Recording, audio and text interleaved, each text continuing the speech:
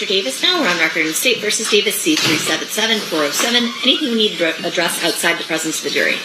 Nothing in the state.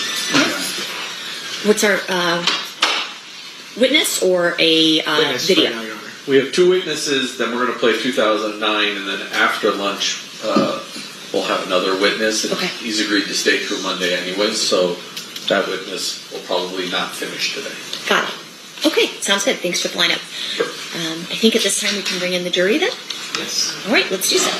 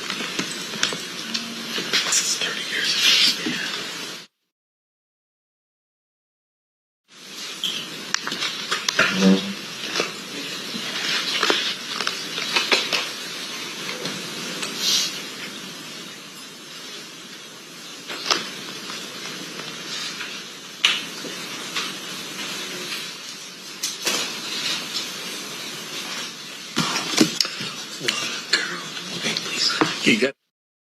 I can't do it.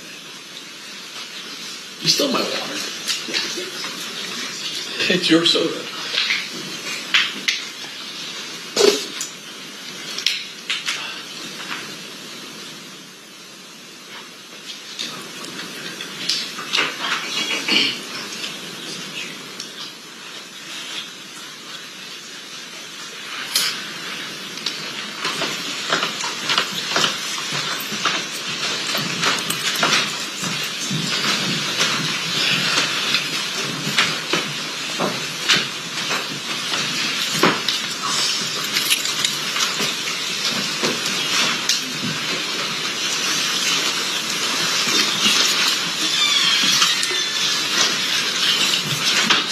Did the parties stipulate to the presence of the jury?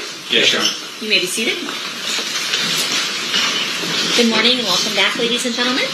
We are still in the state's case in chief, so I'm going to turn to the state and see who their next witness is. Yes, Your Honor. The state calls Leonard Jefferson. Okay.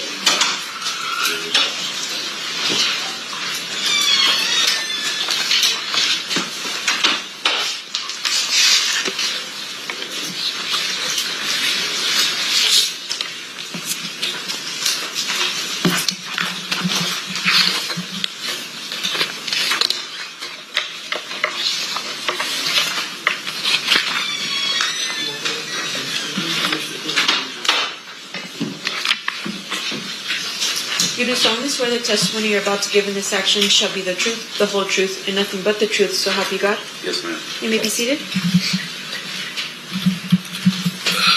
May I please have you state and spell your first and last name for the record? Leonard Jefferson, Leonardjefferson. Thank you, Mr. Jefferson. Mr. Paul, whenever you're ready, you may proceed. Thank you, Your Honor. Mr. Jefferson, on the weekend of September 7th, 1996, did you come out to Las Vegas? Yes, sir. And where were you coming from? Los Angeles. And why did you come out to Vegas? I was coming to attend the Mike Tyson Bruce Seldon fight. Where were you staying? The Monte Carlo Hotel. And were you here by yourself or with somebody else? I was here with someone else. Did you go to the MGM Grand for the fight? Yes. Did you actually attend the fight? I did not. Tell us about that. Why didn't you attend the fight? I was just in the lobby, people watching, and normally when we come to the fights, we just hang out for a little while. And a couple people were asking, were they selling tickets? Were we selling tickets? Turned them down, and then a couple, I remember were from Detroit, had they were matching green suit, and the guy offered us $2,500 each for our tickets. And we didn't pass it up, and we sold our tickets. I guess you didn't miss much, right? Only a minute 30-second fight. So. Yes, sir. And that's what we talked about on the way coming down. It might be another quick fight. Yeah. In the lobby area while you were watching people, did you see somebody relevant to this case?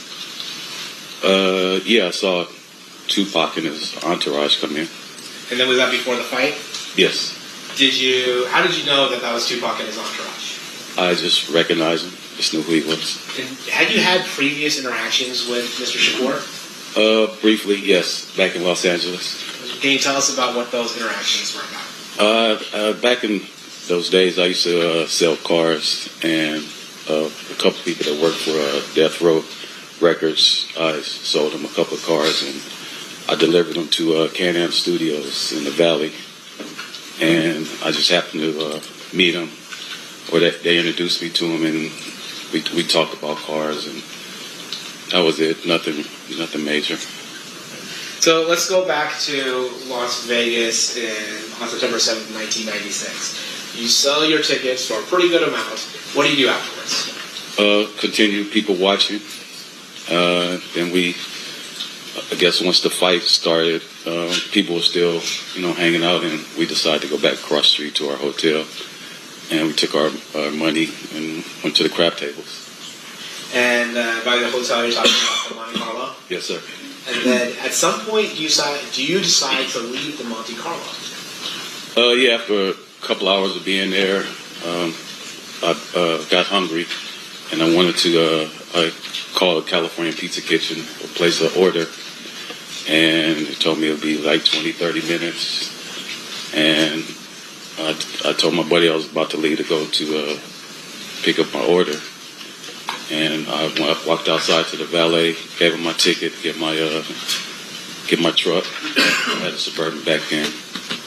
And once they brought it up, I drove out and went to the Strip, went to the Las Vegas Boulevard. And you had said you were driving a Suburban? Yes, sir. What color was that Suburban? White. So, and just for the folks that don't know, a white Suburban is like a big white SUV. Yes, sir. Then when you were driving down Las Vegas Boulevard, were you headed toward, driving north towards the stratosphere, I guess, as a marker? Yeah, I was headed north, yes. And while you were driving north on Las Vegas Boulevard, did you see anybody that you had met earlier? Yeah, I was stopped at a light, and a car rolled up, or really the wheels really caught my attention, and then I looked up and I saw it was Tupac and Suge sitting in the car. Well, did you try to interact with Mr. Shakur or Mr. Knight? With Tupac, I did. Okay. And what happened? Can you tell us about that? Yeah, I said, hey, what up, Pop? And then he kind of looked and kind of took like a double take. He said, oh, what up, man? And then I said, hey, where you guys headed? He said, we're headed to the club. You should follow us. I said, all right, cool. And then, I don't know, I said, man, let me get a picture real quick. And I had my camera in my center console, so I just grabbed my camera and snapped the picture. So this was before iPhones, so you actually had a physical camera with you? Yeah, I had a 35 millimeter camera. I'm going to show you what's been previously admitted as State's Exhibit Number 3. I am proof of a life-saving diagnosis. I'm proof that because of Healthy Kisses breast, I can breathe easier and live stronger. Give today at stlouischildrens.org/give. In my last video, I used the Anchor Select S2000 to see how long it could keep my fridge running. And one question kept coming afterward. If you want more backup time, shouldn't you just buy a bigger battery? That's usually the first instinct. If 2 kWh doesn't feel like enough, move up to 3 kWh. But capacity only tells you how much energy is stored. Even with the same 2 kWh capacity, one power station might keep your fridge running several hours longer than another. So this time I'm using that same S2000 to break down 3 mistakes people make when shopping for a home backup power station and the tech that that actually explains why some units last longer than others. The first mistake is trading capacity like runtime. A 2 kilowatt hour rating tells you how much energy is stored in the battery. It doesn't tell you how much of that energy will make it through the system and reach the AC outlets. Then there's efficiency. You will sometimes see 1% on the product page and assume that number applies to everything. But efficiency change with the load. A power station can look great with one large steady appliance and behave very differently when it spends hours powering something that only draws 50 or 100 watts. And that lower range is where a lot of home backup actually happens.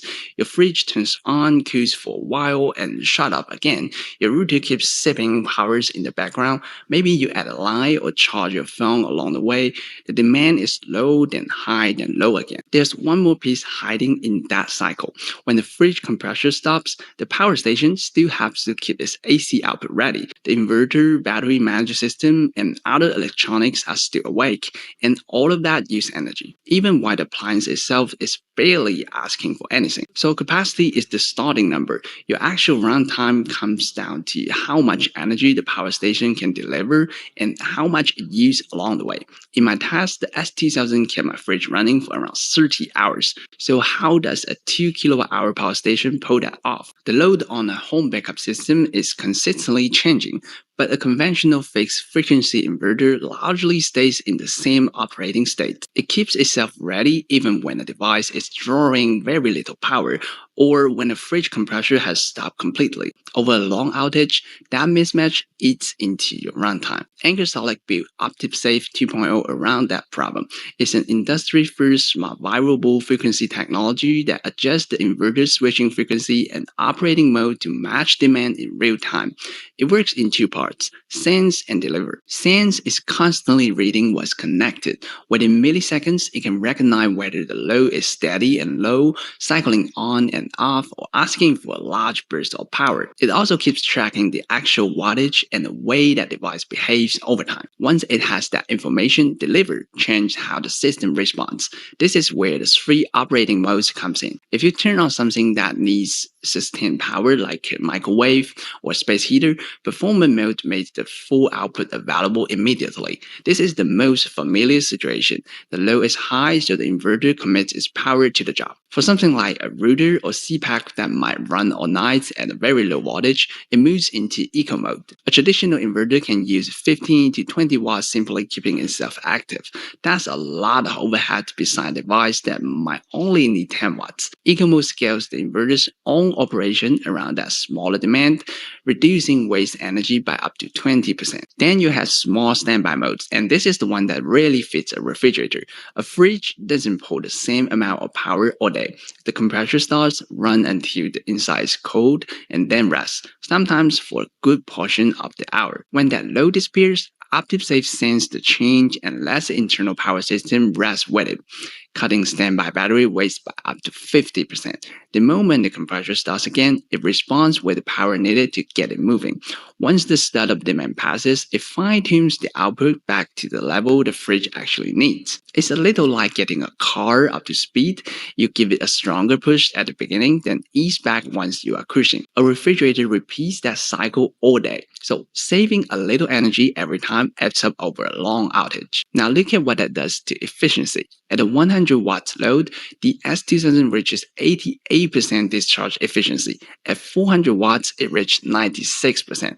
Those are much more relevant power levels for an essential setup than a task performed close to the inverter's maximum output. It has also earned a TÜV A+ energy efficiency certifications. With the AC outlet switch on and no active load, the S2000 draws only 6 watts. Many power stations in this category sit closer to 15 or 20 watts, and that difference keeps accumulating while the fridge is between cooling cycles.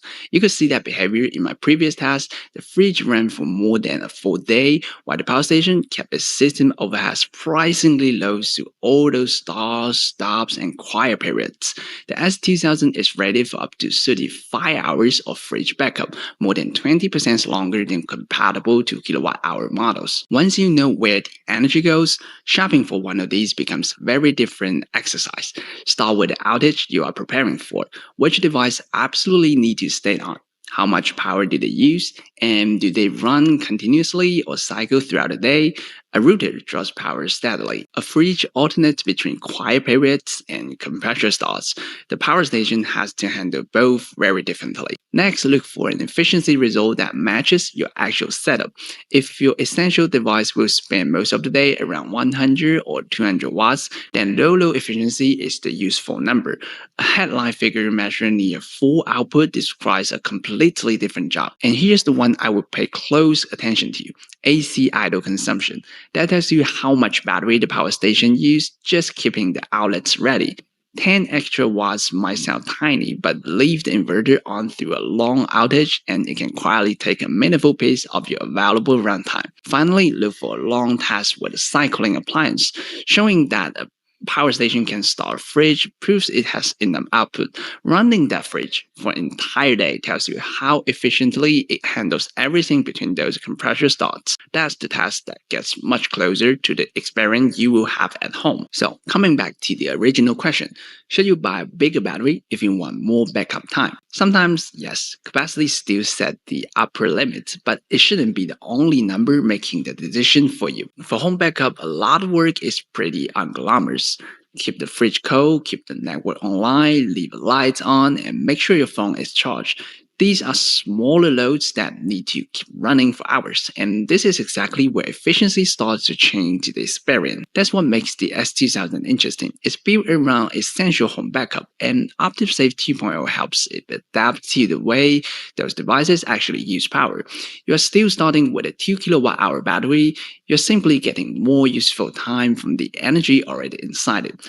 Before you buy, figure out the job first, then check the efficiency at your load, the AC idle draw, and the long-term runtime with the appliance you plan to protect. Those three details will tell you far more than capacity alone. If the S2000 fits your home backup setup, I will leave the link in the description. And if you want to see the full refrigerator test behind this video, I will link that one for you as well. That's it for today's video. Thank you for watching, and I will see you in the next one. Do you recognize what's being shown to you? Yes, sir. What is that? That's a picture that I took. Now, after taking this picture, so you took this picture at a red light, Yes, sir. and I'm assuming the light turns green at some point. Yes, it does. What do you do? After I took the picture, the light changed green, and they took off, and I recognized like one or two of the cars that were behind them from seeing them from LA. So I let them go by, and then they got in front of me, and then I got 3 cars behind them, behind the BMW, and then we're just driving down Las Vegas Boulevard. At some point, do you make a right turn? Yes. Can you tell us about that? Yeah. So we, I don't guess the street is. I remember the Flamingo. We get to Flamingo, and as we're making the right turn, I get on the phone. I was calling California Pizza Kitchen to cancel my food order. Because you're heading to the club, right? You don't need a CPK anymore. I don't need CPK. So while I was on the phone with him like 30 seconds or so, and then all of a sudden I just hear pop, pop, pop. And I kind of like looking around, and then I see the cars were stopped, and I see the people in front that were in the cars. They got out of the car and ran to the front. They ran to the BMW. So you hear gunshots. Yes. But you don't. Do you see where the gunshots are coming from? I did not know. And do you see who's doing the shooting? I did not know. You just hear the gunshots. I just hear them. Yes. And then when you are looking up, after it looks like you were kind of ducking down a little bit. Yeah, because I didn't know where they were coming from. After you look up, you see people from the other parts of the caravan get out of their vehicles. Yes, sir. And which vehicle are they going towards? They went towards the BMW. Okay. And then what happens after the people start going towards the BMW? When they started running there, all of a sudden I see the BMW make a big wide U-turn going back towards Las Vegas Boulevard. Okay. And the BMW, I don't know that we've established this yet. The BMW, is that the car that Suge was driving that Tupac was in? Yes, sir. Okay, so Suge or Mr. Knight makes a wide U-turn, Yeah. and then what happens after that? The people, they run back to their cars. And actually, one of the guys, I didn't know who he was. He tried to get in my car, and I didn't know dude. So I guess he realized he was getting in the wrong car or whatever. I don't know what it was. So I got caught up in the little situation. I made a big wide U-turn as well. Now, I made the U-turn. I catch up to, I'm behind the Lexus. It was a green Lexus. So I'm behind him, and then we see Suge make the wide left turn back onto the strip, and he went up on the curb and came back down, and then we all went through the intersection. It was traffic coming through, and we just all made it through. And then we got to, I guess, Harmon. We got back to Harmon, and Suge makes another left turn, and now it's like cross traffic. He couldn't get through. And by this time, now we see the bicycle cops. There's a bicycle cop rolls up, and Suge is kind of like, stop here. This is Las Vegas. This is the street he turns on. So he just stopped.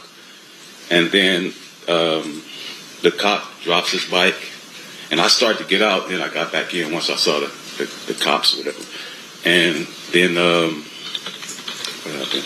So, okay, so you're in the middle of Harmon in Las Vegas? Yes, sir. And Mr. Knight's car has just stopped at this point. Yes. And you stop as well. Yes. Are there any other cars that stop along with Mr. Knight's car? Yeah, I'm stopped behind the green Lexus. Okay, so I'm literally right behind him in the turning lane. So there's the BMW that Mr. Knight's driving. Yes. You have a green Lexus, and you have white Suburban that you're aware of. And then you said you were going to get out of your car, you see bike cops, and then you decide to stay in your car. Got back in, yes. What do you see as you're inside your car? Do you look at the BMW at all? I look at it, and then I see, like I said, the bicycle cop rolled up, and then he drops his bike, and then I see Suge getting out the car. And now the officer is yelling commands to him, get down, lay down. And you hear Suge saying, my man, pocket shot, we need help, pocket shot. And then the cops, I kind of blanked out, I didn't really hear what he said. And then the cop, for whatever, walked over there to Suge. Suge got up and they walked over to the passenger side of the car. Okay, and so initially, is it fair to say there's one bike cop, or are there multiple bike cops immediately? Well, I saw one, but then others came. Okay, so one immediately. I saw one immediately. Okay, so the one immediately shows up, and then other bike cops show up afterwards. Yes, okay. sir. And then the one bike cop, he's the one that's talking to Mr. Knight, and then at some point do they go over to the passenger side and deal with Mr. Shakur? Yes. Can you tell us about that? Well, at that time, when that occurred, a police officer rolled up in a vehicle. He ran up and pulled a gun on me and ordered me out of the car. He opened my door and then threw me down, snatched me out of the car and threw me down on the ground. Now I'm like prone down on the ground. I'm in the direction I'm facing. I could see what's going on with the with the police and shit. Did the officer give you an explanation as to why he was treating you in such a manner? Yeah, I said, hey, what's going on? He said, we have witnesses saying that you were part of their entourage. Okay. And at that point, when you're prone and looking at what's going on at the BMW, what do you do? I see that they were kind of like struggling with the door. They get the door open, and then they pull Tupac out of the car. And were you able to observe Mr. Shakur? Not really. I saw the movement, but I didn't see what happened after he got out the car. All right. So what happens after that? The cop is, he sets me up now. He's asked me for my ID, where I'm from, what am I doing here, where am I staying, and he's writing down the information. The other is I don't know if it was his partner or just another cop was searching my Suburban, looking at whatever they do. Yeah.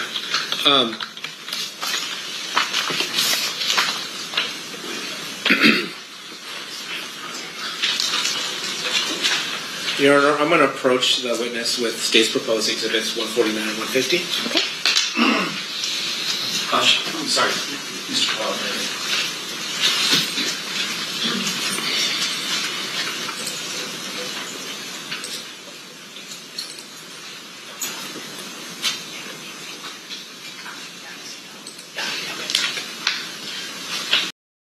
Hey, did you know you might get a big cash payout if you were in a car accident up to 1 year ago?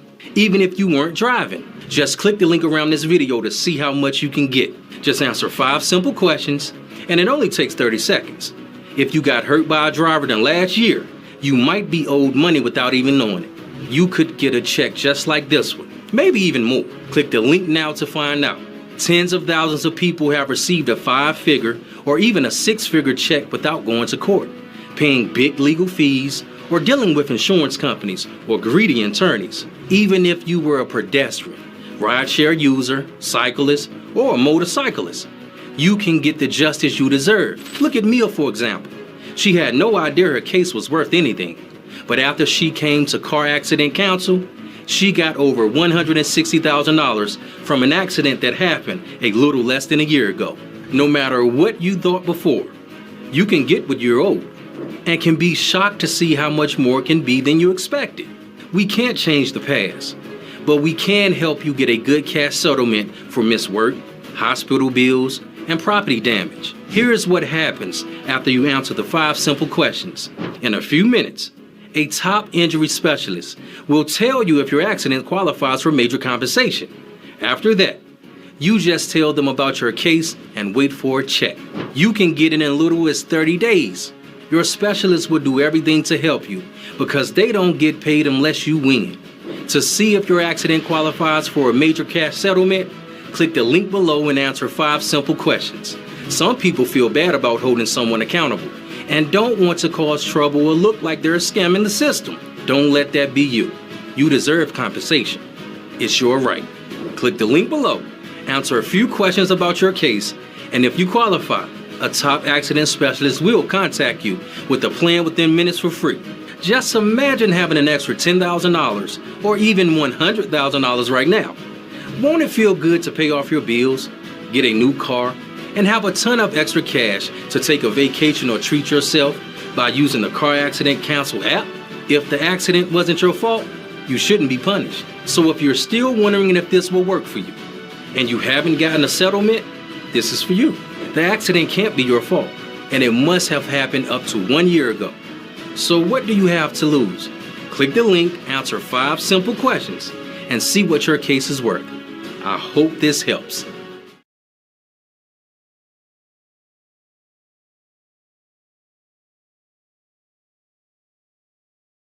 It probably took identity thieves 3 seconds to steal my identity, but it took me 3 months to resolve the problem. Restoring my identity was a time-consuming nightmare. Now I have LifeLock and won't have to lift a finger. Their experts fix identity theft for you, guaranteed. I'm going to show you State's Exhibit 150. Do you recognize the people in State's 150? I don't know that at the time. I didn't know their names. That's me on the sitting here. I had the black pants with the like a tuxedo type vest, and white T-shirt, and I learned this is Edie Mean, and I don't know at the time I didn't know their names. Okay, all right. Have you subsequently met or learned their names since then? I've learned their names, and I met Edie a couple times just out and about. I'm going to show you what's been marked as State's Exhibit 149. Since that night, have you learned who these people's names are? Yes. And does this accurately reflect who their names are? It says their names. I can't say if it's them or not. But yes. Okay. I'm going to move States 149, 150 to evidence. Any objection?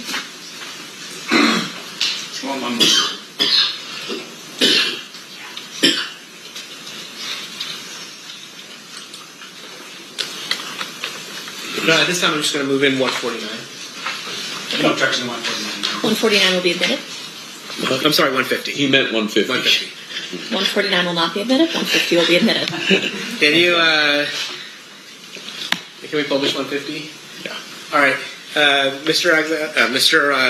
Jefferson, do you have the mouse in front of you right there? To your... Oh, right here? Yeah. Okay, yeah. All right. Can you use the mouse and show us if you see yourself in this? Yeah, this is me right here. And then you said there was somebody next to you that you came to know? Yeah, I learned this was Edie Mean. Okay. Approximately when in this night is this photo taken from? I don't know the exact time, but... Like in the sequence of events. I don't need a time, but this is after you get pulled out of your vehicle? No. When is this?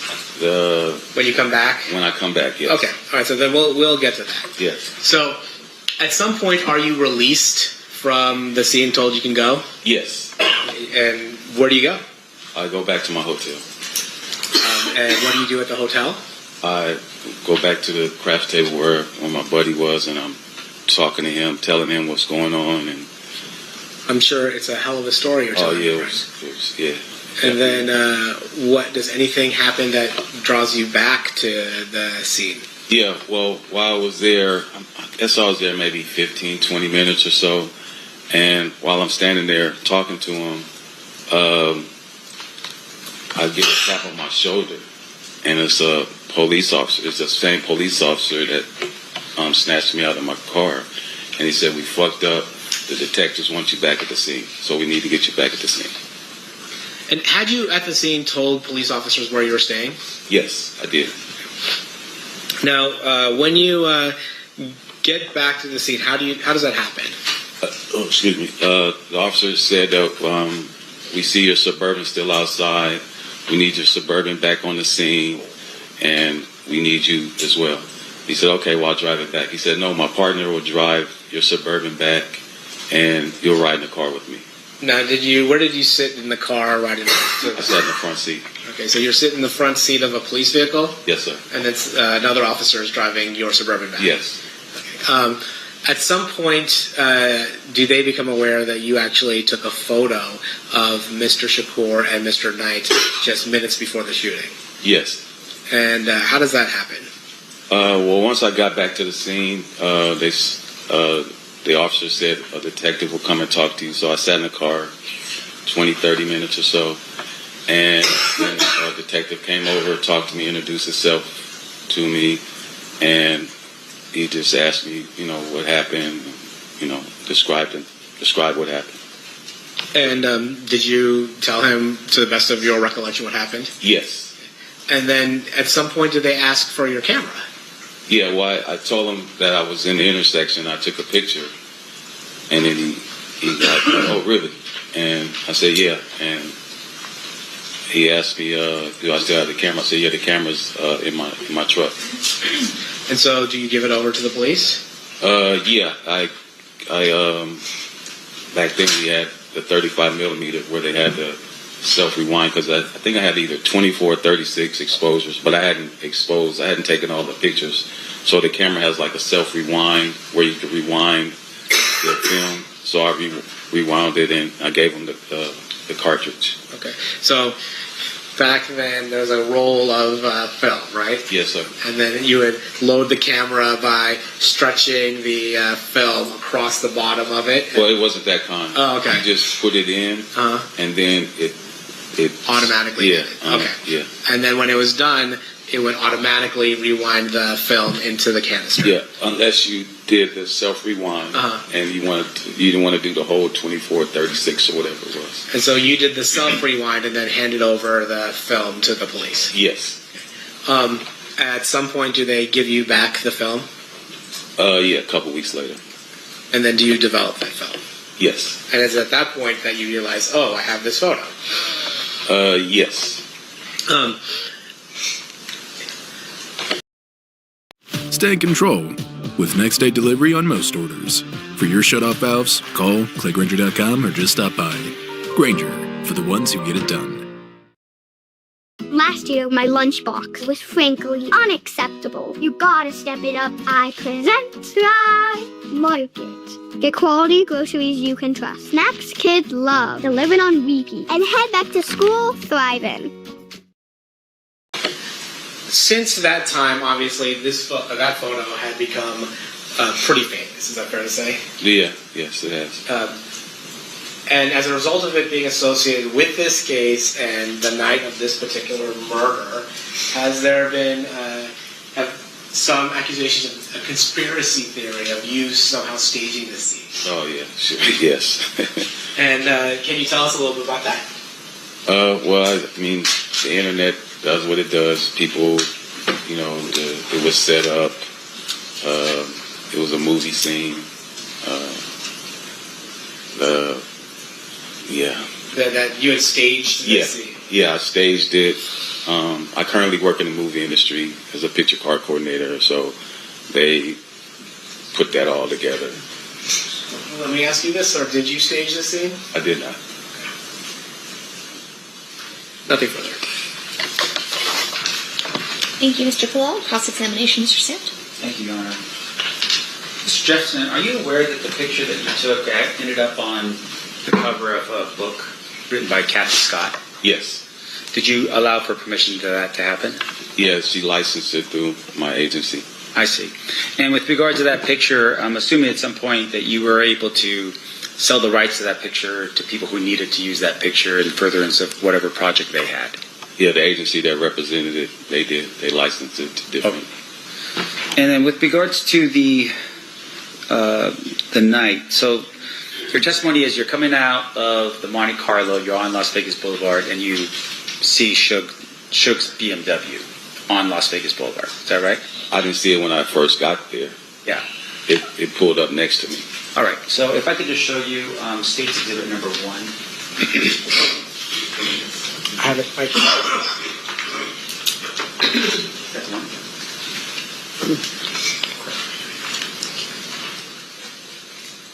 Okay, I'm going to show you what's been marked in minutes, State's Exhibit number 1 first. And I'm assuming you're not from Las Vegas. No, sir. All right. So this, you just tell me if you can recognize this from this aerial view what we're looking at here with State's Exhibit number 1. I mean, based on what it says, MTM, Carriage House, Harmon, Cobalt, Flamingo. Right. In terms of where the Monte Carlo is or was at the time when you were there, can you point out on this map where it would have been? Is this Las Vegas Boulevard right here? So if you take that cursor. Oh, that doesn't work. Oh yeah, it's not working right now. If you could do me a favor. Where it says MGM Grand is at the Las Vegas Boulevard. Yes, but if you could just get up, sir, you could point to the screen above there if you want to get up. Yeah. Okay. Absolutely. All right. So is this Las Vegas Boulevard? Yes, sir. Well, how's Harmon over there? Because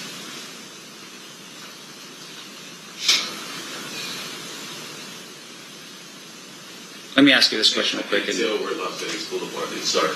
No, that's all right. And once again, I just want you to be familiar with this. If you're not familiar with it, I'll just take it down. Okay. Okay, that's fine. Yeah. No worries. You can back up on the stand. That's fine. And fair to say, of course, we're talking 30 years, and you're not from here, so it would be very difficult for you to remember that kind of stuff, right? Remember what? Details about, on an aerial map where Las Vegas Boulevard is, maybe where Tropicana. I mean, I could, if I had a actual map that showed where the street is, because it said Harmon on one area. If you could put it back up, that would. Sure. You want to jump back down? No, I could do it from right now. Okay. Well, it says Harmon, so Harmon. Oh, okay, I see. So the red dot is Harmon in Las Vegas. Yes, sir. Okay, yes, that's where I took the picture at. Okay. Yes, gotcha. All right, and that's where the cars eventually ended up anyhow on the way back. Yes. Okay. Now we see on State's Exhibit number 1, you have this Flamingo and this right here. Yes. Any reason to dispute that that's Flamingo? No. Okay. From what it says, Flamingo. Sure. Got to follow what the map says, you know what I'm saying? So let me ask you this. So I'm going to scroll in here real quick. You said you see them over off of Harmon, meaning Suge and Tupac over on Harmon and Las Vegas Boulevard. We were on Las Vegas Boulevard. In the beginning. Yes, sir. And that's where you took the picture of Tupac and Suge. Yes, sir. And you're doing it from your Suburban. Yes. And then at some point they're saying, hey, come with us to the club. And I'm assuming at that point, you tell me if I'm wrong, you didn't know where 662 was. I did not. All right, so you're just following the procession. Just following, yes. So at some point, Suge's in vehicle number one. There's two other vehicles behind it, and then you slip in as vehicle number, I guess, 4 in the line or 3 behind Suge. I think it was 3 cars back. Okay, behind Suge's vehicle. Yes, sir. Okay. And then you are driving down at this particular point, and you're going down Las Vegas Boulevard heading north, as you said before. Yes. And then you make a right-hand turn on Flamingo. Yes. And then you head down. Now, I just want to be very clear. When you get to that intersection, which would be the intersection where everyone stops, it was a red light. Yeah, I didn't make it all the way to the intersection, to Koval. I didn't make it all the way there. At Express Tags, we've got simple blank tags, fire extinguisher tags, retail tags, industrial lockout tags, pretty much any kind of tag you can think of. And we make customizing your tags a breeze. Shipping is speedy, and most orders ship for free. ExpressTags.com. I tried a ton of AI work tools. Then I tried Monday.com. Game over. Monday.com is super easy to use and knows how to do AI right. I use it for insights and action suggestions constantly, especially on those back-to-back meeting days. And my team used Monday Sidekick to work up all kinds of marketing content for the different platforms. So stuff that takes my team hours is now done before they even open their laptop. All these AI features are built directly into Monday.com and actually use our real data. With Monday.com, AI isn't some over-promising future. It's here. It just works. Like, actually saves us time and resources kind of works. Monday Sidekick. AI you'll love to use. Start a free trial today at Monday.com.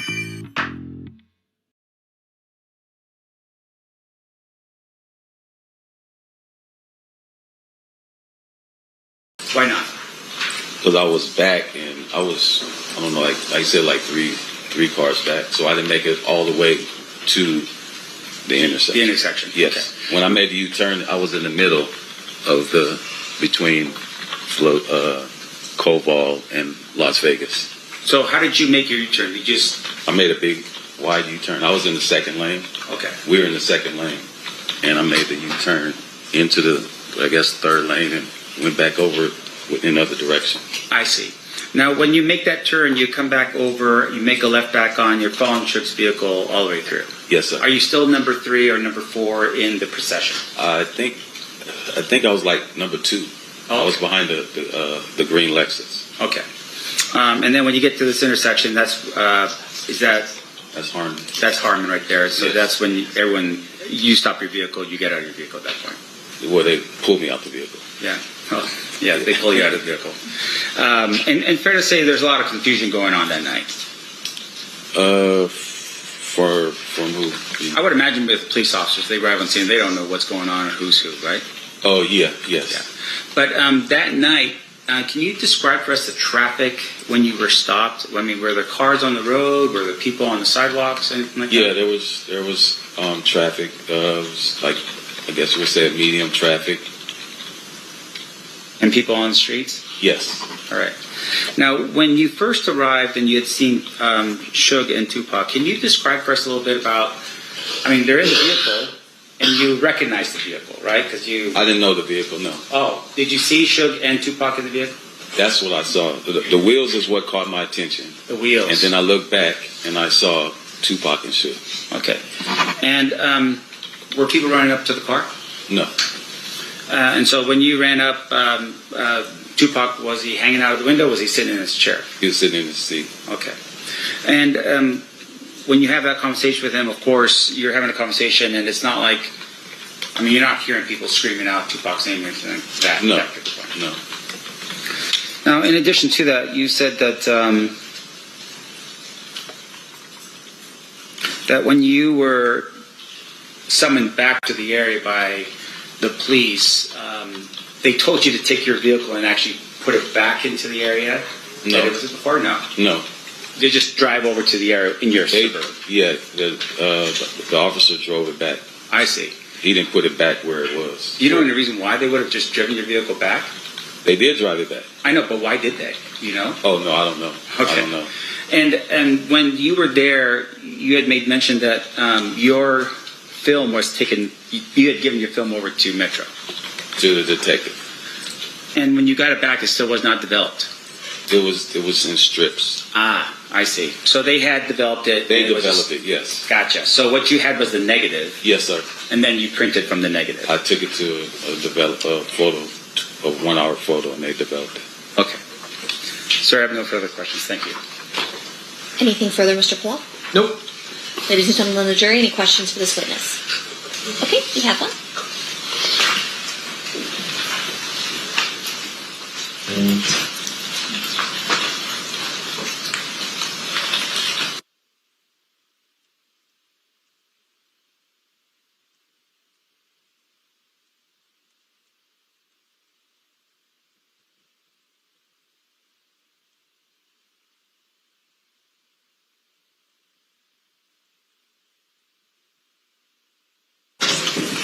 Just a question from our jury.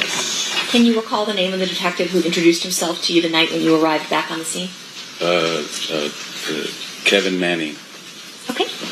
Any follow-up based on that state? Nothing from the state. Defense? Hang on. All right. Thank you so much for being with us, Mr. Jefferson. You are free to go. Have a good day.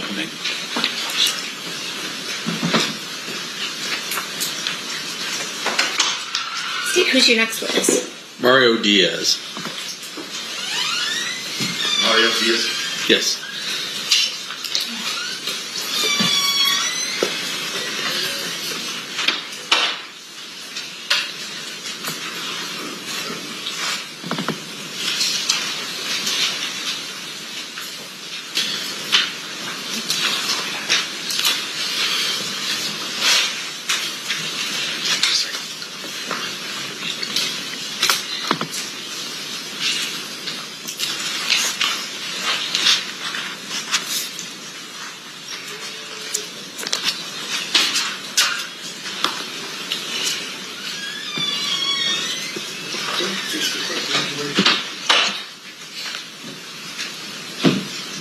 You do solemnly swear the testimony you're about to give in this action shall be the truth, the whole truth, and nothing but the truth, so help you God? I do. You may be seated. Thank you.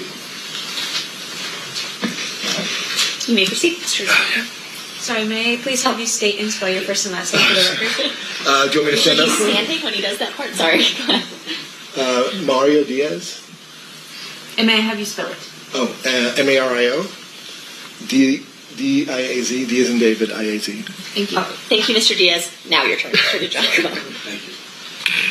Mr. Diaz, what do you do for a living? I'm a filmmaker. I direct documentaries, and I'm also a showrunner for documentaries and documentary series. What does a showrunner mean? I'm basically the person in charge of all of the creative.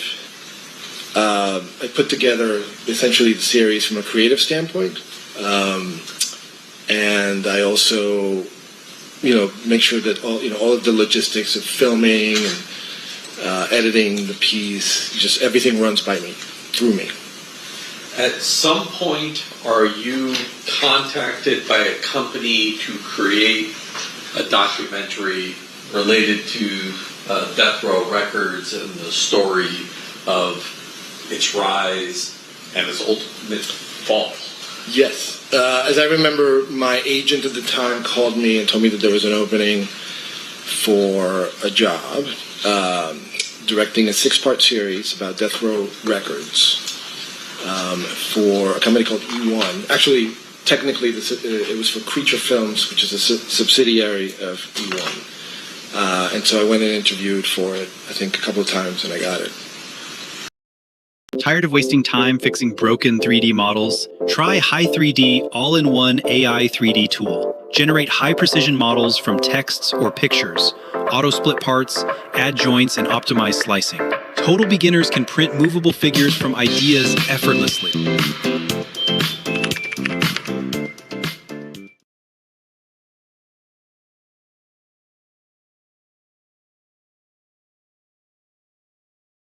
Getting your domain with Wix goes a little like this.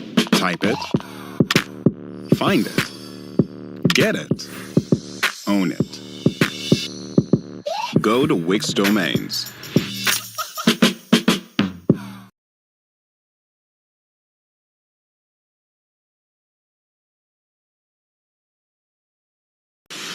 prior to you becoming involved in, well, you got the job, so prior to you getting the job, had E1 contracted with anyone to assist in that documentary? Yes. Before I came on, there were 2 consultants that were hired. Greg Kading, who was a former LAPD detective, and Mike Dorsey, who is also a documentarian, who has been following this case for a while. The defendant was also on board, I was told, and so was Suge Knight. They had agreed to participate. And you kind of motioned in this direction. Do you know the defendant, Dwayne Davis? Yes. And do you recognize him here in court? Yes. Can you, I didn't make you go through all this. Is it this gentleman right here? Yes. Does the record reflect the identification of the defendant, Judge? Yes. Well, let me ask you this. Once you actually took over the job, did you learn whether or not the defendant was being compensated for his role in participating in this documentary? I was made aware that he was being paid, yes. And ultimately, at the end of the day, who's the person who finally provided him the money?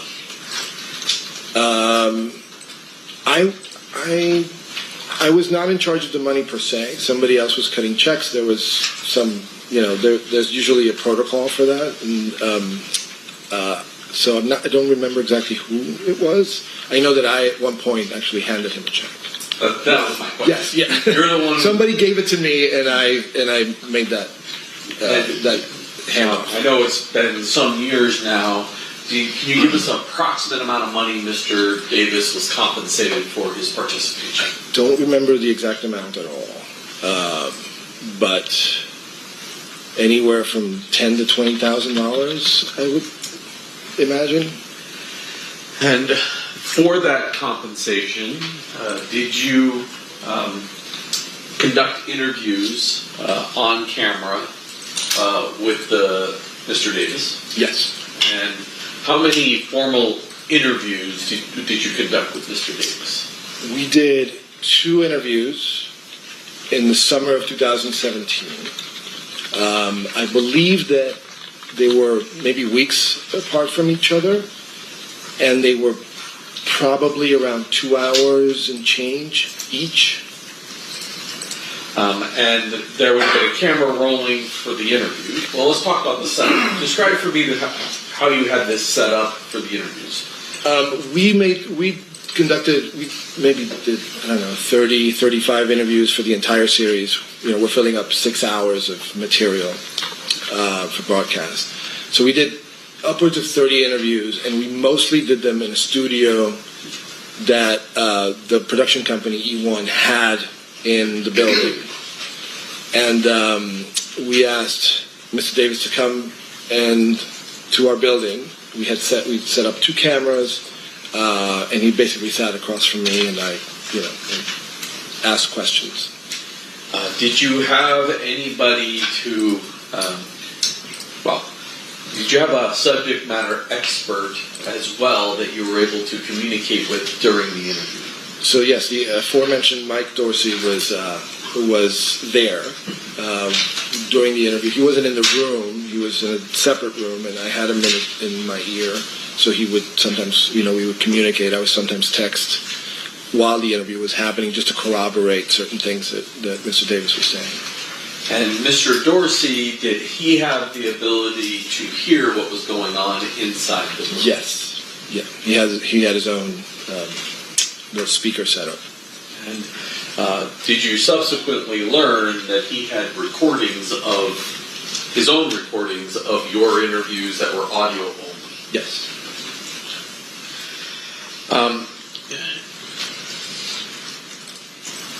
At some point, you wind up making this documentary. Is that fair? Yeah. Now, to promote this documentary, let me ask you this. Do you know what a sizzle reel is? Correct. Yes. What is a sizzle reel? Well, a sizzle reel is traditionally used we put together like a little trailer of sorts with existing materials about whatever the subject matter is. and that sizzle reel is used to entice buyers to essentially pay for the production of the series or whatever it may be, documentary, one-off. So in this case, there was a sizzle reel made. And that sizzle reel, did that sizzle reel get made prior to your involvement? I believe so, yes. And you, obviously, once you became involved, did you wind up using some of that sizzle reel to kind of promote each episode of the Death Row? I don't remember that we did that. It was only used for it was used by the producers to drum up interest in the series. Last night, did you meet with me? I did. And did you watch the sizzle reel? Yes. I'm gonna, Judge, I have the sizzle reel marked as State Proposed Exhibit 120. I would offer it at this point. Any objection, Mr. Sims? No objection. It'll be in minute. You can switch it on to me.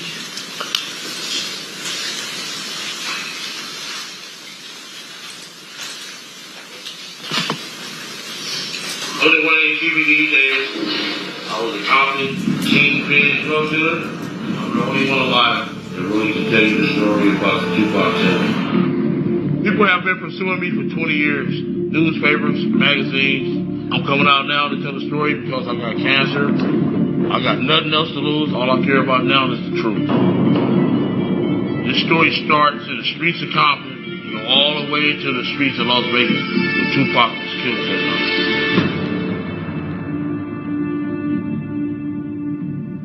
All the people that was in Vegas that weekend, it's like a curse. Mostly everybody's dead or got life in prison. It was a crazy night, and I was a witness to everything that happened. And it will surprise you, the truth I got to tell you.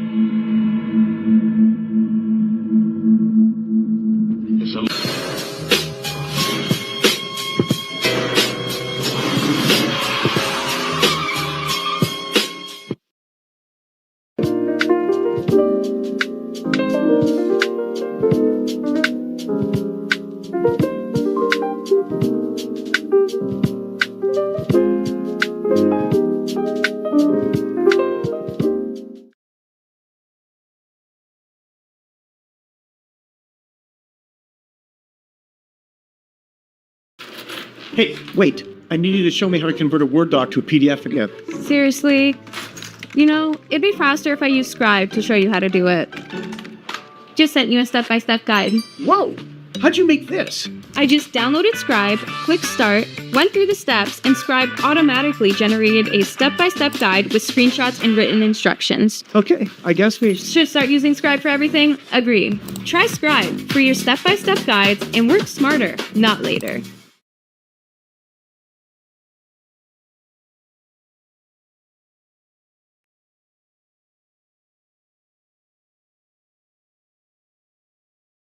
episodes of Death Row Chronicles did you, who named it Death Row Chronicles? I think I did. Okay. So the documentary you wound up creating was Death Row Chronicles. Yes. And did it air on a station? Yeah, it was on BET. And BET is a network. Yes. Black Entertainment Television. And how many episodes ran? We did 6 episodes, roughly an hour each. And prior to episode 5, is there any audio or video that was produced or shown to the public of Mr. Davis? I think he's in it very briefly in a little promo that we show at the very beginning of the series, perhaps. I don't remember exactly. And he was also there to talk a little bit about Suge. They grew up together. Do you, when you get to episode 5, is that the point where you're about to tell, I guess episode 6, is that when you tell the story of... Right, so the series really looks at the entirety of Death Row Records' history, from the very beginning with Suge Knight, We introduced different characters, Dr. Dre, Snoop Dogg, etc. And then when we get to episode 5, we really delve into, well, a little bit in episode 5, but mostly in episode 6, we really delve into the investigation. We wanted to update the public as to where the investigation had been up to that point. And within those episode 5 and episode 6, is Mr. Davis seen, or some of his interviews with you released to the public? Yes. In addition to the fact that Mr. Davis is on there, did you have access to the 2008 proffer recording? I did.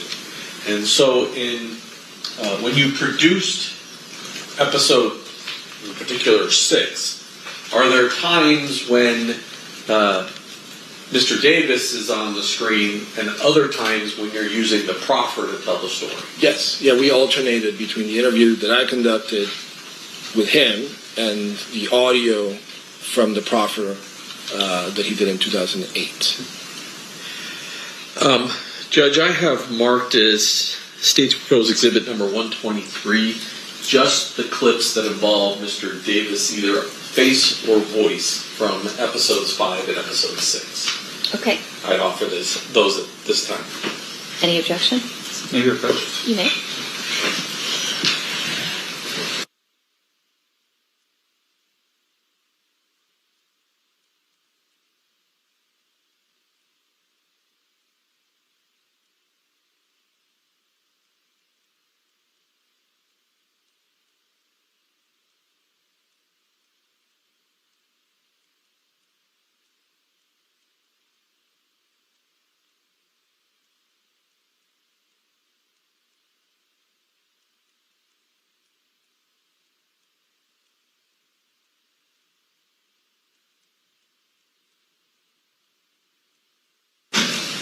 All right, so pursuant to the conversations at the bench, there's no objection to the admission. It will be admitted. So I'm just going to go through these with you.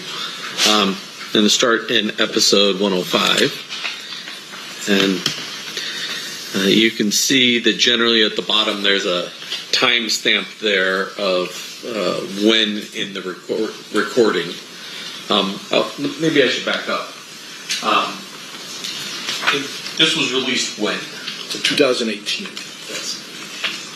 And shortly thereafter, are you contacted by the Las Vegas Metropolitan Police Department asking for the raw footage? Yes. At that point, were you able to provide the raw footage? No.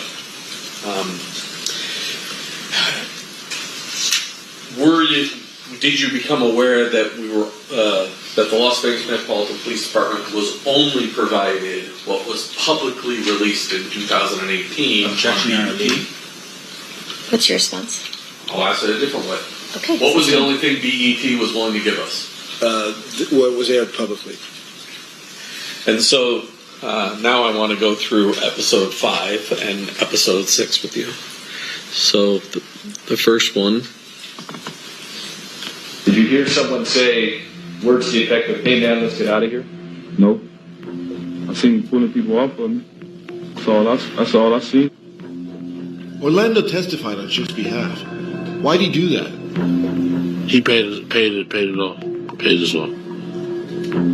He gave up $60,000 to say that he didn't do nothing. But it didn't work because the next day the judge said, "I can see him kick you in the head right fucking now." I just found out my name, address, and other information could be on data broker sites for anyone to buy, including identity thieves.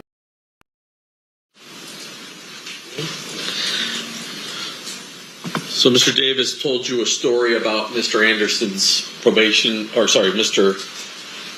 Anderson at Suge Knight's probation violation hearing? Yes. And then the next clip. Why are you now telling me what you're telling me? Because I wanted to get the truth out. Now in that clip, he's not in a studio. Where are you guys? Here in Las Vegas. And that is, well, why were you here in Las Vegas? we thought it would be interesting to film him where the shooting occurred so that he could walk us through it at the actual site. Now I'm going to go to episode 6.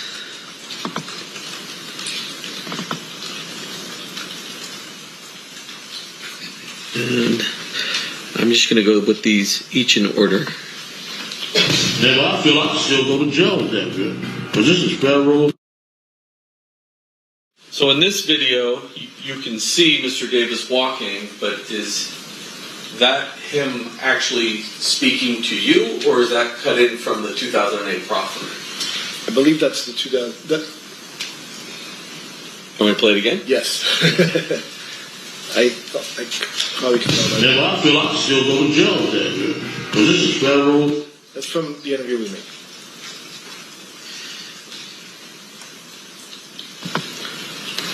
When you say the interview with you, the sound is not the same as when he's walking down the street. Correct. I guess you should ask that question. Yes, correct. So he's there. It's like a little preview, of what you're going to get later, essentially.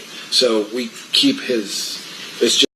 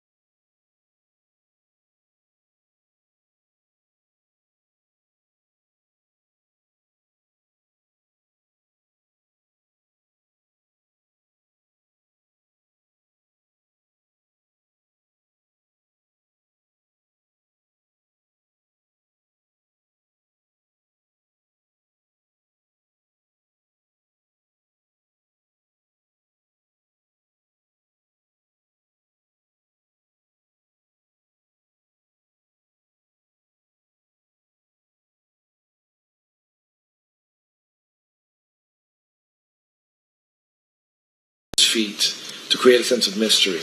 The audio comes from the actual interview that I conducted in 2017. Correct. Okay.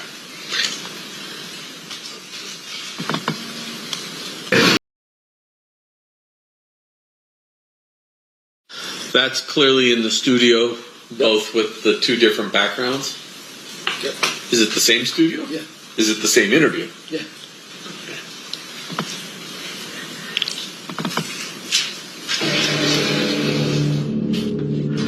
Okay, you ready?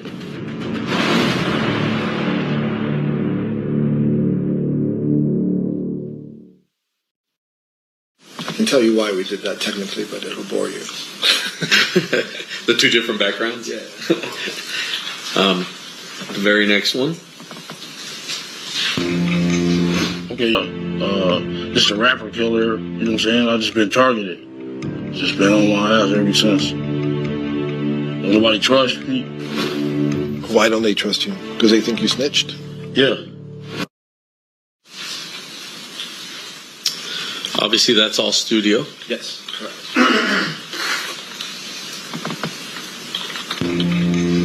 Okay. Back in school, I hated my mattress, and I started hearing the same from my classmates.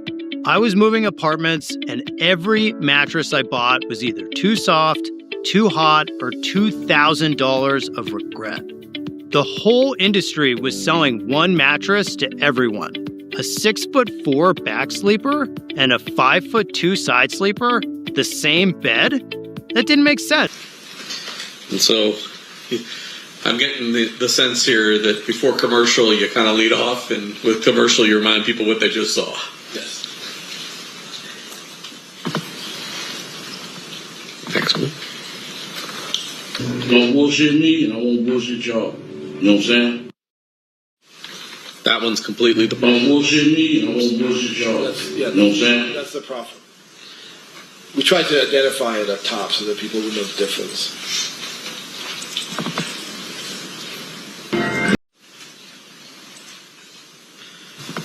That's a combination of both. Correct. I forgot to ask this question. You said you were there. You said Mike Dorsey was there. You said Dwayne Davis was there. Is there any other person in that room as well? Mr. Davis brought his lawyer. You remember his name? Wayne Higgins. So he had a lawyer with him while doing this with you? Yes. And now I can't remember. It's this one.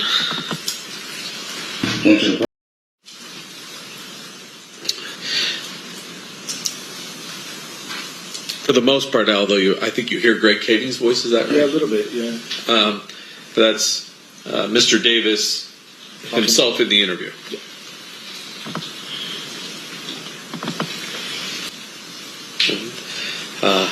That flashed up on Greg Kading's face. And do you recognize the person that's depicted in the photograph now here in front of you? Eric Martin. Eric Martin. It says AKA Equan Williams. People refer to him in this case as Zip or Von Zip. Yeah.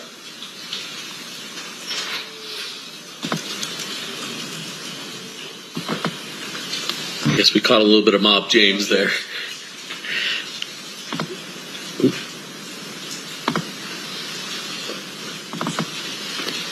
Tupac and Shook, they didn't ever show up, so we left. That's in studio. Yes. Thinking about getting Pocket, this is your last chance to save 45%. At the tap of a button, it records and creates organized notes based on your conversations. I use it at work, at the doctor's, and when I'm out and about. I could use an app, but it's effortless. So that's a combination of the material we shot here in Vegas with the studio interview. Sometime after the indictment in this particular case, is there a position change by the people who controlled the raw footage and intellectual property to what Mr. Davis said? Yes, both the production company and the network, I think, agreed to provide it. And were you at all involved in the reasons why they decided to provide it? I think I lobbied a little bit, but Mike Dorsey lobbied a lot stronger to get it released. Was there any particular position that Mr. Davis was taken that caused you, Mike Dorsey, as well as the company to change their minds? Yeah, I mean, in general, we heard that he said that this was just for show, that he was getting paid, this was Hollywood, this was all just, show business. The term scripted came up as well. Was your show scripted at all? No, and I pride myself in making sure that my work meets the strictest journalistic standards. I did not coach him in any way. We had meetings where I generally, very brief meetings when he was in the office, where I generally told him sort of where I was going with my questioning, but there was no coaching, no coercion, nothing of the sort. It was nothing was predetermined. I never provided questions ahead of time either. And once you became involved, obviously there are other people you guys wind up interviewing that aren't Shug or Mr. Davis or Mr. Kading or Mr. Dorsey. Sure. And any of those people, were they compensated for their participation? Were not. So once you came on board, everybody else was uncompensated. Correct. Have you ever heard of 1-800-GOT-JUNK? Oh, yeah, the junk removal company. All you have to do is point. We promise a tenfold refund if it doesn't work. Traditional dentures can lead to jawbone loss and change your facial contour over time, but this denture completely avoids such issues. It can be worn successfully in. Did there come a point in time where you were able to provide a transcript of the actual tapes that were the video tapes of your interviews of Mr. Davis? Yes. I was contacted by Detective Mogg, and is that his last name? Mogg, yes. Suddenly had a, and we talked for a bit, and he took a statement, and I then provided the transcripts to him of both of the sit-down interviews.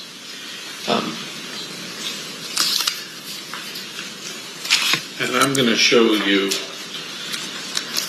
something just for identification purposes, but I'm going to show you State's Proposed Exhibit number 113 and 114. Do you recognize at least the first page of those particular transcripts? Yes.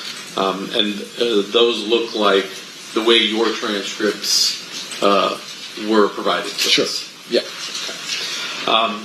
During the course of this, were you ever to get, or was E1 Entertainment ever able to get us the tapes themselves, the raw footage? They did not, and I wasn't really privy to that process, but I think that they could not find them. It was what I was told, or maybe they didn't try hard enough to find them. Not sure. Were you aware that Mr. Dorsey was able to give us the audio copies that he had? Yes. And were you aware that there are small sections of the tape that are on the transcripts that aren't on his audio, but he also has things on his audio that weren't captured because the camera wasn't running? Correct. Yeah. When we would break for a break or something, or for lunch, he would continue recording.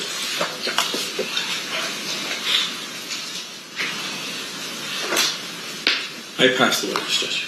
Okay, cross-examination, Mr. Sant. Thank you, Your Honor.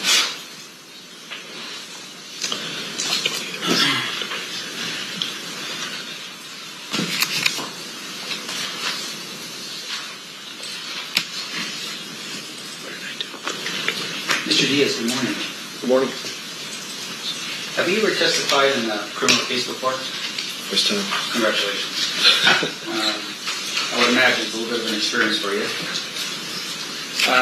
Let me ask you these questions real quick. So, in terms of what you do for work, you are a producer or a director? I'm a showrunner, is the technical term. I basically run the entire production. Right. And obviously, when we say production, it's something that would be considered maybe geared towards entertainment value, right? Yes. Now, in your career as and is it considered Hollywood what you do? Not necessarily. No. Okay. Yeah. But in terms of what you do, for instance, have you ever had to take a deposition before? No.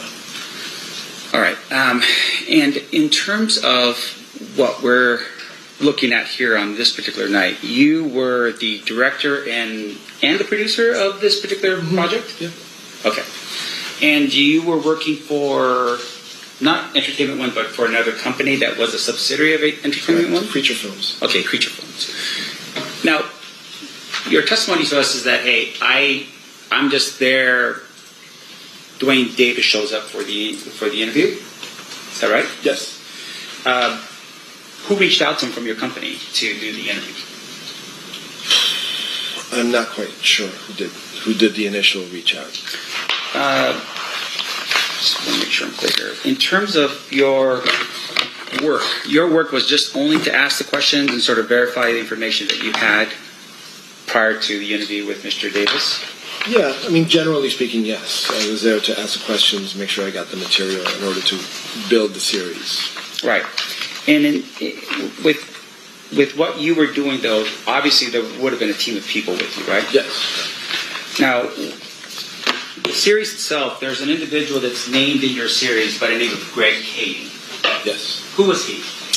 Well, I mentioned him earlier. He's a Los Angeles police detective, and he was a consultant on the project. Right, so his name's actually... A paid consultant. I'm sorry? A paid consultant. Right, so his name was one of the credits that was in when you do your credit Yeah, part. at the end, yes, sir. Now, in addition to that, you had mentioned a man by the name of Mike Dorsey. Correct. And Mike Dorsey was also somebody who was what exactly? A consultant. He was a consultant. Yes. And as far as you know, the two of them, Mike Dorsey and Greg Kading, helped to write a book. Yes. And what was the name of the book? Murder Rap. All right. Did you read that book? I did.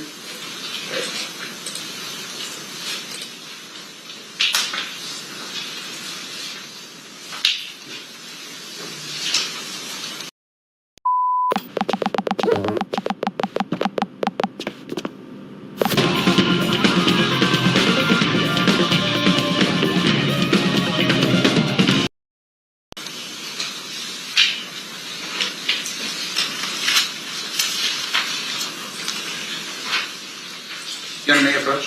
Sure. Showing you what's been marked as proposed defense exhibit D as in David. Do you recognize this photograph? Mm-hmm. And what is that? Cover of the book. Okay, great. Your Honor, this time I'd like to move for the admission of defense exhibit D as in David. Any objection, State? No objection. So admit it.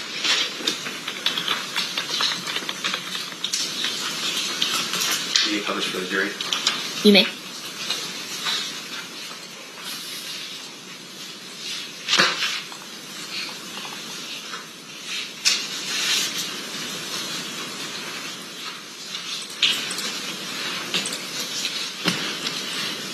That's the book, correct? Or at least the cover of the book. The cover, yeah. Right. And I appreciate you being specific about this. Now, fair to say though, that the book was really sort of the core of what you were doing in terms of the information you'd received, right?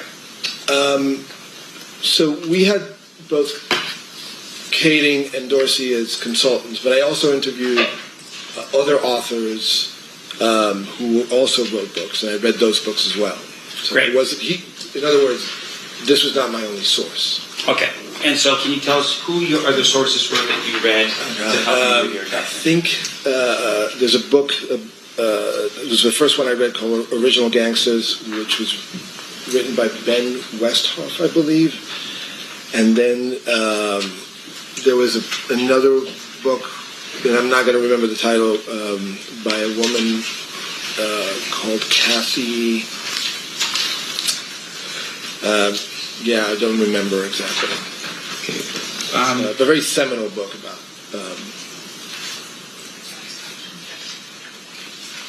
About West Coast rap and gangster blues. Yeah, you can move freely. I'm showing you what's been marked as proposed defense exhibit E as in Edward. Do you recognize that photograph? Kathy, yes. Okay. Yes. And is that a picture of the cover of the book by Kathy Scott you just referred to? It looks like it. I don't remember what the cover looks like, but sure. Yes. Seems accurate enough. Okay. Your Honor, I'd like to move for the admission of defense exhibit E as in Edward. Any objection, State? What was that? No objection. Okay, so admitted. Sorry, I just didn't hear.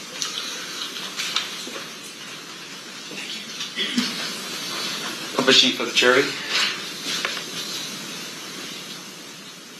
Is that the picture, or is that the book? What other books did you review prior to your documentary? This is the only three I remember. Okay. Now, fair to say, of course, that you're in the business of drawing people to your work, right? You want people to purchase your work, view your work. Is that right? Sure.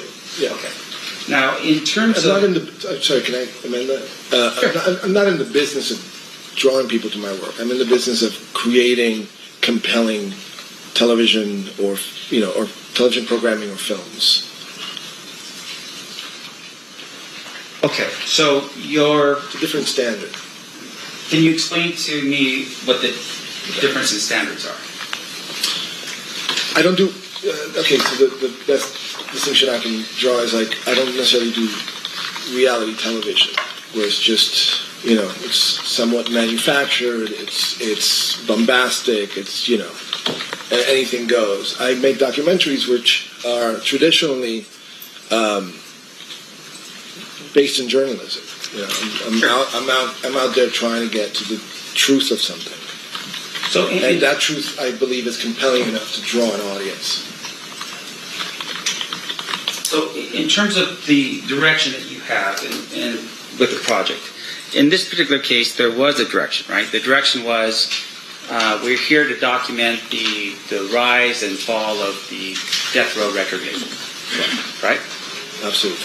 And in terms of how Mr. Davis would fit into the idea behind it, is that it's with the death of Tupac Shakur and the shooting of Marion Shignan?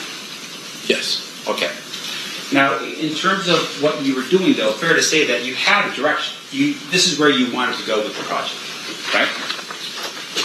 It's an important element of the story, but right. It's not my final destination. My final destination is revealing the entire story of Death Row Records, which includes this unfortunate chapter. Sure. And you want to be accurate about what you're presenting in your presentation. Yeah, to the best of my ability. Right. And so in this case, you turn to Greg Kading and this other person, I'm sorry, what was his name again? Mike Dorsey. Mike Dorsey, for their verification of what was accurate and what was not, right? Yes. Now, do you recall a person by the name of Tara Long? Yes. Who's Tara? Tara was the head of E1 at the time. Okay. And she was involved with the project on some level, right? Yeah, I mean, now that you mention it, I think she was maybe pivotal in bringing Keefe in. And I'm not sure how Greg and Dorsey came, but maybe through her, maybe through Creature. But again, they were there before it came on. Sure. And in terms of Tara's participation, can you tell the jury what contract was set up between Dwayne Davis and the company? I cannot. I don't know what the details of the contract are. So you never saw the contract? No. And you don't know, you can't tell this jury, for instance, how much money was promised to Mr. Davis as a result? No, I can only guess because I handed him a check at one point, or various checks at some point, and I don't, I think I remember the installments were like in the 5,000s or something. But right. I'm just not sure. And so, and you had represented to the jury before on the State's Direct that you... Let me walk you through how to research that video. I'll pull two references up side by side with split screen. I pull up the AI right here and have it break down for me in seconds. Nobody does lifted like Laura. As the largest volume GMC and largest volume General Motors truck dealer in America, Laura Auto Group has a massive inventory of lifted vehicles with shipping available to your doorstep. Customize your new truck with lift kits, leveling kits, spray and bed liners, wheels, tires, and more.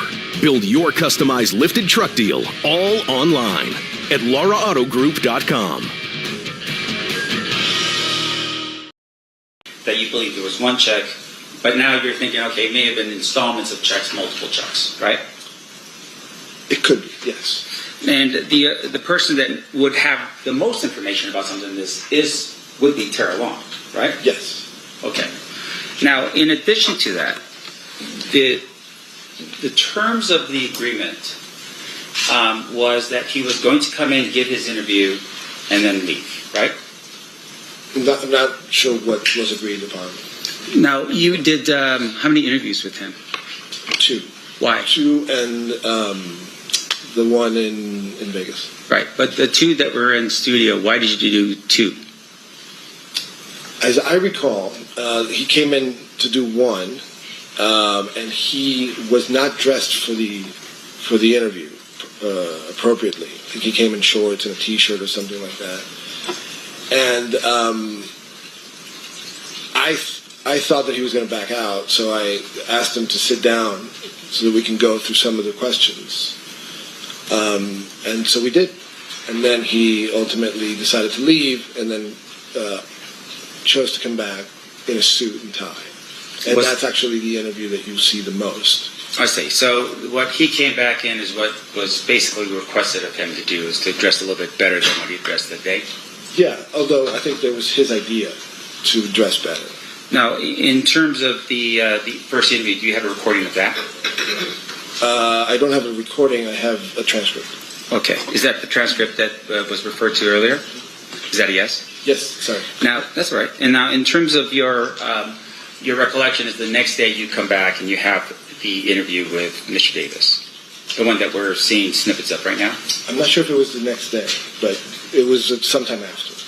Now, in your presentation, obviously, there is a lot of, I don't know what you would call it in Hollywood, like tones, ominous tones, as you know, Mr. Davis is walking down the street. That's obviously for some type of cinematic effect, right? Yeah, we're underscoring the drama of it. Right, and it's just to sort of build up an interest in whatever that scene is. Right. Okay, so the view of Mr. Davis walking, can you tell us where he was walking and why he was walking in the direction that he was being filmed? The one in Vegas, you mean? Yeah. He says it on the clip. He was at Koval and Flamingo, and he was there to kind of walk us through what happened that night. Okay. In terms of walking us through, for instance, do you film him being exactly in the lane, pointing to the other lane and saying, this is the lane where this happened, this is the lane where the women were, or anything like that? Do you have that? Don't remember exactly. So he's standing on the corner of Koval and Flamingo on some corner and saying, this is where my life changed. Yeah. Something like that, yes, right? correct. But in terms of specifics of where it was that everyone was located on the street, did you film him pointing to exactly where this was, exactly where that was, here I was there? I think we did. Okay, and that would be in... I don't have that. I don't think we have that transcript. Okay, and once again, you don't have the transcript. You think you did, but as you're sitting here right now for this jury, you can't show that, right? I can't show it, and I'm not entirely certain. But I would think that if I brought him there, it would be more than just to appear on camera for 30 seconds and say my life has changed. Sure. And I do recall being there for much longer than that. Okay. And once again, it should be captured on film somewhere, if it's for you guys. Okay, but it's not here today. No. Now, in addition to that, your testimony is that you had, there were parts of the video that shows like, I guess there was like a proffer version. You said there was a proffer and there was a guy with a beard. Is that in the proffer? There was a guy with a beard? Yeah, there was. I saw a snippet and there was a glance, but it was a guy with a beard and you said it was the proffer. Is it just the audio recording with the backdrop of some guy with a beard? So what we did was we had the proffer audio. We had the interview that I conducted in the studio, and then we had some recreations where we brought an actor and some actors to kind of recreate the setting of the proffer. And in that, Greg Kading appears. He's visibly in the room, listening to the actor who's playing Mr. Davis. Oh, I see. So it was just a reenactment, dramatization. Is what you would call it. Okay. Now, when you're setting that up and that's happening, that's Greg Kading's direction, right? Direction? Meaning that he's telling you, here's how everything was, or, this is how the room looked, or something along those lines. To some degree, yeah. Okay. Yeah. Now, there were some camera considerations there, too. And Greg Kading was being paid for his work? Was. Now, he also, at some point, shares with you, I would assume, and you tell me if I'm wrong, that there was a proffer, and the proffer was done in 2008. Yes. Right? Now, your project was when again? I'm sorry. Say that again? When was your project? When was 2017 is when we filmed. 2018 is when it aired. Okay. And you're hearing this from Greg Kading, and you understood, I was imagining, based upon the proffer, that there was an agreement that, hey, he's going to give information, and on that information, he was not going to be prosecuted, right? Yes. It probably took identity thieves 3 seconds to steal my identity, but it took me 3 months to resolve the problem. Restoring my identity was a time-consuming nightmare. Now I have LifeLock and won't have to lift a finger. Their experts fix identity theft for you, guaranteed. When someone in St. Louis is hurt in a car accident, they're one of us. And at Goldblatt Singer, we protect our own with hometown fight and hands-on care. Everything you want and need after a car accident. That's the St. Louis standard. That's why you call the St. Louis Injury Law Firm. Was there some condition that would, if there was a violation of that condition, would then cause the proffer to be made public? Objection 1 calls for speculation. 2, legal conclusion. The court's already ruled on the admissibility of the proffer. What's your response?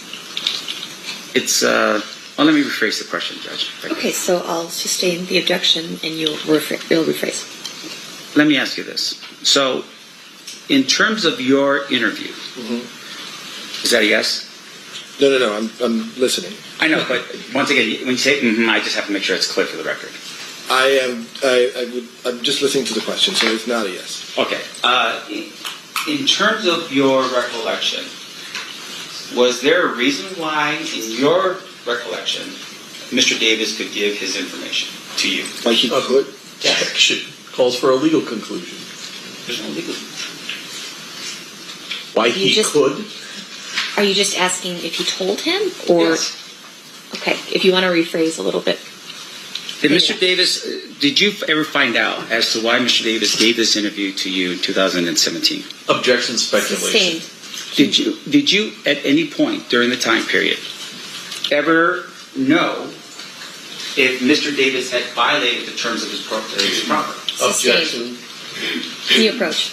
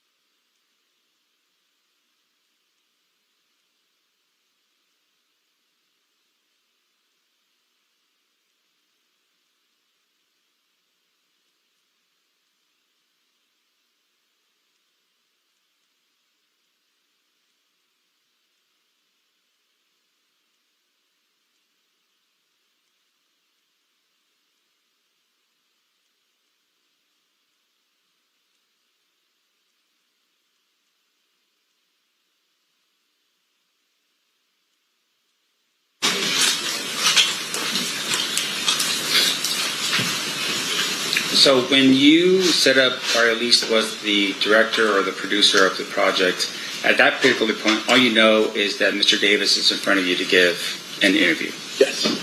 And when you had an opportunity to sit down with Mr. Davis, you went through an interview, and I want to make sure I'm clear here. Was the interview done in a way where he promised to tell you the truth? No.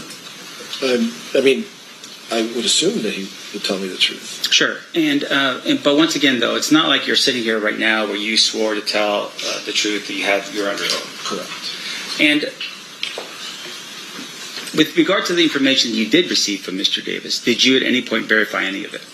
Yes, of course. I mean, that's partly why I had Mike Dorsey in another room.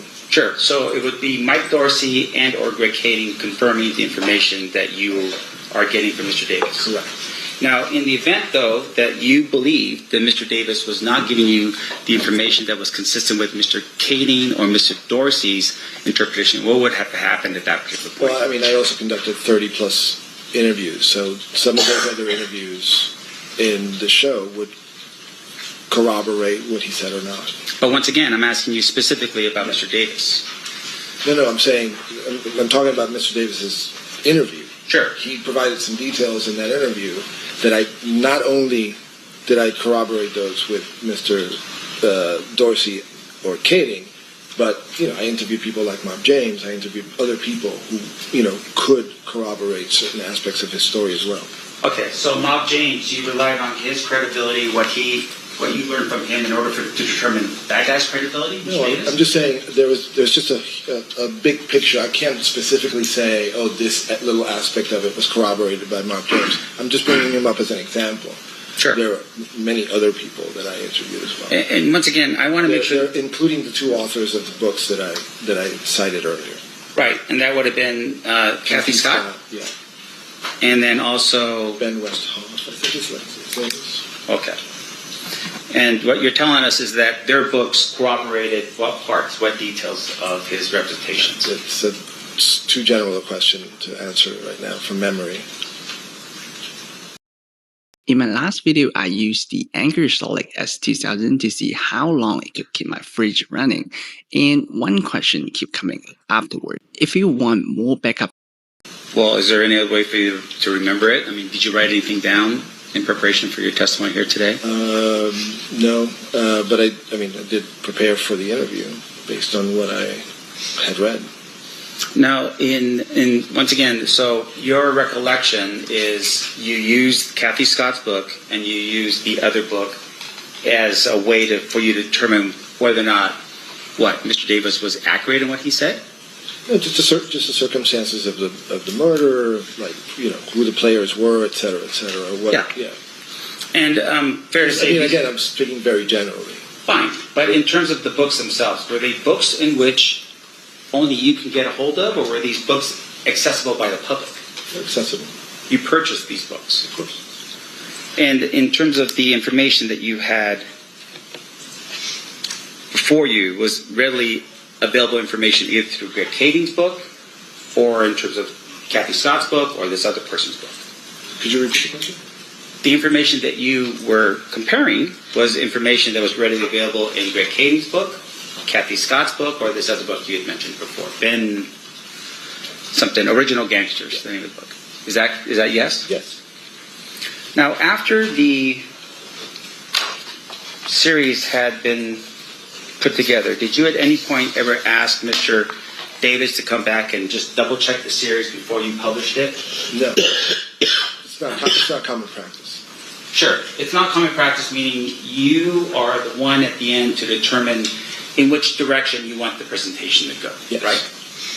And that's, I would imagine, some type of artistic license given to you and your people. Sure, yeah. The subject of the interview agrees to the interview with those conditions generally. Right. And there's a release form that that person signs.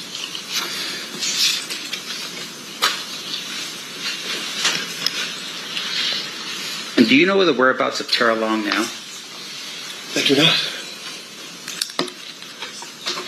Do you know if she's still working in the industry? Not sure.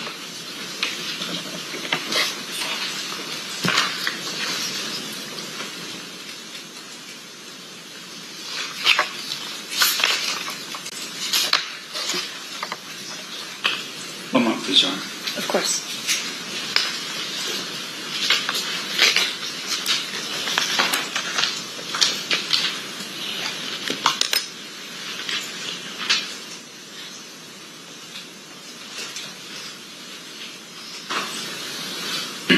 Just one final clarification. In the beginning, we talked a little bit about this. I was trying to write it down. Blaze, that very first snippet that we had, it was like... Sizzle reel. Sizzle reel, okay. Did you conduct, was that your sizzle reel? No. I mean, it was for the same project, but it preceded me. Right. In terms of that sizzle reel, do you know how it was created?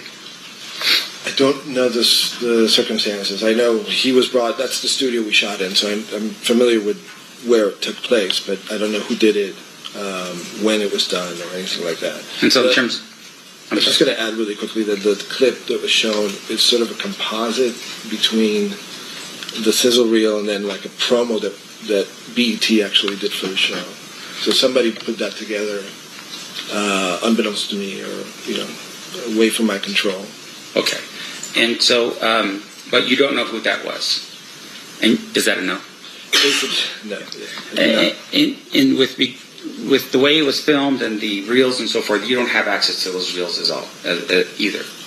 Of that sizzle reel? Yes. In particular, no, I do not.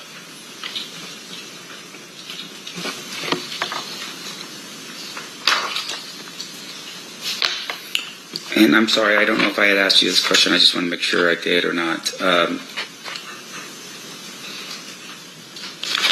The actual contract itself, did you ever see it for yourself? I did not. And is it something that you would have signed as the producer or what do they call that? Producer or... Showrunner? Yes. Is that something that I would have done? Yes. In some cases, I have. But in this case, you did not. No. It just these were the terms that came with the job. Right. Was there any residuals here given to Mr. Davis as a result of his interview? Residuals? Meaning that did he get any type of percentages if the Now that I know documentary of, and that's unlikely for this type of show or project. Can you tell us how much money was made from the creation of this particular project? No idea. I'm just a conduit. I make the show, I get paid for my part, and then it gets delivered, and then whatever happens with it, just let it go. Do you get a percentage of whatever is made in the future on the project? Not. Very rarely I get...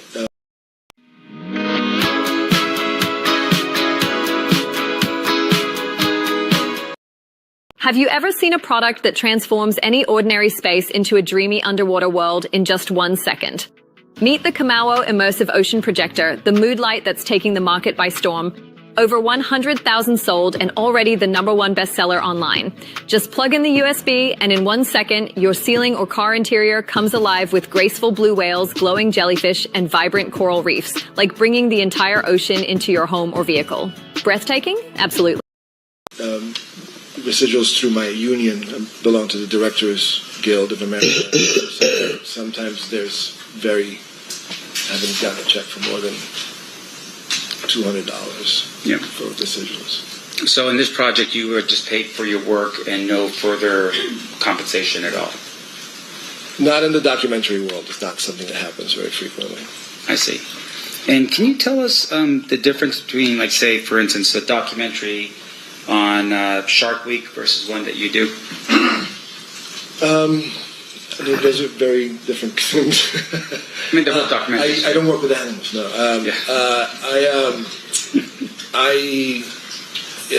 These are the requirements for that sort of thing. Underwater filming. There's just it's like apples and oranges. If you want to draw a distinction between reality TV and what I do, I think that can be more helpful with that. Yeah, meaning, so there's reality TV, meaning you're filming a shark doing shark things, versus what you do, which is more interpretive. It's not... I want to be careful about how I answer this. Sure.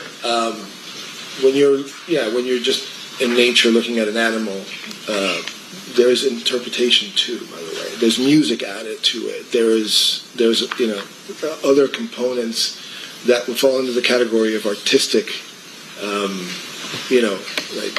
artistic input. I would say the same is true of documentaries like this, but they're rooted in wanting to present something that's real and accurate, and that's the school I came from.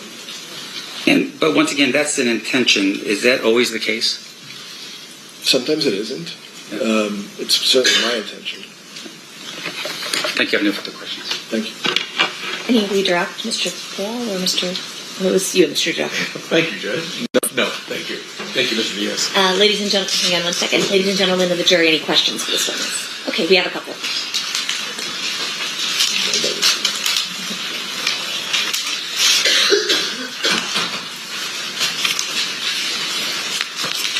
Parties approach.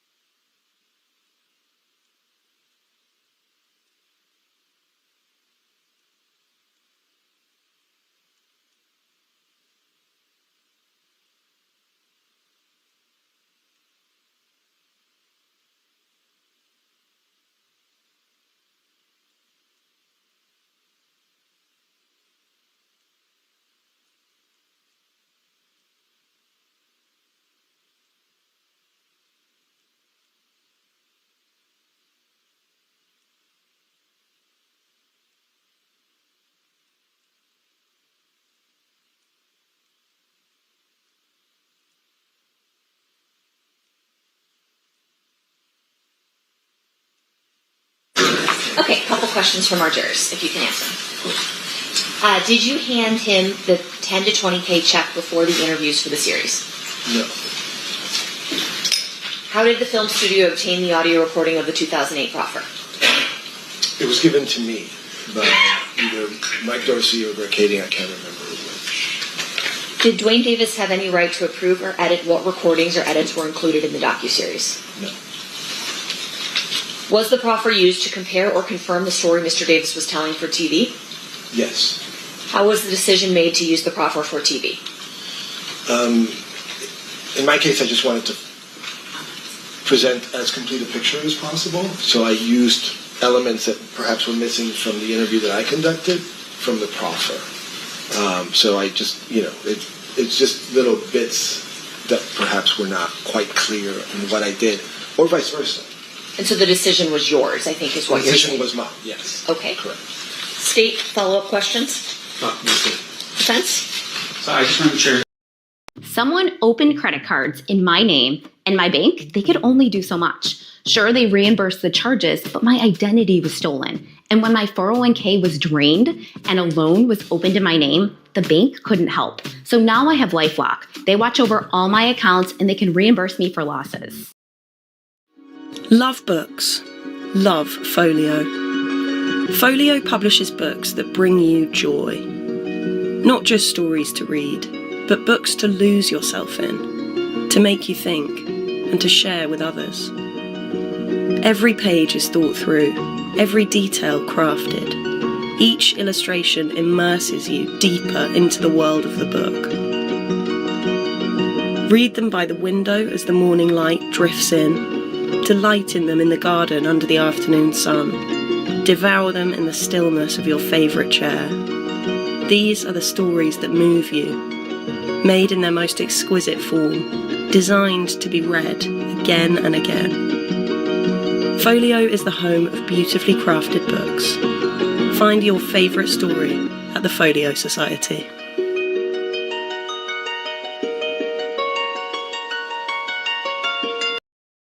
Sir, with your last answer, when you felt like something was completely covered, you used the proffer to help you with that presentation? When I felt that something was not completely covered, yes. Okay. I used the proffer. So not necessarily his own words in the interview, but rather something that was in the proffer recording. It's the same thing. It's his own words. I understand, but I'm just saying that the timeline here, you're talking about the interview that occurs in 2017 versus the proffer that was given in 2008. Correct. Okay. Yeah. No further questions. Okay, thank you so much, Mr. Diaz, for being with us. Have a good day. Thank you. You're excused. I think the next thing we're going to do is listen to the 2000, which year? 2009. The 2009 interview. Does anyone need to take a restroom break before we do that from the jury? We do. Okay. So at this time, we will take a restroom break. We'll do 15 minutes. During this recess, you are admonished not to talk or converse amongst yourselves or with anyone else on any subject connected to the trial, or read, watch, or listen to any report or commentary on the trial of any person connected with this case by any medium of information, including without limitation, newspaper, television, internet, and radio, or form or express any opinion on any subject connected with the trial until the case is submitted to you. Thanks for waiting for that. The Nevada Supreme Court says I have to do it. So we'll see you guys back here now at 11:05. Please rise for the jury.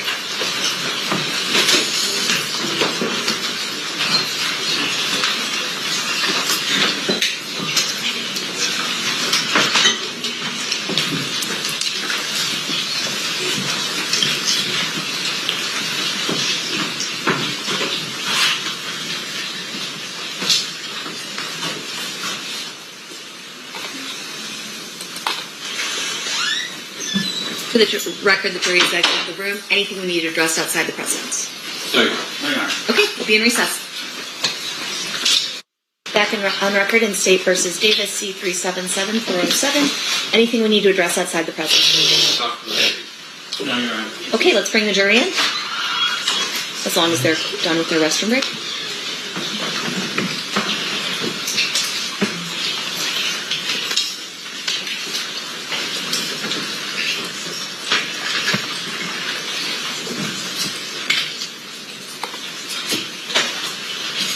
Stand for the jury.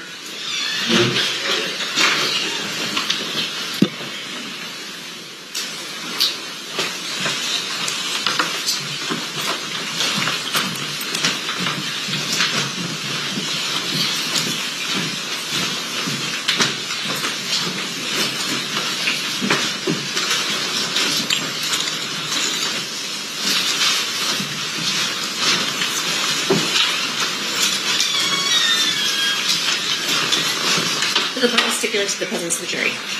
Yes, sir. Yes, Your Honor. You may be seated.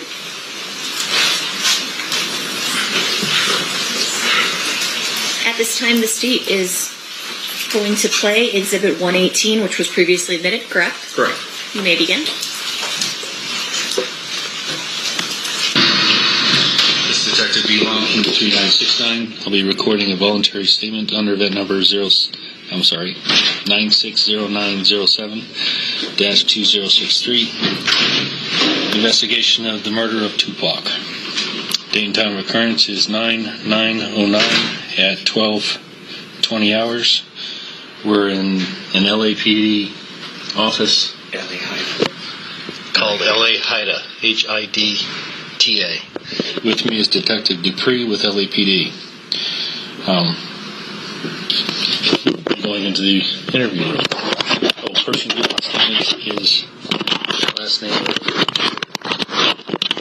is the first name of Dwayne Keith, also known as Keith.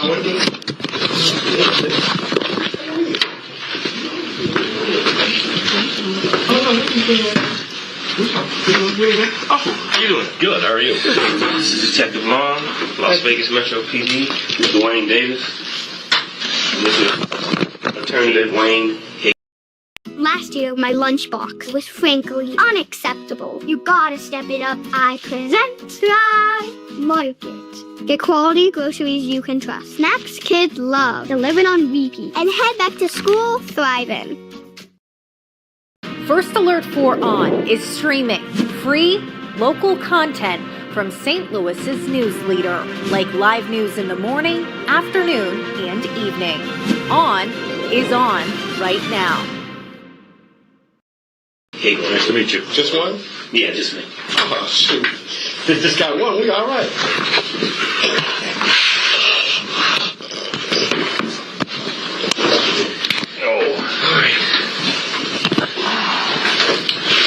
Okay. So you one of the investigating officers?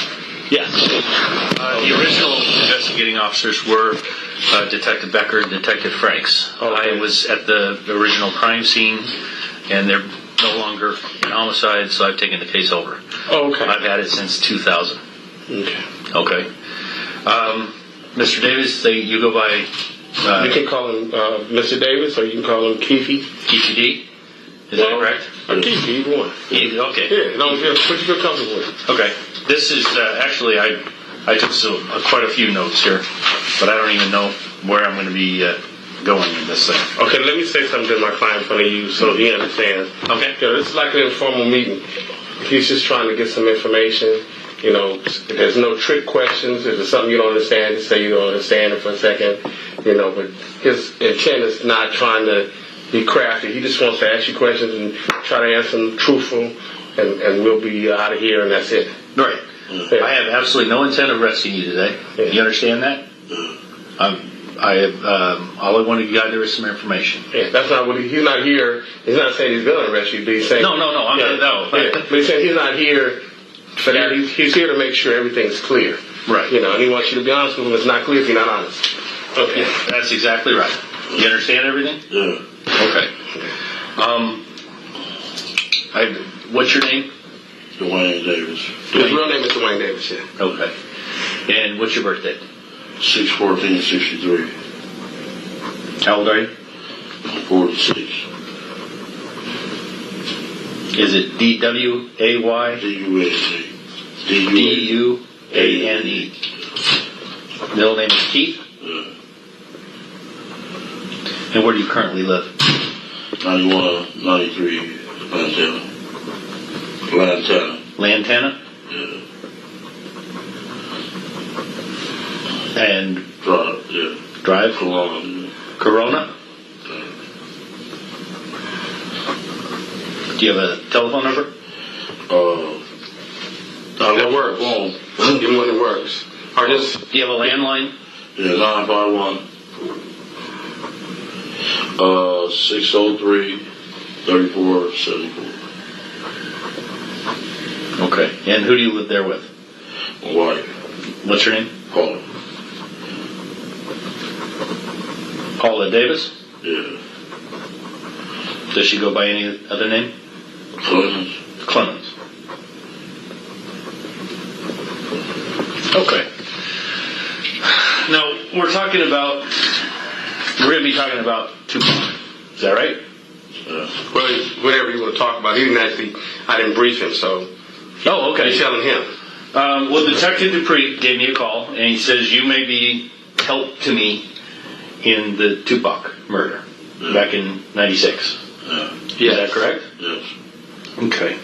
And back in 1996, you were living where? Compton. On Burris Street? On California. On California Street. Okay. Did you have a place on Burris? No, I have no place on Burris. Okay. 1405 Burris, who was living there? That's my dad's house. At your dad's house? Yeah. Okay. And you had other family that was also living on Burris? Yeah. And who was that? Lando and my sister, Gail, Rosin. Okay. Lando being? Orlando. Orlando what? Anderson. Okay. I know you know that I know what you're talking about, but I need to hear it from you. I'm going to ask you really stupid questions. I just need to hear the whole answer. Yeah. Okay? Okay, so Orlando Anderson is what to you? It's my nephew. And he went by what name? Baby Land. Did he go by any other name? No. Lando? Lando, yeah. Yeah. Well, that's what I'm referring to, because we've heard both. So I just want to know if that's the person we're talking about. Yeah. Okay. Did you have any other family over there? No. Do you have a brother? Brother?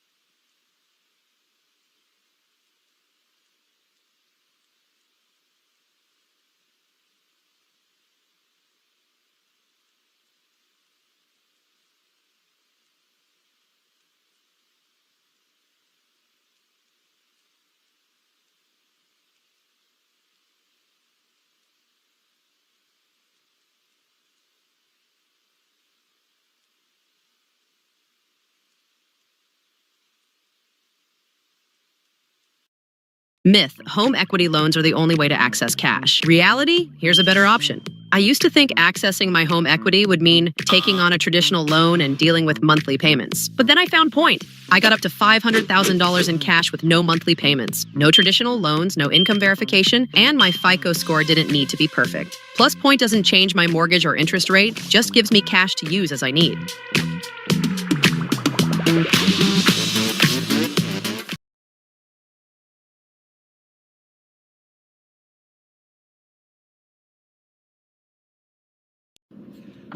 All right, so here's the deal. National Concealed Carry Reciprocity is about to change everything. It means if you have a permit, it could be valid in all 50 states. But here's the catch. You need to already have your permit before this kicks in if you want to be grandfathered in. I didn't wait around. I got mine online. No classes and no range time. Just put in my zip code, answered a few easy questions, and did the whole thing from home. Took like 10 minutes. No reason. 2 weeks later, got my permit in the mail. It's good for 5 years, and when it's time to renew, you just send in a renewal form. That's it. It honestly couldn't be easier right now, but once this goes live, the system's going to be slammed. So if you've been putting it off, don't. Lock in your permit now while you still can. Just click the link and get started.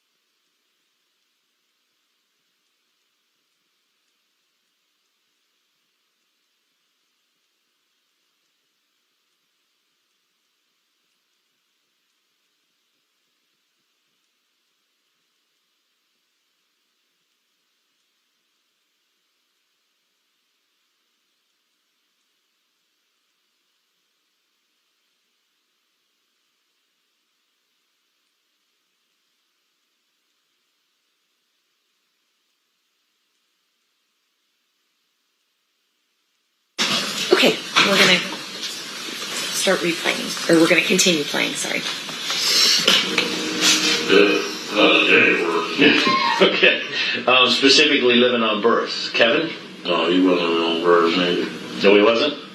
Okay, where did Kevin live? In 96, you're saying? Yeah, in 1996. He lived in Norwalk. Norwalk? Okay. Back in 1996, you were affiliated with a... gang. Okay, thank you. Okay. You were affiliated with a street gang? Yeah. Which street gang would that be? Southside. Southside? Crips. Crips. And what name? You went by the name Keepy D? Yeah. Okay. I'm being told that you were running things for Southside. Is that correct? What you think about that, Keith? What you think running things? Okay, let's say were you a shot caller? You using street terms. Just tell him. I was the boss. You were the boss. Okay, that makes it easy. All right. Yeah, I just need to understand how things work. That's it. Okay. Now, Southside, were they affiliated or were they assisting anybody at that time? Assisting like what? Assisting. Now I understand Death Row was hooked up. Death Row Records was actually hooked up with Pyrus. Yeah. Was Southside assisting anybody on the other side? You understand what I'm asking? He was just friends. Friends with who? With Bad Boy. Bad Boy Records. Yeah. Okay, that's what I was asking. Yeah. And Bad Boy Records included who? Tell me who you knew a Bad Boy in relationship with that stuff. Puff Daddy, Biggie, all of them. Okay. Biggie Smalls, Yeah. Combs is who you talking, Puffy Combs. Yeah. Okay. I'm sorry. Well, I didn't get your name. Oh, Wayne. Call me Wayne. Wayne Higgins. Wayne Higgins? Yes. And you're his attorney? Of course. Okay. Very good. Okay. But you said something that stuck in my mind. You said, I'm not here to arrest you today. Yeah. I'm not here to arrest you. I am not here to arrest you. I am not going to arrest you. Keith, you understand me? Yeah. He just wants some facts that maybe we have previously discussed. Just straight facts. Because once you tell straight facts, it really, I don't think it's going to be much of a basis for that discussion. The reason I said that, I just want you to know that you're free to leave. I'm not arresting you. That's what I'm trying to tell you. That's all I was trying to tell you. My wording was poor. Okay? I'm sorry. Okay? Yeah, I'm going to leave. I'm going to go back to Las Vegas. You're going to leave and go wherever you want to go. Yeah. Okay? We're good on that? Yeah. All right. Okay. I'm still building up to the night in September. And I'm trying to get some of the background information put together. That's what I'm doing. Okay? I understand that Kevin was there, Orlando was there. Who else went to California? Las Vegas with you. Or met with you in Las Vegas. How should I put it that way? Respect the taco. Meet WebDrive, the fastest way to access and manage cloud storage like a local drive. Map drives to SFTP, Google Drive, SharePoint, and more with zero sync delays. Save time with direct file access. Just edit, save, done. WebDrive works across Windows and Mac with top-tier security. Simplify cloud file access. Get started with WebDrive today. Tell him the people you was around when you was in Vegas. Corey Edwards. What did Corey go by? C-Ray. C-Ray? Yeah. Okay. And he's Southside? Yeah. And, okay. Is he still alive now? Yeah. Okay. Who else? DeAndre Smith. I remember DeAndre. That's Big Dre?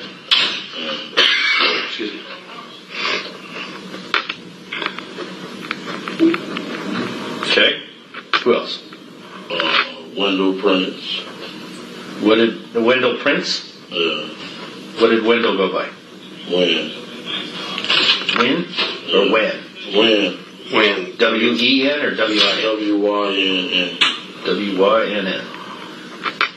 Okay. Who else? T. Brown. That's Terrence? No, Terry Brown. Terry Brown. Okay.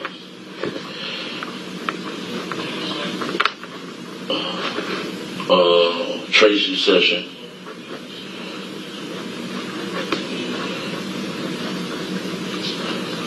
Spelled like that? Yeah. S-E-S-S-I-O-N? Yeah. And what did he go by? Trey Dog. Trey Dog. That's Southside also? No. Who is he? He's from Long Beach. He just sees Studio. Okay.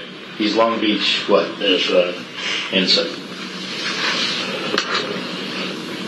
Okay. Anybody else go down there with you?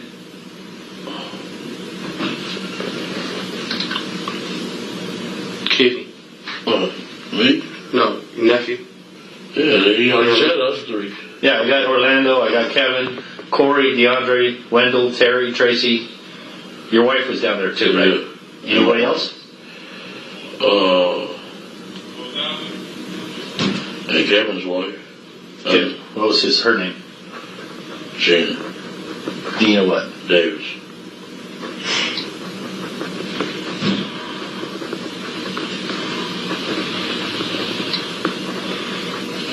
All right.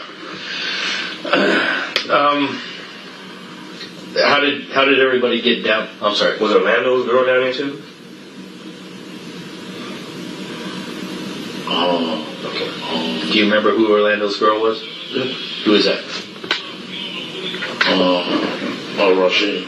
Yeah. Rashina? Rashina Smith, yeah. You have any idea how to spell that? Rashina. Yeah. Rashina Smith. Okay, very good. What's his girl? I don't know if she was down there. I'm not sure. So. I'm not sure. Okay, that's fine. How did you get to Las Vegas? I drove a rent car. Was this like a week beforehand, the day of, the day before? You remember? We came down there like a couple of days before. A couple of days before? And you were in a rent-a-car? Yeah. You remember where you rented it? Davis and Long Beach. Did you know anybody at the Avis? Or just walk in and rent it? Okay, what kind of car did you rent? I think it was Cutlass or Buick Regal. Regal or Cutlass. One of the two. Just green.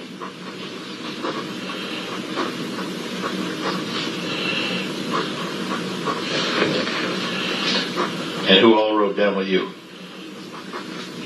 Me and my wife. Just you and your wife? Yeah. Where did you stay? I stayed at Marshmallow. Okay. Do you remember how Orlando got down?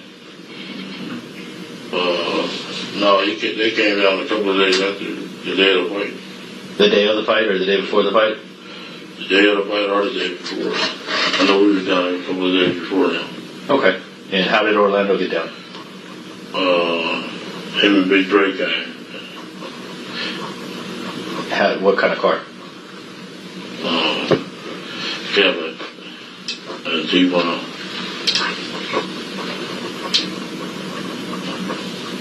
Okay.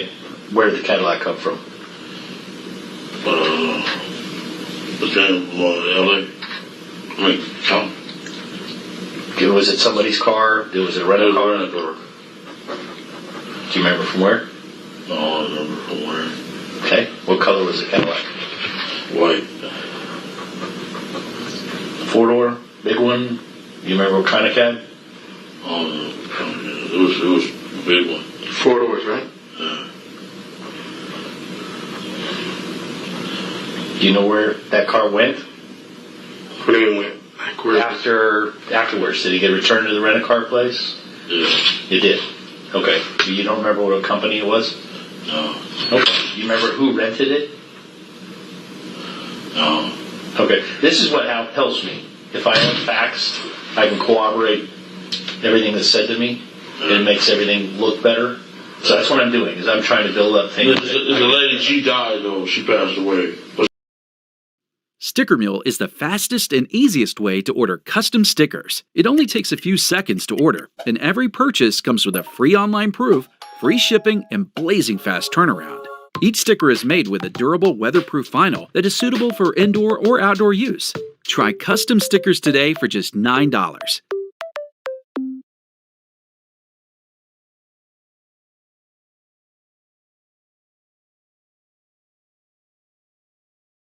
To be honest, sometimes I actually have no idea what's going on until I open Monday.com. And boom, everything's there. Statuses, timelines, budgets, all in one clear dashboard. And if I want to send something up the chain, 2 clicks, and it's a beautiful report. You're welcome. And now that AI is basically baked into everything we do, I've got even more clarity. It shows me which projects actually align to our yearly goals, flags issues before they eat up time and budget. It's like having a built-in me in every project. It even recommends the right team members for each task. And I know it sounds like you have to have a PhD to use AI, but with Monday.com, it couldn't be easier. I mean, hands down, I have no idea how I kept it all together before. Start your free trial today at Monday.com, the first work platform you'll love to use.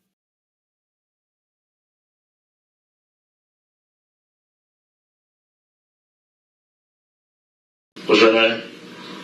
Who's he related? Your rental car name. At the rental car place. No, the one that I rented for her. Who's he related to somebody, she was friends with somebody, something in the family, somebody from the hood. T. Brown. T. Brown's girl's mother, something like that, yeah. T. Brown's girl's mother. You said she passed away? Yeah. The Harris lady did? Yeah. Okay, deceased. Do you remember the girl's name? T. Brown's girl? No, I don't remember. It's been a while. I don't remember her name. What was her name?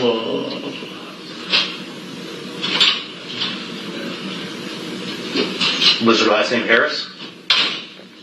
I think so. Yeah. Okay. You remember the first name at all? No. Jeez. I'm trying to remember. You said Tisa or Teresa? I'm sorry. He was just guessing, I don't think he... Yeah, I'll get back with you on that. All right. Okay. And then who else from Compton went down? Just the people I gave. Okay. Any other vehicles? Oh, wait a minute. Well, how did Kevin get down? They went down in the van. Where did the van come from? I think Corey people rented it. Corey Edwards people? Yeah. Did Corey drive with Kevin? Yeah.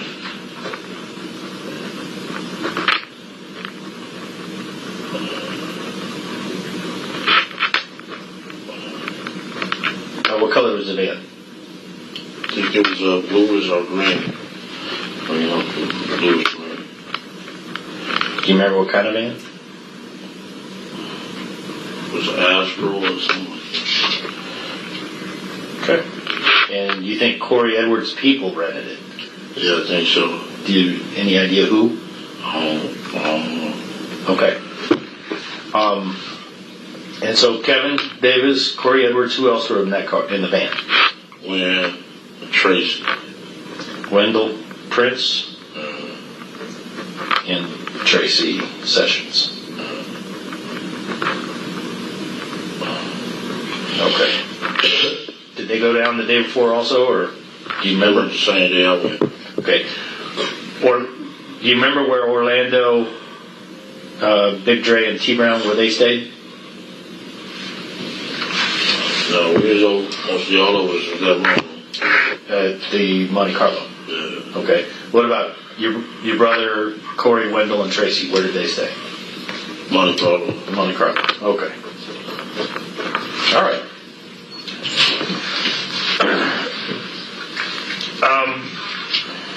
Tell me a little bit about what the problem was between Bad Boy and Death Row.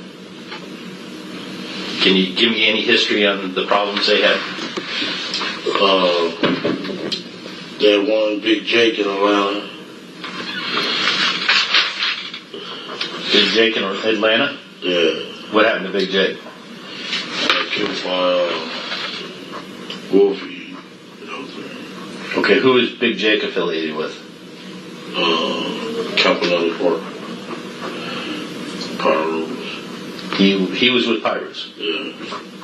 Which park? Campanelli. Okay. And Wolfie was with who? He from New York. Bad Boys. Okay. And that murder occurred when? It was a murder, right? Yeah. Was it 95 or 94? 95. 1995? 95. Yeah. So this had been approximately a year before anything happened. Yeah. So far, my lunchbox did not meet expectations. You gotta step it up. I present Dry Market. 5-minute healthy meals, hundreds of trade-worthy snack packs, no sketchy ingredients. Sign me up. Join today and get $60 off. For 125 years, Firestone has been building tires with one thing in mind: delivering dependable, durable products that last. Because times may change, but being reliable shouldn't.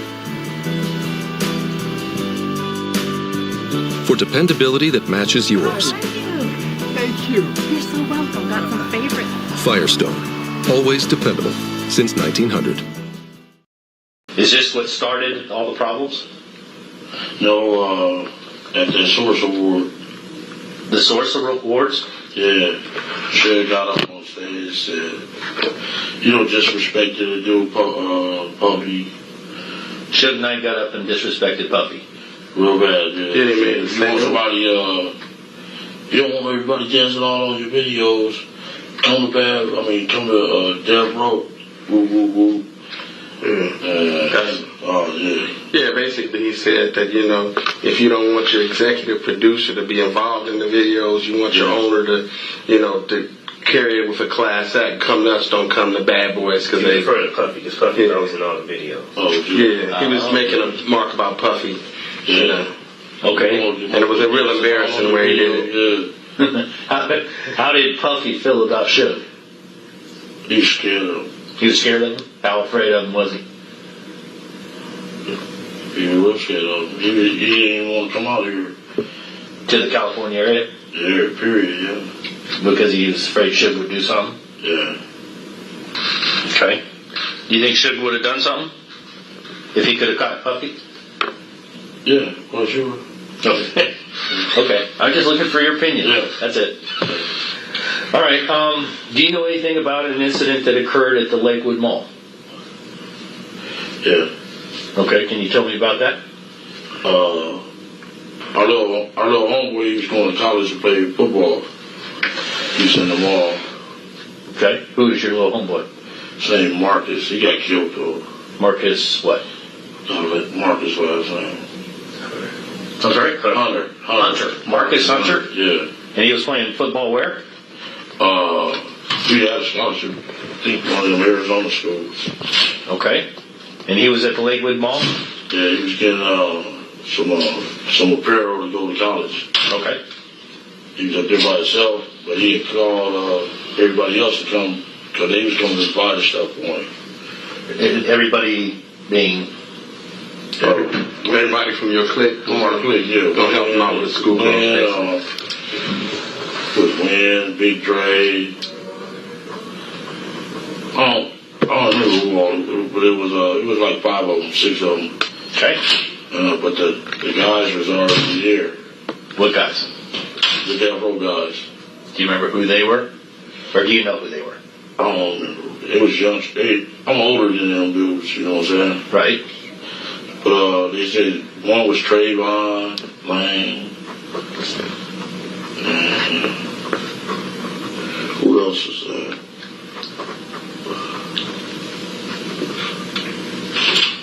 Kevin Wood. Yeah. Okay. K-Dub.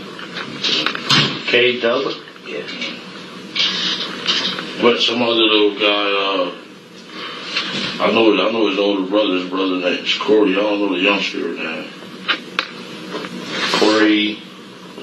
You know Corey's? No. Okay. And another youngster? No, I know the brother. Corey is his brother. Okay. He's a little bit older than dude, so I kind of know him. It's Corey's brother. Their mama name is what's her name? Last name is Stamp. They used to be from our neighborhood. Stamp? Stamps. Stamps. Yeah, but Vanessa Stamps. Okay. Her son, yeah. Her younger brother of Corey. Yeah. Okay. But I know the mama real good because she's more my age. Okay. Yeah, and they was at the mall. He was at the mall, Marcus. Okay. By himself. They was talking crazy to him, going crazy. What kind of crazy? Like, you know. Anything you can remember? Statements? Like, fuck the South Side and woo, woo, woo, woo. Fuck the South Side? All that, yeah. So Marcus was kind of scared, but once he seen everybody coming, he, punched the guy out. Which one he punched out? Well, I think it was Trayvon Lane. Okay. And what happened? He just punched his ass, beat him up, and everybody just jumped in and whooped their ass. Okay. And was anything taken? They said a chain hit the ground or something. We didn't have it though. Okay. Yeah. Do you know who said? You said a chain. They said a death row change. We death row change or something, but we didn't have it. They must have lost it in the mall. Okay. Right, y'all didn't take chain. Y'all didn't care about that chain. No. Okay. So you heard, as well as I heard, that a Death Row Records chain was missing. Yeah. But you said that they didn't take it. We didn't get it, no. Okay. All right. So this fight, Trayvon Lane gets beat up. And I imagine everybody got beat up. Yeah. All right. And that also caused tension. Yeah. Okay. Did any other events happen here in California or in Compton prior to going to Las Vegas? Any other things happen that caused any kind of tension between Death Row, Bad Boys, y'all, any other instance? If you're ever seeking comfort, imagine a time in your life that's beautiful and tender as orange chicken. Walk toss. I know the car wash man was like, they brought a fucking 150. They said y'all better not go. Some old shit. The car wash guy said what? He washed our cars and the Death Row dudes.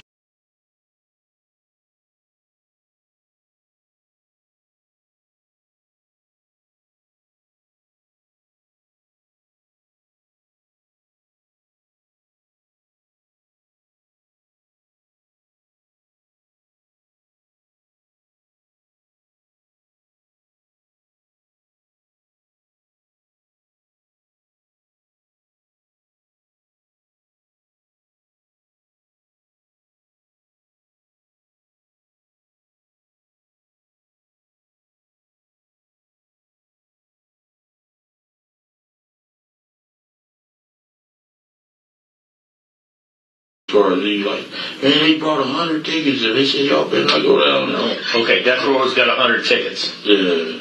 So it's like, okay. We had been in one of the fights since like 86, 87, before the rappers even started going to that shit. Right. Yeah.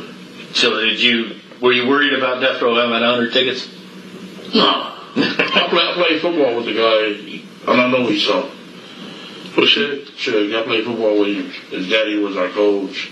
All that shit. Oh yeah, where'd you play football? At Great Compton, Part 1. Oh, I'll be damned. So he was like 8, 9 years old. We know they soft. You know what I'm saying? Okay. You know they're soft. I know Suge is. You Suge is soft. Okay.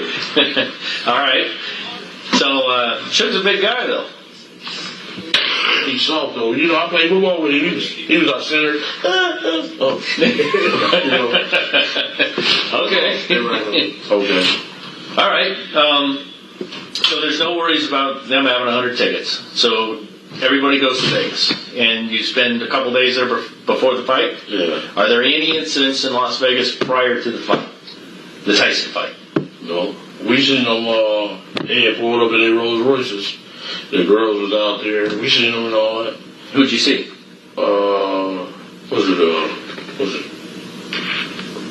It was Snoop, Tupac, and Sugar. They had a black, white, and a red Rolls they pulled up in.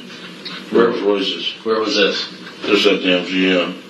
For the fight? Yeah. Okay. Then Mike Tyson then pulled up in them Bentleys. And Worry, Mike Tyson, and what's his name? Don King. They pulled up in their Bentleys, and all the girls ran from their Rolls Royces to these Bentleys. You know what I'm saying? Yeah. Them things looked like Hot Wheels. They were so pretty. You remember anything about what Suge or Tupac were wearing when you saw them pull up? You remember it all? Okay, that's fine. This was like the day before. The day before the fight itself? Yeah. Okay. So there was a big entourage, girls running everywhere. Yeah. It was pretty good circus going on. Yeah. Las Vegas circus. All right. So the night of the fight, where did you all meet up? Everybody in your family? We had brought tickets from Stafford. Okay. Went in the fight. You actually bought them at the door? Or outside the door? Yeah. It cost you an arm and a leg. No. I was in prison with this guy that was one of the head scalpers around. Oh, that'll help. And I kind of had his back. He was young. You know, and so he just gave me love when I was buying the tickets. Oh, good. There you go. What's Sammy? Sammy is his little nephew from Williams. He'd be at everything, in front of everything. Okay. All right, that's fine. I don't want to go into there. So, did you get all seats together? No, he separated. We was all around the thing. Okay. Then, after the fight, we went into one of the restaurants in MGM. Okay, short fight? It was real short. So, would you remember you have any idea what restaurant you went into? No, it's on the video though. Yeah, okay. And who was with you when you went to the restaurant? Everybody except Lane. Everybody except Lane. Where was Lane? I guess he was still coming from the fight. Okay. Do you remember what Lane was wearing? What's that jersey? Dan Marino. Okay. All right, and what were you wearing? Oh, shit. You don't remember? That's fine. That's fine. So were you present when Baby Lane had the problems? No. Okay. Baby Lane told you what happened? No, some other guys came to the restaurant and told us. Who are the other guys? Some East Coast guys. Okay. What's his name? East Coast. The one with, the Crip dude. That's on the East Coast? East Coast Crip. Oh, Trev. Not Trev, what's the other boy? Oh, light-skinned kid. He had in Paramount. Oh. Anthony Trev, yeah. Yeah. Anthony Trev, that's what I said, Trev. Okay, yeah. He's from East Coast, he's out here. Anthony Trev, T-R-E-G-G. T-R-E-G-G-S. Mm-hmm. Is he the one that was present when Baby Lane, he came up and helped Baby Lane after? I just found out my name, address, and other information could be on data broker sites for anyone to buy, including identity thieves. And it's perfectly legal. That's why I got LifeLock. They find and remove my info from data broker sites, keeping my identity and finances safer. I think what I love most is that sensation of flying. My name is Kai Lenny. I'm a professional wave rider. I've always looked forward to new things that are emerging. With the foil, it was meant to take you to the crummy wave that no one dares surf because it's not very good, but for foiling, it's epic. And I think of the one wheel like that on land. You don't have to go to a park, you could ride anywhere. It really opens up a whole new world. The beating? I think so. He told us, man, they just jumped on land. Okay. Is Anthony a little older? Was he a little older in 1996? Is what I'm saying. No. Older guy. No. There's a male, a little older, wearing a white shirt that comes and helps baby Lane after the beating. Right after the beating, he stands there with him, helps him get. Was it Zip? I don't know. Does the Zip come over to you guys after that? Was he with Lane when they walked up? Or was he with... We walked up, we seen him. Okay, well, maybe it was Zip. Yeah. Okay, who's Zip? Zip as in ZIP? Yeah. He's from New York. One Puppy Boys. Okay, do you know his real name? Von Zip. Oh, that's his moniker too, Von Zip. I think it's Eric Martin or Equan Williams he goes by. You're killing me. Martin? Eric Martin. Or Equan? Williams. Okay. And he's from New York. Yeah. And he was he hanging out with you that weekend? Yeah, we are. Okay. Richie Ridge. Reggie Reg? Richie Ridge. Richie Reg, oh, okay. He's from New York. Wedo was there. Wedo? Yeah. Hispanic Wedo? Yeah. Meaning white boy? Yeah, white boy, but he is black, but he real light skinned. They just call him Wedo. Okay. Do you know Wedo's real name? No, I don't know his real name. Okay. Richie Rich, do we have any idea what his real name is? He's from East Coast, something like that, Richie Rich? Yeah. I think he got 30 years. That's what they said on the page. Richie Rich did? Yeah. 30 years for? Drugs. Okay. All right, youngsters.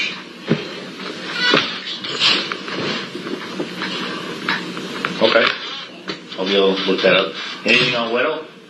Anything I think he's from the Bronx.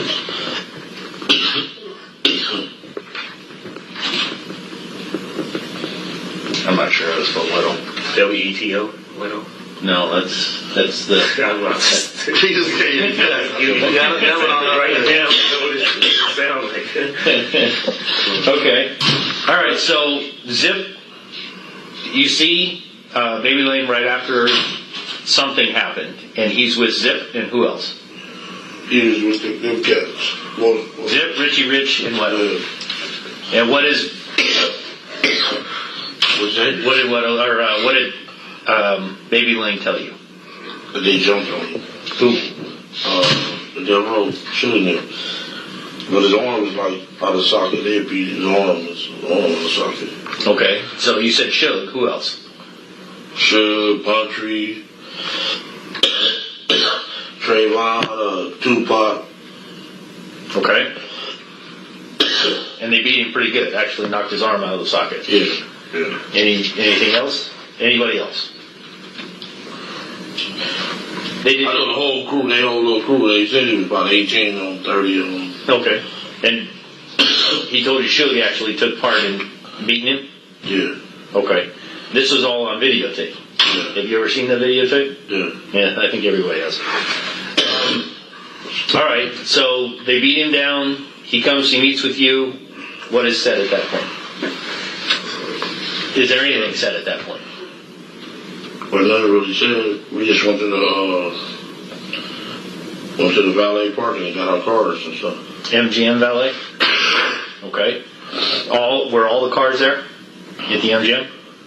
Yeah. Okay. So the van, the white Cadillac, and the Buick. Yeah. You okay? Yeah, I need some water. I'm sick of this. Thank you for water. Nothing is said at that point. Do you want to wait for him to get back? Okay. So you go to get your cars. How is Baby Lane feeling? Is he? He's ready.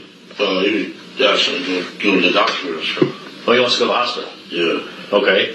Is he angry? Was he mad? Yeah. That tickles. Again.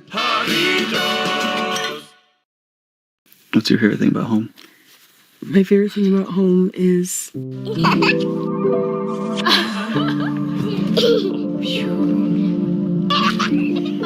when you are lost, it is the best time.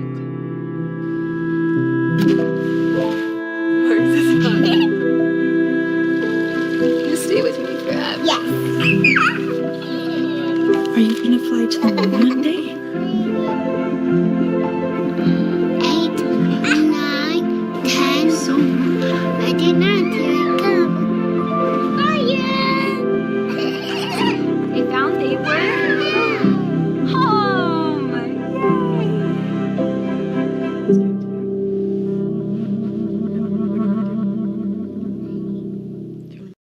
I would be pissed. I'm trying to. Did you say anything? You didn't say nothing. You just mad. You like, I need to go to the doctor, man. Okay. So you go out to the cars. What is Zip and Richie Rich and Wedo? What are they driving? Or did they go to the? He in that black Benz. Black Mercedes? Yeah.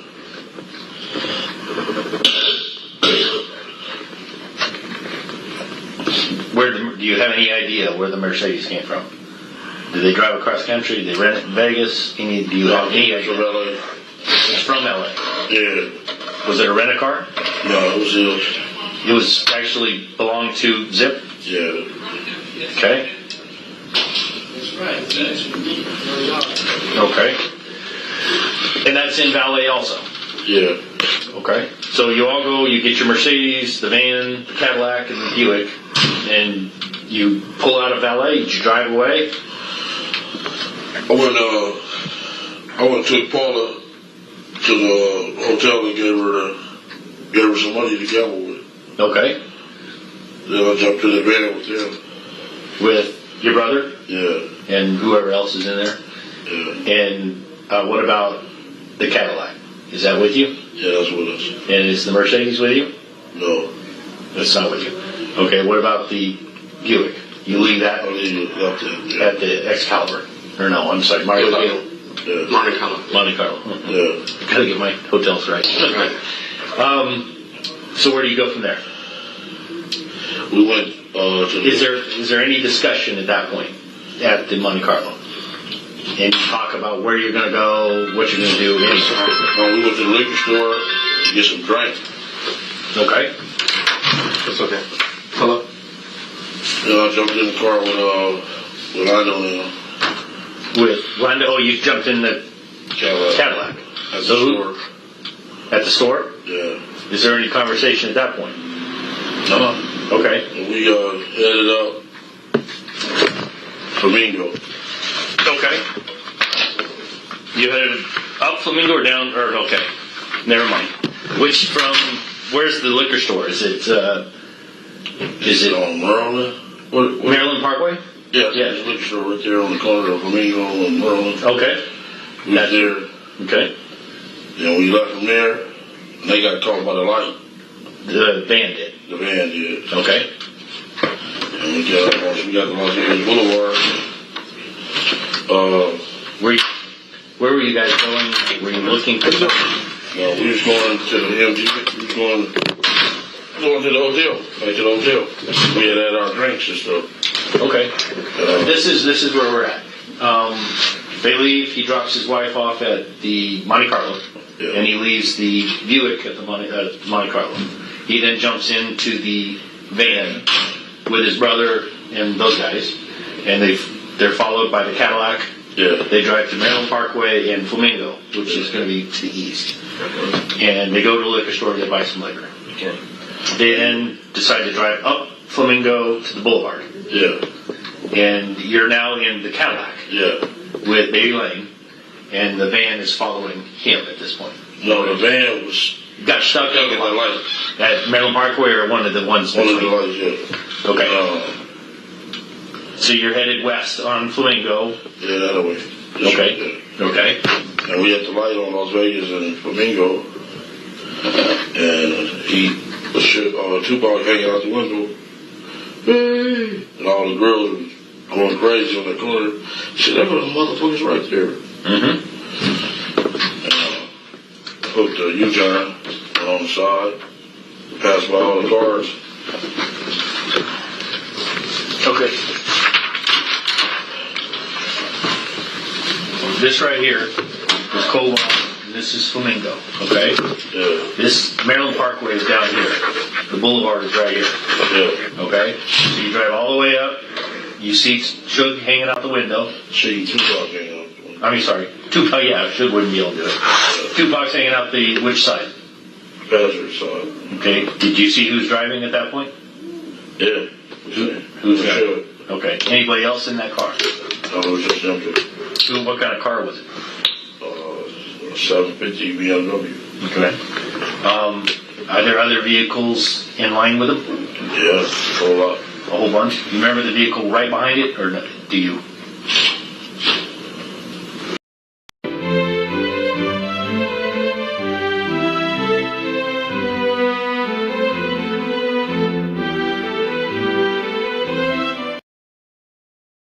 Introducing Titan MFT Server, the secure, cloud-optimized, managed file transfer solution. Deploy flexibly, on-premises, in the cloud, or hybrid. Admins configure with ease. Users enjoy a friendly web interface. TLS 1.3 links, PGP encryption, and granular permissions keep files secure. Automate and integrate with SFTP, SharePoint, and Google Drive. Titan MFT. Reliable, secure, and built for how you work. A black jet or an SS Impala. Okay. Then there was another BMW wagon. He was on the other side. So it was about 18 cars. Okay. All right, so you come down, there's a turn lane to go this way, and there's actually 3 travel lanes, and then there's a lane to go this way. What street is this? This is Cobalt, this is Flamingo. Okay, the boulevard is right here. Las Vegas, we came this way. Right. Made the U-turn. Okay, and you're now behind the entourage. Yeah. Okay. And we pull up on the gutter lane. Okay. Pull up on the side of it. Okay. Were you in the gutter lane, or were you? We was on this lane, the right-hand turn lane, right here. Okay. And you're in the white Cadillac. Yeah. Who's in the white Cadillac? E.T., Lando, and Dre. Okay. Let's start with you. What seat are you in? I'm in the passenger seat. Well, which passenger seat? Front. Front. Front passenger seat. Who's driving? T-Brown.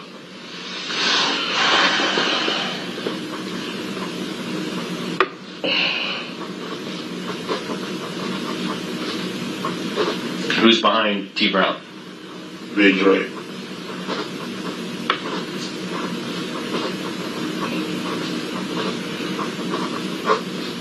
And I guess Orlando would be behind you. Yeah.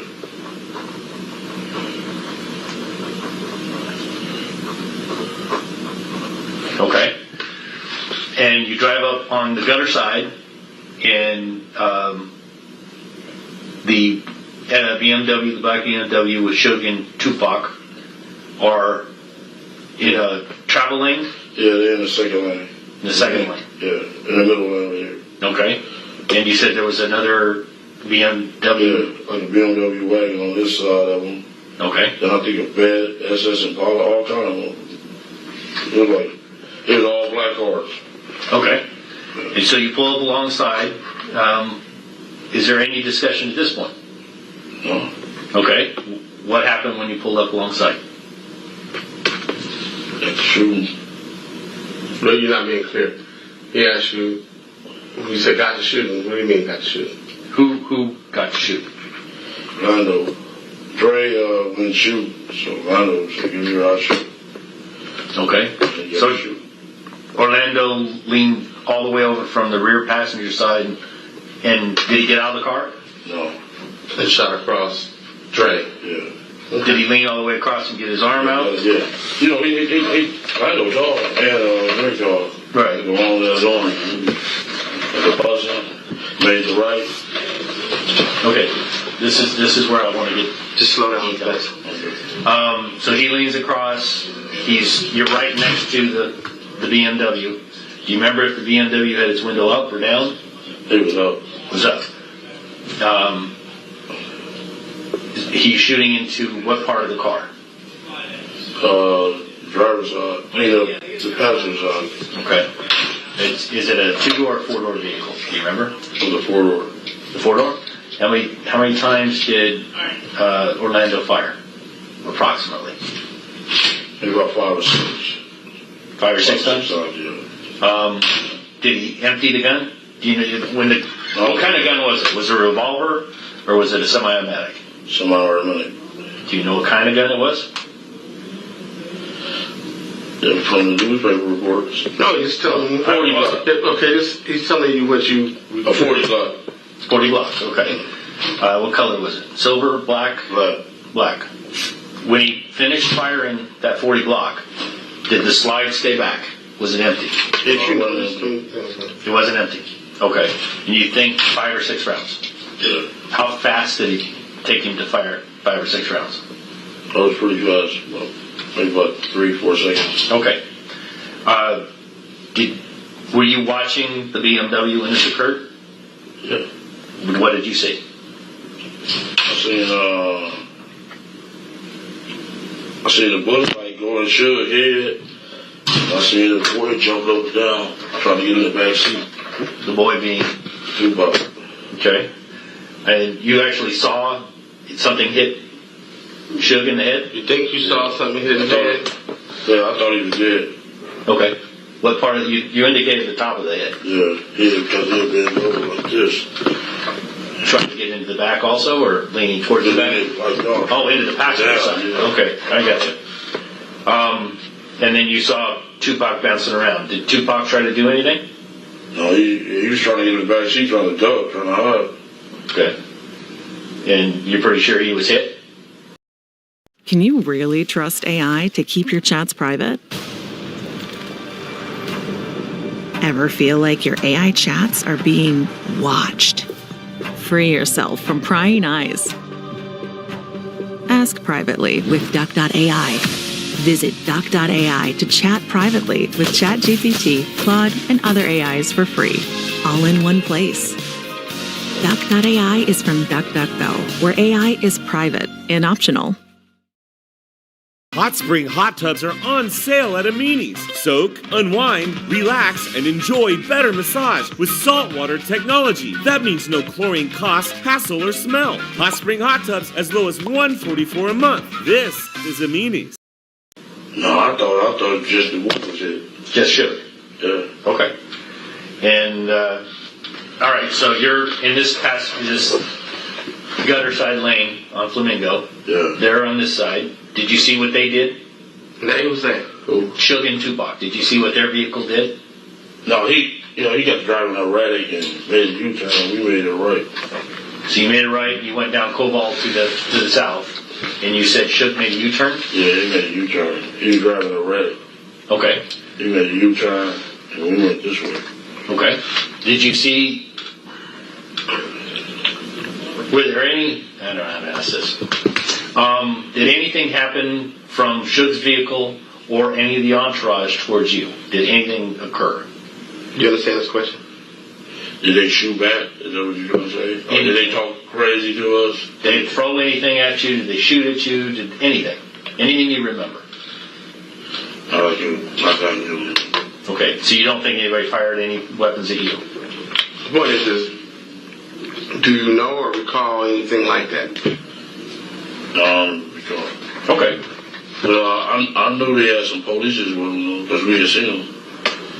Where were the police? He was right a couple of cars behind, or right behind them.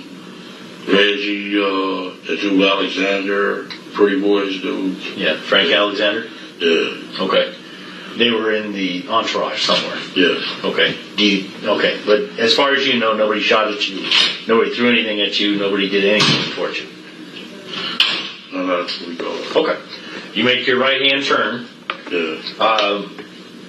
Okay, I'll get to this in a minute. What happened then? You make your right hand turn. Does anybody say anything? Did you do anything at that time? Yeah, some girls got to chasing us. I'm sorry? Some girls got to chasing us. You remember what they were driving? Or were they on foot? They was in a little white car. Little white car? Do you remember what kind of car? Seemed like a sea breeze. Okay. How far did they chase you? They ain't go far, too far. Okay. Do you know who the girls were? I don't know who they was. You don't know. The question was, do you know who the girls was? Yes or no? No. Okay. Never. Were they black females? Think so. Okay. Do you know how many were in the car? Think so, or they could have been? It could have been. Could have been. I don't know who color they was. I know they was in a white car chasing. I said, these stupid bitches. Don't pay no attention. Just pay attention to what the question is. Yeah. All that other. Yeah, you're right. I'm sorry. That's okay. No, I'm fine. So they don't chase you very far. Yeah. Is anything said between the girls in your car? Anybody in your car? No. Okay. But they quit chasing you pretty quick. Yeah. You know why? Huh? Why they start chasing us? You think? Got shot at. Somebody fired around? Yeah. Okay. Who fired around? Nephew. Orlando. Orlando. Okay. And he fired from what window at that time? On his side. From his side. Yeah. So it would have been the passenger side. Yeah. Did he shoot at him? Or do you know? In their direction. That's what he's saying. I guess he just scared them off. Because they got scared and we got on. Okay. All right. You have no idea where he was aiming? No idea. Okay. That's fine. Where do you go from there? It's a little side street. It was that street carriage houses on. You know the carriage house? Yeah. You're talking about... Yeah. Okay, you went into the carriage house? Yeah, we went back in that back parking lot. Okay. Tell me what happens then. Then we was walked back to the Monte Carlo. You park the car and just leave it there? Yeah.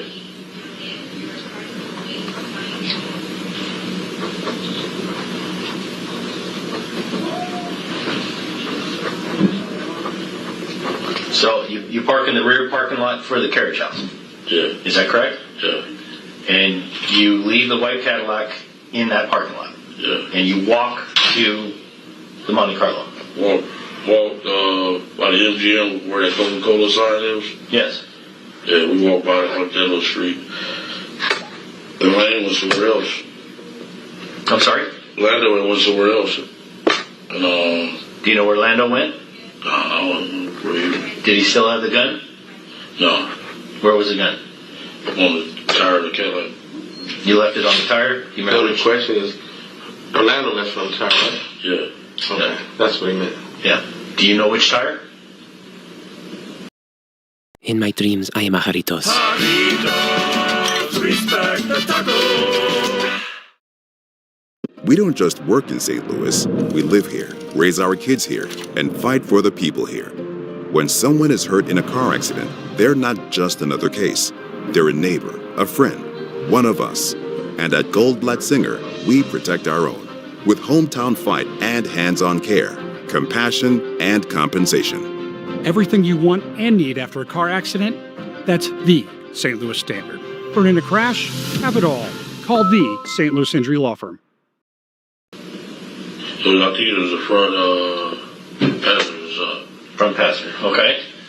And everybody walked. You went with T. Brown and Dre back to the Monte Carlo? Yeah.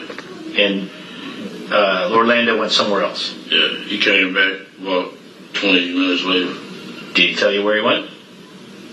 No, he didn't tell me. Okay. Where did the gun come from? He said he went to pee on his hands. Okay. Why would he do that? To get the gun. Get the gunpowder. That's what you assume to get the gunpowder, right? Yeah. That's on the street stuff. Right. Yeah. I get it. To get the gunpowder residue off his hands. Yeah. Okay. And the urine helps in that? Yeah. Okay. I get it. Where did the gun come from? From Zip. Okay. At what point did Orlando get a gun from Zip? Parking garage. Which one? The MGM. Oh, it's valet. Yeah. Okay. Tell me about that. You come out of the fight. Orlando's been beat up. Yeah. Oh, why does Zip give Orlando a gun? I mean, you want him to assume what happened, or anything you heard at this point? I want to know what you heard. Specifically what you heard. What I heard? Yes. What does Zip say? Or Orlando. What anybody said at that point.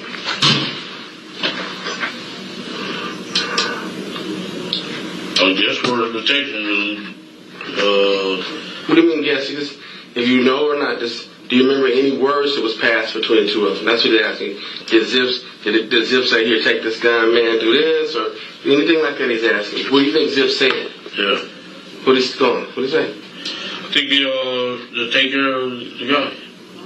You think that's what Zip was telling Orlando to do? Yeah, to take care of really sure. Okay. Just specifically, what did you hear Zip say? Specifically. Here's your opportunity to get back. Yes, he's handing him the gun. He's saying, here's your opportunity to get back. Yeah. That meant to you to get back at Show. Yeah. Or Tupac. Yeah. Or anybody that was in the entourage that stomped on him. Is that the way you took it, or was it specific? No, you gave him a gun. Gave him a gun. Okay, and said, here's your opportunity to get back at him. Yeah, you probably didn't say it like that nicely, but probably something like... Give me a quote. Something like for instance, like, probably in regular street language where like, hey, homeboy, handle your business or something like that, something like that. Handle your business, yeah. Was that, you remember that quote, or was it something else? Just like that. Just like that. Somewhere closer to that. Yeah. Can I talk to D for 1 second? Sure, go ahead. I'm talking about without you.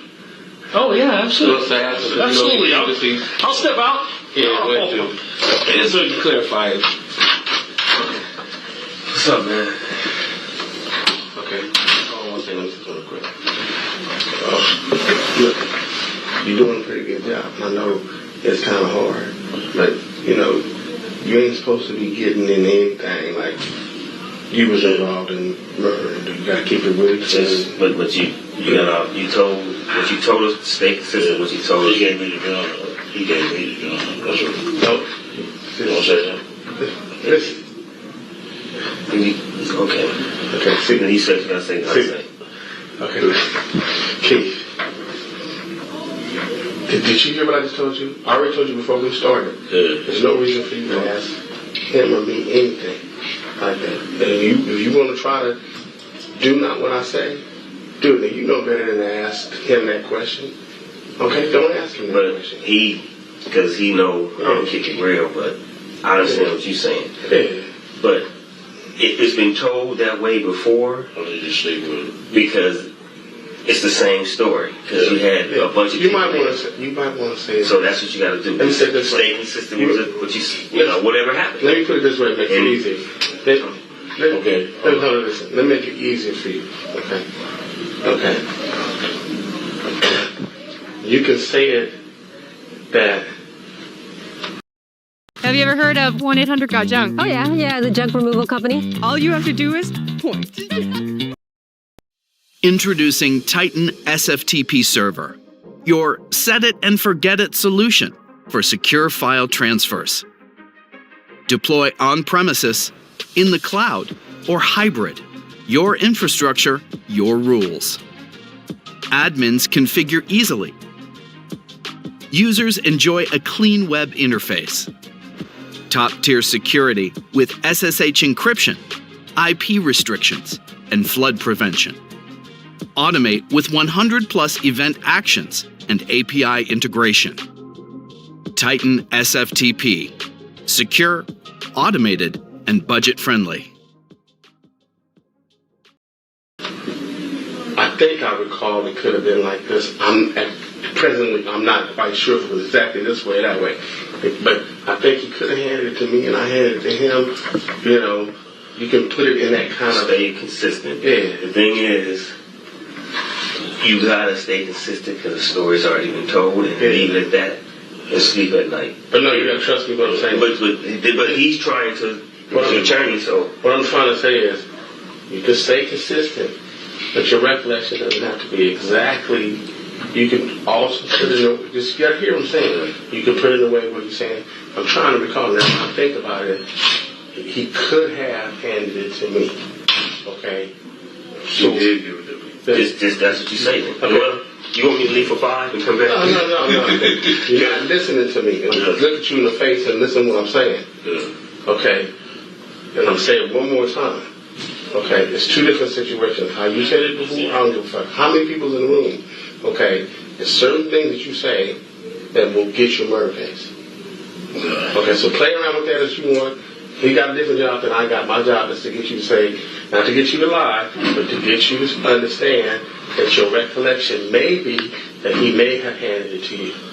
Okay. That's when you think about it. I'm not asking you to lie, but I'm asking you to give yourself some room, okay, because you may need it, okay?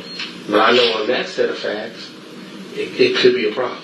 But I thought they said whatever I talk tell them. The bottom line is just you're not understanding. Just be your attorney because he's your attorney, but tell the story. Okay. And let's just get through this. I'm just saying that when you tell the story, it's all good. Let me hear what you're saying. When you tell the story twice, okay, you can either lock it in clearly as it is, or you can still leave some room and not lie. That's all I'm trying to say. Okay? Because what he's saying to you at the end of the day is two different programs going on that I don't control and he doesn't control. Okay? We can do the best we can do.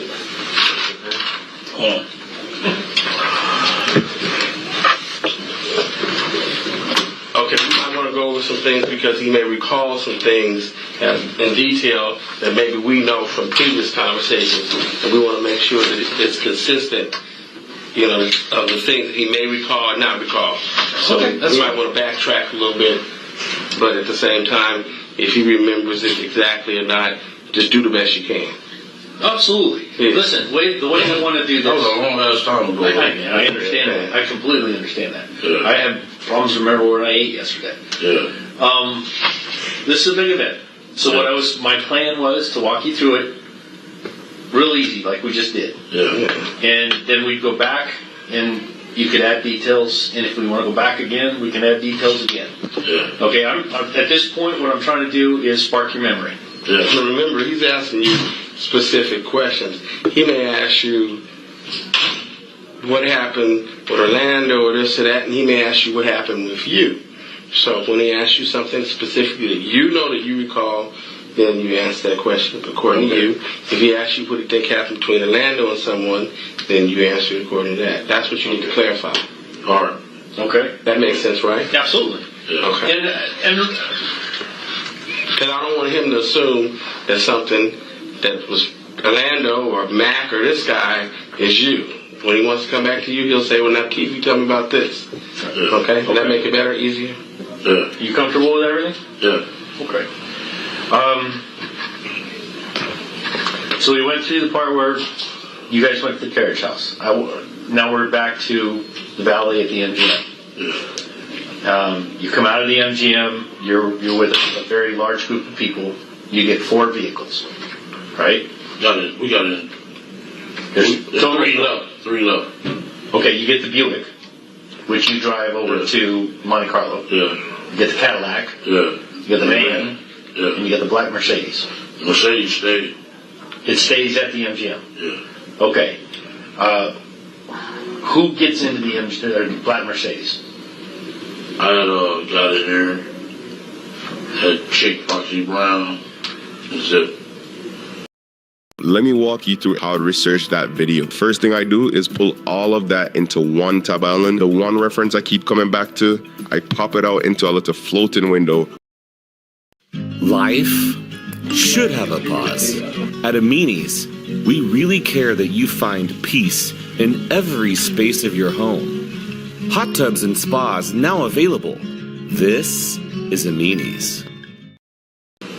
Foxy Brown from TV? Or the movies? Foxy Brown, the rapper. There's a rapper called Foxy Brown. Yeah. Okay. There's Foxy Brown, the movie that had Pam Grier. Right. Yeah. Okay, this is a young rapper. Okay, the young rapper. Okay. Young rapper. All right, so there's the rapper, Zip, and you. Get into the Mercedes. Yeah. Okay. When you got in, what happens? Is anything said when you get in? By anybody? I can't recall what the exact words were said. Okay. Yeah. But he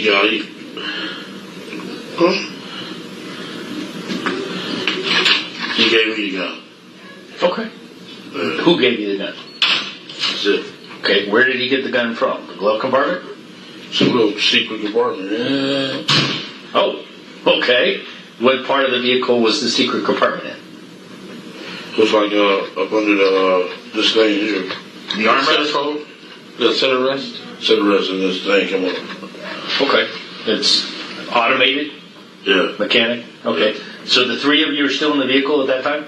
No, it was just me and him, yeah. Okay, where did the after step out. Okay. This is before anything with the gun? Yeah. And she stepped out? Yeah. Okay. So it's just you and Zip. And he automates this thing, and there's a gun there. Yeah. Okay, and he gives that gun to you. Yeah. And what kind of gun is it? The 40 Glock. The 40 Glock. 40 Glock. Okay. I told you I'm going to ask stupid questions. I promise you I'm going to ask stupid questions. So he hands you the 40 caliber Glock. What does Zip say to you when he hands you this gun?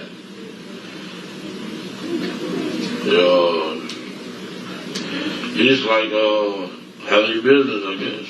You know, something of that nature. Yeah. Okay. And what did you take that to mean? He asked us, did we need some help? We like, no, we don't need no help. We want to get some liquor, chill, you know. Sure. Yeah.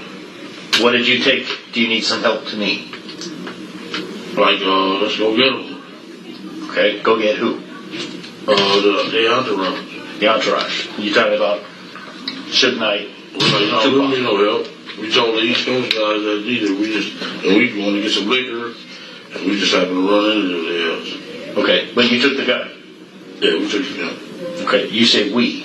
What do you mean by that? Our little group took the gun from him. I mean, I've got the gun from him. Okay. What vehicle do you get into? I got into that Buick. Okay. Do you still have the gun when you get into the Buick? No. Okay, that's where I'm going. Yeah. You get the gun from Zip. Then I gather you get out of the black Mercedes? Yeah. And what did you do then? Did you give the gun to somebody? Yeah, I gave it to the Cadillac. I don't know who I specifically handed it to, but I gave it the gun to the Cadillac. To who? What? To the cat? Somebody in the Cadillac, you saying? Yeah. The white Cadillac. Yeah. And the people in the white Cadillac are Orlando Anderson. Yeah. T. Brown. And Big Dre. And Big Dre. But you handed it to one of those three guys. Yeah. Handed it to Big Dre to be exact. Okay. So you handed it to DeAndre Smith. Yeah. Okay. Did you say anything to DeAndre when you handed him the gun? No, I didn't say nothing to him. I just went. Then we went and dropped the car off. And we, if he hands me a gun, I'm going to say, what the fuck? Why are you handing me a gun? If you don't, just stop. Yeah, okay, I got you. Okay, stop. Keith, hold on. When you ask your question, answer the question. Now, whatever he says don't mean nothing right now. Right. So just ask him a question, he's going to answer the question. What's the specific question you got for him? Did you say anything to DeAndre, or anybody else in the car when you handed DeAndre the gun? No, I didn't say nothing to him. You just handed him the gun? You handed it to him, or if you recall saying something, did you recall saying anything? Do you know? I don't know. But I gave him the gun, and he took it. Then we went to drop all off at the thing, and we took up, went up to there looking for liquor. Got the liquor, Okay. I'm going to slow you down again, okay? So you drop off Paula, you leave the Buick at the Monte Carlo. Then you get in what vehicle? The van. You get in the van.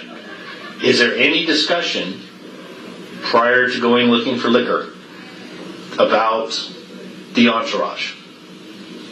He's asking specifically, did you tell anybody anything to do or anything related to that gun? So what did you recall? The gun or the entourage? Yeah. Like get them motherfuckers that we getting ready to do whatever. Any of that kind of shit. Do you remember that? No. Okay. Are there any other weapons? Carritos, little overdressed with a glass bottle, no? I'm just here to be with you, amigo. We're good on our own, but together, we're even better. That's so cheesy. What? Carritos, respect the taco.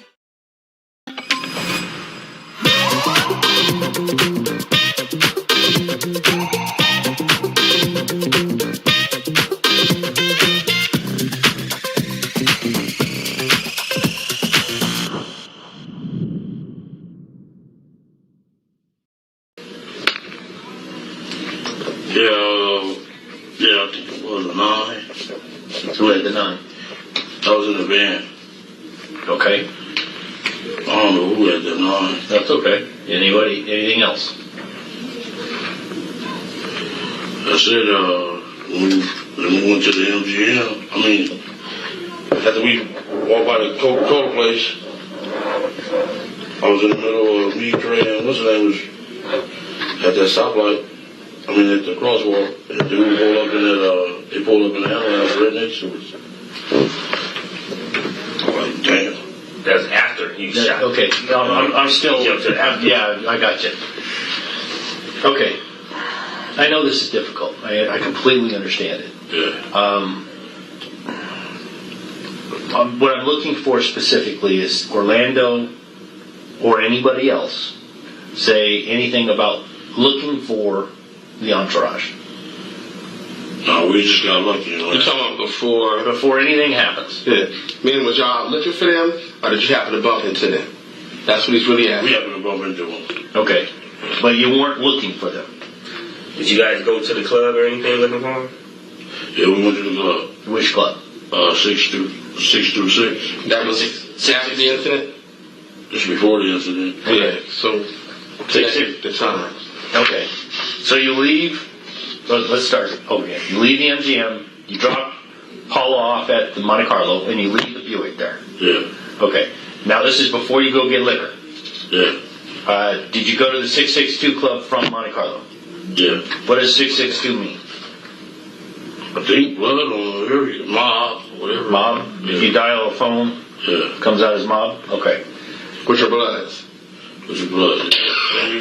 After that, we went to the store and got the liquor, and we happened to run into the Okay, he'll go back to that. Yeah. When you went to the 662 Club, did you see anything? Or did you go inside? No. Okay, did you see anything? What were you looking for at the 662 Club? We were saying it was in there. Who? The mob. The mob, it was Death Row. Death Row? Meaning who? The dudes that beat up Rondo. Okay, specifically who? Suge. Suge Knight and... Suge. You wanted to show it? Okay, understood. All right, so you go to the 662 Club, Suge's not there. No. Or that you can see, he's not there. No. Did you send anybody inside to look for Suge? No. No, you just went up and saw that his vehicles weren't there, or did you ask if he was there? How did you determine he was not there? There you go. Their vehicles weren't there. Their vehicles were not there. Okay. So, were you going to wait at the 662 Club for Suge to show up? No, that would be too dangerous. Okay. So, you leave the 662 Club and you decide you're going to go get some liquor. Yeah. And you go find the liquor store at Maryland Parkway in Flamingo. Yeah. And the liquor store there. It's a liquor store on the corner right there. Yeah. Yeah. Okay. All right. So you pick up some booze. Yeah. And you talk while you're getting the liquor. Is there any discussion at that place? I just got into the camp like Orlando and boned out. Okay, I'm looking for discussion. Any discussion about, are you going to go back to the 662 club? No, we're just going back to the room to go smoke and drink, you know. Okay. The lady was like, man, my arm feel broke. Okay. Yeah. He was like, I need to go to the doctor. Okay. So you jumped into the Cadillac with Lane. Yeah. What was your plan? Or go back to the MGM. Go back not the MGM, but the Monte Carlo. Monte Carlo. Okay. You went to the 662 club to find Suge. Was there any discussion by anybody about what you would do with Suge if you found Suge? No. The car I was in was scared. The van you were in was scared? Yeah. You didn't want to really get down like that. Yeah. What about Baby Lane and the Cadillac? They had a gun, right? Yeah. They had just gotten a gun from Zip. Yeah. What was your understanding would happen if they saw Suge? Well, I mean, he's asking you really a specific... Was they saying Suge? Okay, listen to me. Okay. He's asking you a specific question. Was there first any conversation with regards to what was going to happen to anybody? Did you say, or anybody say, well, we going to kill him when you see him? Any of that kind of stuff. Was there a conversation? This is what we going to do? Any of that? That's what he's really asking you. Yeah. No, I just said, when I got out the car with them, I was like, they had like some busters over there scared to death. The ones in who? Yeah. In the van? Yeah. Okay. Was the ones in the Cadillac, were they scared?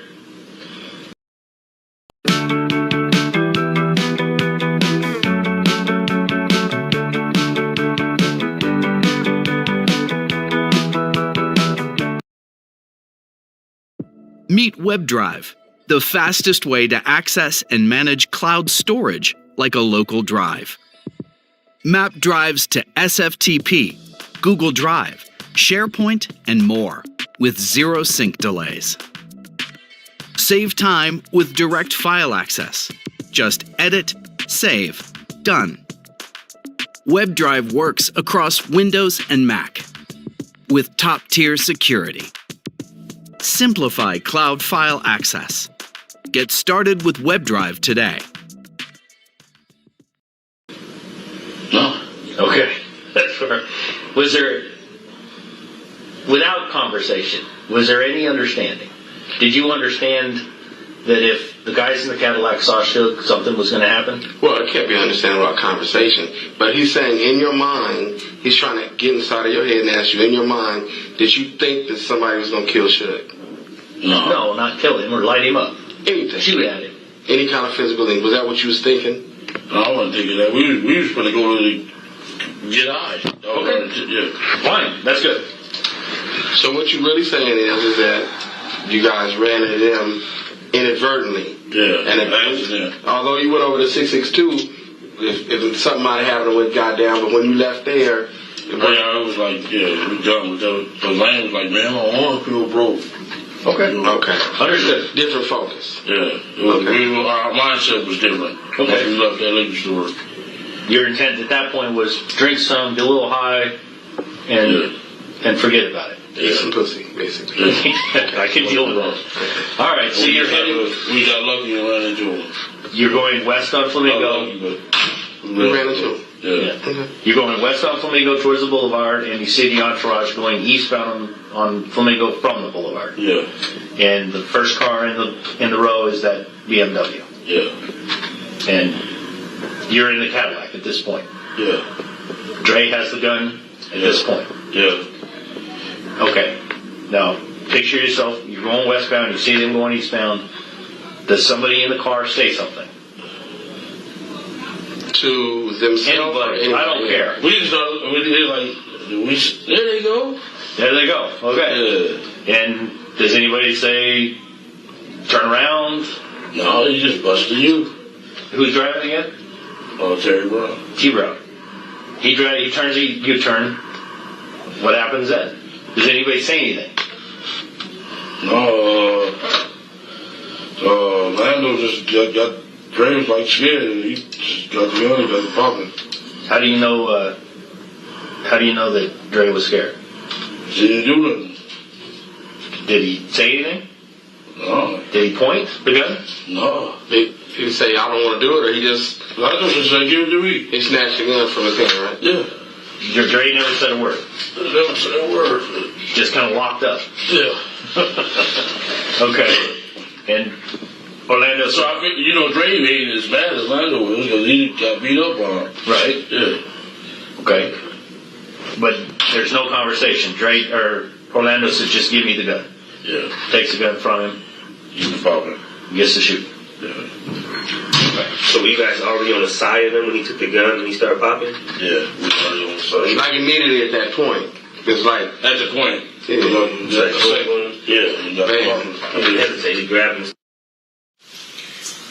How much longer is there left in the recording?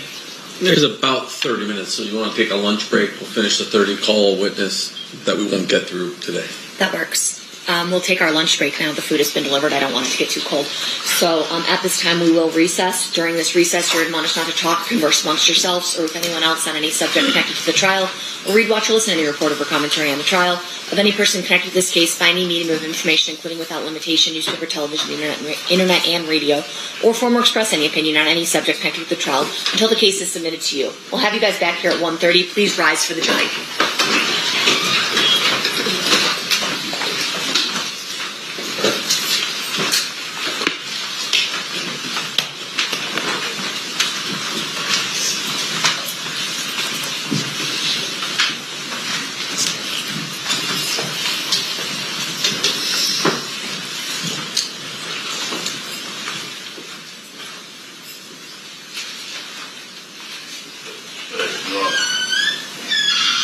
Hang on one sec. For the record, the jury. Maybe it's accident? Okay, yes. What's up? They keep giving out my address. They broke in my house, vandalized my house, vandalized my wife's car. You know what I'm saying? Because they keep giving out our address. Now they gave out my sister's address. This stuff is wrong. Running an online brand? Yeah, it's a lot. Getting your domain on Wix Domains? Easy. Type it. Find it. Own it. Whatever you're creating, there's a domain for that. Put your name on it. Go to Wix Domains.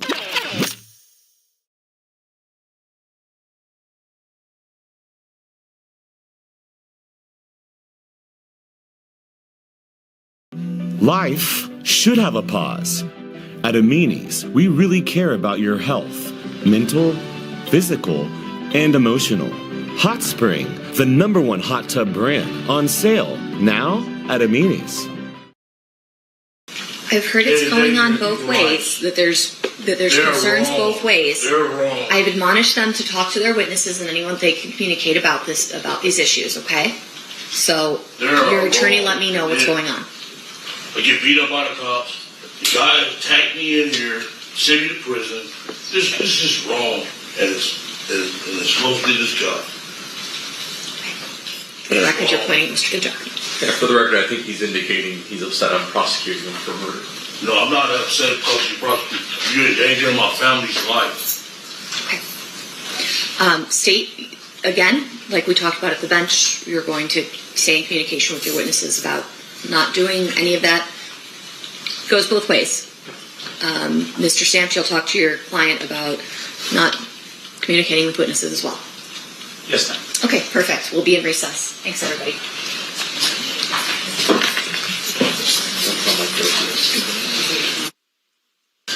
All right, we're back on record in State versus Davis, C377407. Anything we need to address before we bring the jury in? Not from the state. Timing-wise, we're going to finish off with the statement, and then you have a witness that you're going to get started but not finished, correct? Okay, sounds good. Let's bring in the jury. Randy?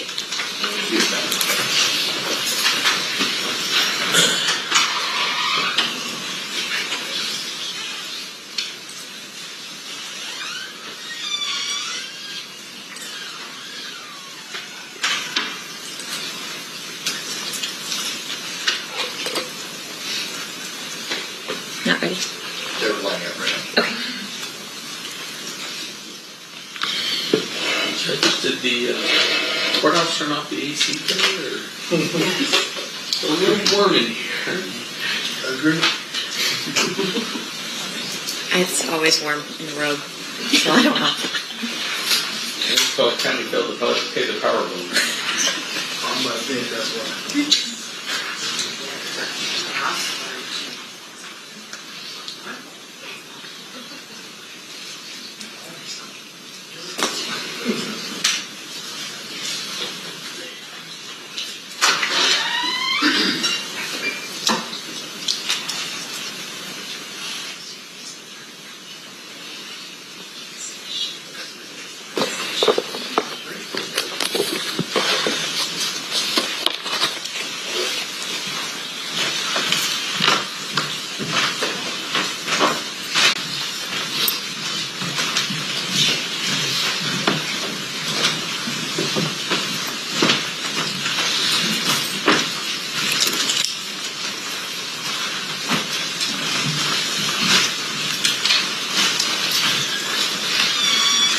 The party stipulates with the presence of the jury. All right, you may be seated. Welcome back, ladies and gentlemen. We are in the middle of two-thirds of the way through exhibit number 118. State, you may resume playing whenever you're ready. Thank you. Okay. So you said you didn't know that Orlando was going to shoot him, but he wasn't a planned shooter? No. There was no plan at that time. At all, period. It was the lucky coincidence. Yeah, we ran into him. Okay. It just happened, what you're saying? Yeah. Okay. All right. I don't know how to word this. You're doing a good job.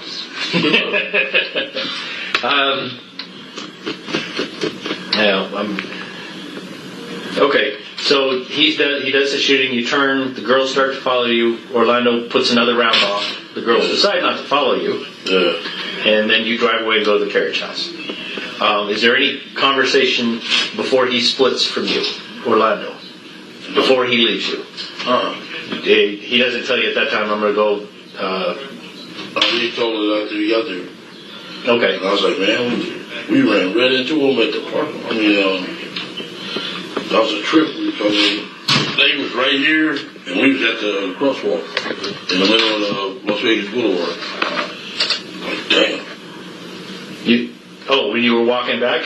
Yeah, when we was walking back, the ambulance and Shug and Tupac to the back of the ambulance. Right by us. Like, we could have said hi. Did Shug see you? I don't know. Okay. Did he see you? Did he know it was you that was in the car when they did the shooting? He could have seen you. You could have seen me, yeah. You think he might have? It could be possible. Yeah. What I'm asking is, did you guys make eye contact? Did you and Shug make eye contact?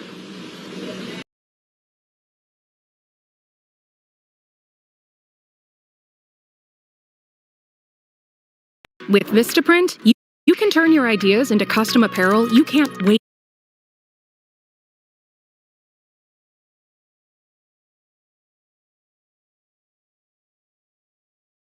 to wear and share. So you can introduce your brand before you even say hi. Give your whole team a glow up in professional polos and outerwear. And upload your logo and poof! You've got apparel with print so clear, your brand jumps right off the fabric. Just think it, click it, and print it with Vistaprint. Because with all the colors, sizes, and styles you need, anything's possible. Print your possible with 20% off your first order at Vistaprint.com.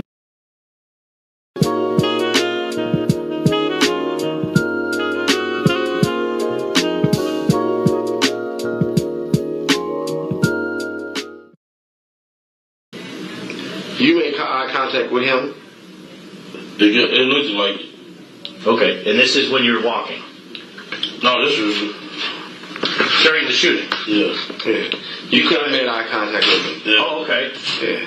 So during the shooting, you made eye contact with Shug? It looked like... I see. It looked like you seen it. You believe that? Yeah, I believe that. Okay. All right. That's why he said, y'all had the right motherfucker. Say it again. Remember he said on that interview, y'all had the right motherfucker, y'all had your man. You don't remember him saying that? Yeah, I do. Yeah. And what do you think he was referring to? Orlando? Yeah, Orlando. Okay. You don't remember he said that when he was at his office? Y'all had your man. And he did it all in that book interview, all that shit. Like this motherfucker. Snitcher. You know? That's strange that he did that. Yeah. You don't remember him saying that? No, I remember something to the effect. Did you think he was going to I thought he was, yeah. press charges on you? Orlando really kind of saved him. Well, I mean, anybody. I mean, did you think Suge was going to tell the police? No, you know better than answer that question. Suge wasn't going to tell him that. But answer the question. I thought he was. You really did? Yeah, because he just had the music industry view. Right. You know what I'm saying? And like y'all, but the street people wasn't scared of him. You see now he gets beat up every week. Yeah. So the police actually came and did some search warrants. Yeah. You remember that you were there for that? I got away about 5 minutes before y'all came. Okay. And they got into the houses on Burris, as well as quite a few other places. Yeah. They actually took quite a few guns. Yeah. Yeah. They didn't get the right gun. No. Do you have any idea now where that gun might have gone? No idea. Never heard anything about it. What did I know? Never say anything about it. Who went back and got the Cadillac? T. Brown drove it on. So T. Brown would have had the gun at some point? Not that I can recall. You didn't hear anything about that? Nobody never discussed what the gun is. Never. Okay. Tell them why that happened, because what was your mindset? What's that? Why wouldn't you not discuss the gun? I was trying to get as far away from Vegas as I possibly could. All right, it wasn't on your priority list. Yeah, I was trying to get the fuck up out of there. When did you leave Las Vegas? We left the next morning. I'm sorry? We left the next morning because we figured y'all would be looking for that Cadillac on the road. Okay, so you left in the Buick? Yeah. With Pamela. Or Paula, I'm sorry. Me, Paula, and Lane. Oh, Lane drove back with you? Yeah. What did Lane say about the shooting to you? He was just nervous all the way back. And he was like, man, because he went on to the doctor and got a sling at the same hospital. At what hospital? Where Tupac was? Yeah, on Marlin Parkway. Really? Yeah. The next day or the same night? That same night, got a sling. Was on and everything. While they were in the hospital? Yeah. Tupac was taken to a trauma center, not on Maryland Parkway. There is a hospital on Maryland Parkway. Yeah. And you think that's where he got it? Yeah, got a sling and everything. He was fucked up. They fucked him up bad. Okay. I'm looking for anything Orlando might have said about the shooting. When did you find out that that day was hit? Yeah, Tupac was hit. Chig was grazed. Corey came from the MGM and said, everybody talking about Tupac is shot. What did Orlando feel about that? What, did you say anything? No. Yeah, there you go. Yeah, he didn't say nothing. You didn't say anything? Yeah, no. We was already scared of Corey because they were saying they weren't saying that for Corey anyway. Yeah. Yeah, we was kind of scared of him, so we didn't really mention nothing around him. Okay. But now, go ahead. He got wind. Who got? When Corey, then he found out. Shit. You lost me. Go ahead. I said Corey, when he found out what happened and shit, he got to tell everybody. Well, he found out what he thought happened because he wasn't there, right? Yeah. Okay. Yeah. So the van, we'll get back to that real quick, but the van, it didn't catch up to you guys at all, and it wasn't even nowhere near the shooting at that time? They didn't ever know we had did it. None of those guys? None of those guys. So you didn't even tell them you did it? How about when you get back to Compton? Did you tell everybody that? I didn't tell nobody. Okay, he asked you 2 questions. It's not on purpose. Okay, but just listen carefully to his question. His first question was... Did I tell anybody? Yes. Never. Okay. The first time I even mentioned it to anybody was when I told them. That was my deepest secret. Your lawyer didn't even know, right? I understand. Chief, your lawyer didn't even know, right? Okay. And all they will do is be on the internet. We killed Tupac. And you cannot be doing that. You know what I'm saying? Stupid motherfuckers. Murder is never over. Keith, is he asking you a question? Well, no. Right now. Quit rambling. Just let me ask you a question so we can go. The Burris crew. Yeah. Southside Crips. When you got back into Compton, did you have a meeting with your crew? Not with our crew. We gave after all that shooting, we gave a meeting then. All the killings? All the shooting, yeah.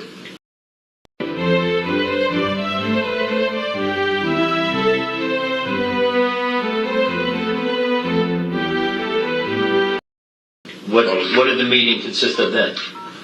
What'd you say? What did the meeting? What happened at that meeting? What happened at that meeting? I said we'll take care of all the heavyweight dudes and y'all just take care of all the neighborhood dudes. Okay. But there's time that you kind of told them, look, man, this is all because of Tupac. There's something happened down there, something like that. I said, he's trying to refresh your memory, so just listen to what he says, because he's not trying to testify. Y'all shouldn't have never gave that meeting. Okay. Shouldn't have never gave it. The meeting and at the point that you have that meeting, it's a full-on war. Yeah. A lot of people dying. People were scared, yeah. We only lost one person. That would be? Bobby Spence. Okay.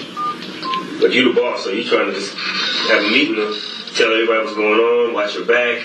This is why A, B, C, and D is happening. Then you the boss. Yeah.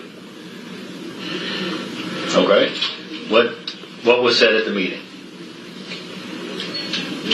Said at the meeting? Shit. I just told them be careful. Y'all take care of all the gang members, the street level guys, and we'll handle the heavyweight guys. But isn't that the time that you told them kind of like allude to the fact that somebody from Southside had done that, killed Tupac? I never told nobody that. Never said that. Because I know better than that. The first time I ever told somebody was y'all. I didn't tell my sisters. I didn't tell my brothers. I didn't tell nobody nothing. I don't know if Lando told anybody or nothing. But I never told nobody shit. Not like that. Did the Cadillac go anyplace? Did he go anyplace? Well, you said that Dre drove it back. No, T. Brown drove it back. Okay, T. Brown, I'm sorry. T. Brown drove it back to Los Angeles. Yeah. What? Did they go to a car wash? Yes. No, hell no. Nothing like that. No. You just turned it. He turned it back into the rent-a-car. Yeah. All right. He shot that thing. You know, they gonna wash it when we go. They No bullet holes, no body shot, no nothing. No nothing. None of that never happened. None of that happened. Were there any casings left inside that car? You know, he got that shit up out of there. T. Brown did. Yeah. When did he do that? Shit, before he left Las Vegas. You know where he did that? Was it there in the parking lot at the carriage house, or do you have any idea where he cleaned it up? I didn't go over there. I didn't go nowhere near that Cadillac. I understand that. But he didn't say anything about, I took care of it, I cleaned it out, anything like that. No. No work here? I don't know. I didn't tell nobody nothing when we took care of the body. None of that shit. Never. Okay. That was my deepest secret in my life. That would cause problems. Yeah. I told them the first day. T. Brown's still alive? Yeah. Where's he at? Tell him. He over there in LA somewhere. Be hanging out by the Millennium. What's the name? You put a rest down? No. I'm I'm just looking for information. That's all. Okay. Y'all had him. Y'all had him laying the y'all didn't get me. Keith, did he ask you a question? Let me ask you a question. All right, have you discussed this with T. Brown since Tupac died? Man, I'm the only one alive. I know. Have you two discussed it? Yeah, all the time. Would T. Brown talk to me? What? He might, I don't know. Okay. He might. But, yeah. And I was... Do you think he stashed that gun? I'm just asking for your opinion at this point. Even that gun is an interesting thing. You know how many years I've been hunting that fucking thing? Yeah, it seems to be, it hasn't popped up. Tell him what you know about the gun, like where could it be, or if you have any idea who might have took it. Just think it off the top of your head. Someone come back and got it? Anything you can think of? I didn't go nowhere near that gun. I understand that. What I'm saying is, do you have an impression that anyone mentioned something about maybe they went back and got it, or someone took a special interest with it, so you might think, is there a particular person you think that went and took the gun? I don't know. That's T. Brown probably didn't know. You know. Is T. Brown the kind of person that would keep a gun like that because hell no. He got rid of it. You think he got rid of it? He would not keep it as a trophy. Hell no. Like that. Shit no. Not at all. I mean, that's... Me and him the only one we be talking about. We'd only do 2 dudes alive. Woo. He never said nothing about the gun, though. Never. Yeah, that's what he was trying to figure out. Never. But we know who all told on us because we got... He asked you that question. Okay. He asked a question about the gun, okay? Damn, Keith. Oh. You'll be here all day. Just, it's cool. You got as much time as you want, but... Okay, come on. Okay, go on. Answer the question. Who told on you?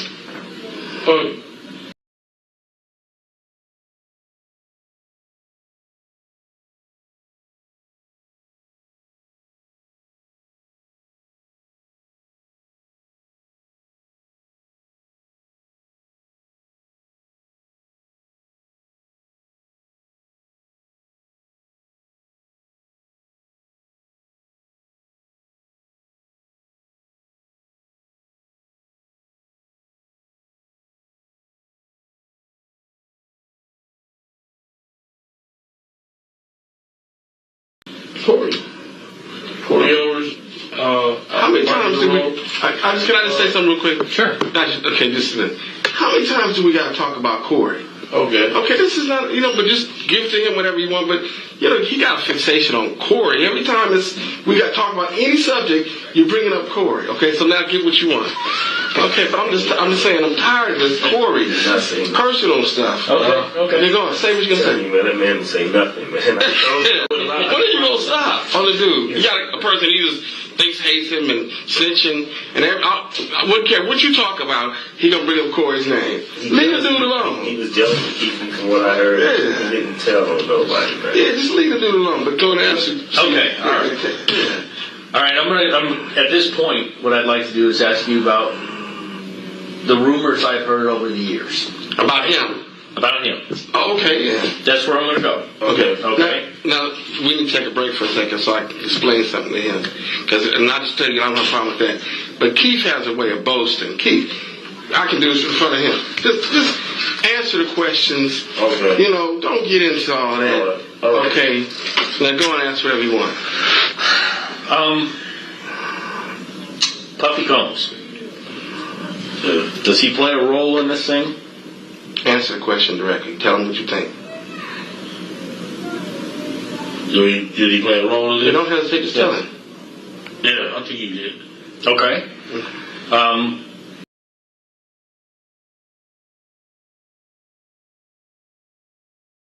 Every Raising Cane's chicken finger is marinated, battered by hand, and cooked to order.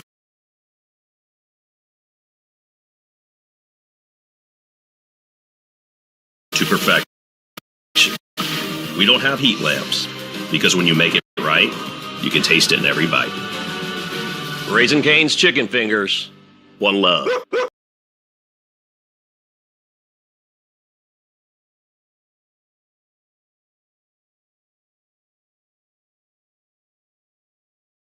I heard he was.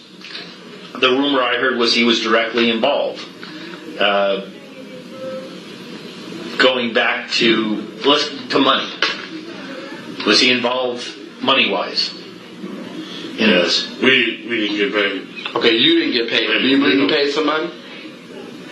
Did somebody get paid for this? To your knowledge. To my knowledge. What do you believe? It didn't happen. We didn't get no money in California. Okay. You think you get somebody at some other point? Someone else or what? Yeah. Then answer the question. I'm saying, tell them what you think. You think somebody got paid? Yeah. Zip. Zip got paid.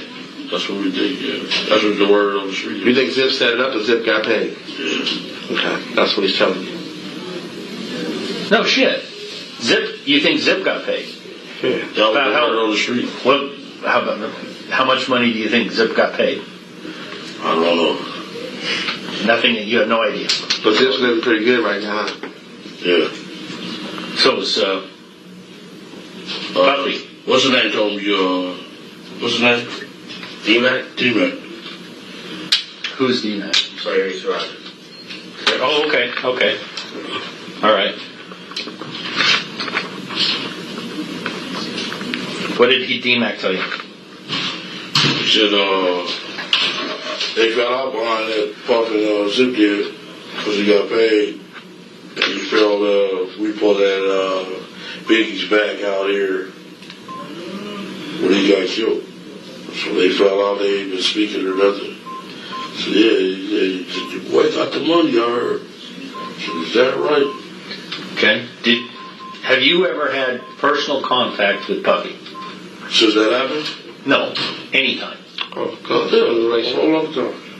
Oh, you know Puffy? Yeah. Okay. He knows him. And he knows you. Yeah. So you had contact with him prior to the events in Las Vegas?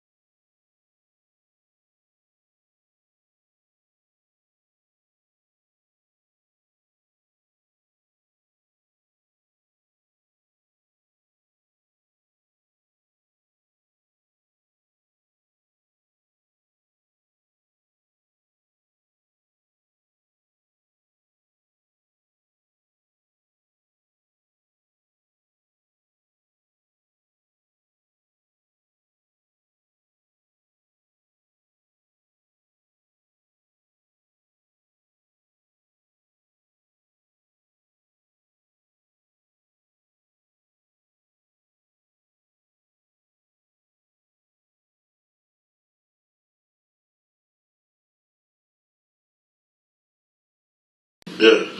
Okay. Did Puff ever indicate to you?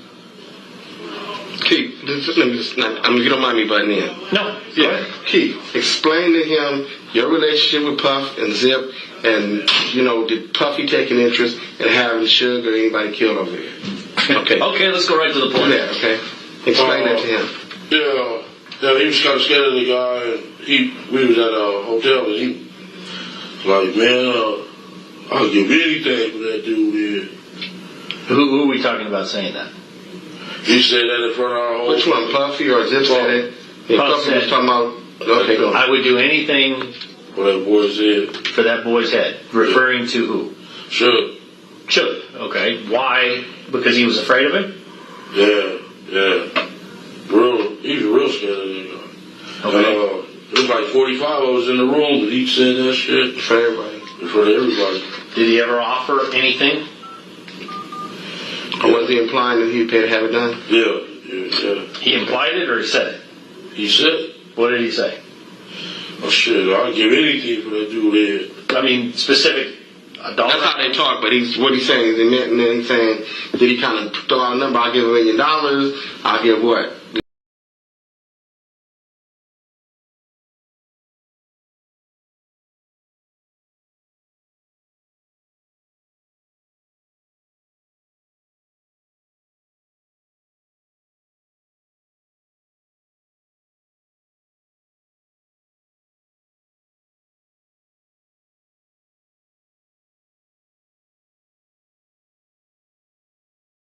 Did he say something like that?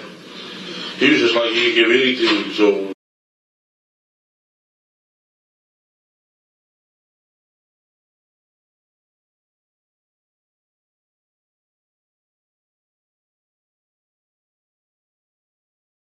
Motherfucker, millions, too. That means big to some little gamblers on the street. Like, okay, we'll turn that food. But he never had, Puff, as far as you know, never said, I'll give you a specific dollar amount.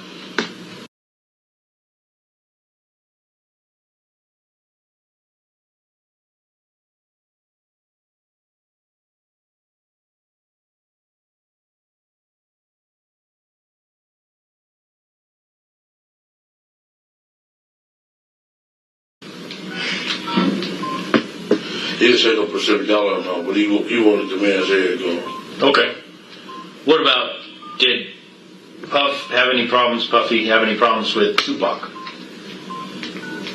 How about that, that record came out, told him he's a faggot and all that shit. Right. Did he ever say anything specific? Did Puff ever say anything specific about Tupac that you know of? Put it this way, what he's saying is, you know you have the issue with Suge, and that he wanted Suge dead, but did Puffy seem to express an interest in Tupac? It was like maybe something happened in the Tupac. Did he say punk ass Tupac? Yeah, fuck that dude, yeah. And did he think we got to have something done? He got all this shit started. Oh, said Tupac was the one that started. Yeah, got this shit started. That's what he was asking for. I'm sorry. Oh, that's okay. I'm understanding.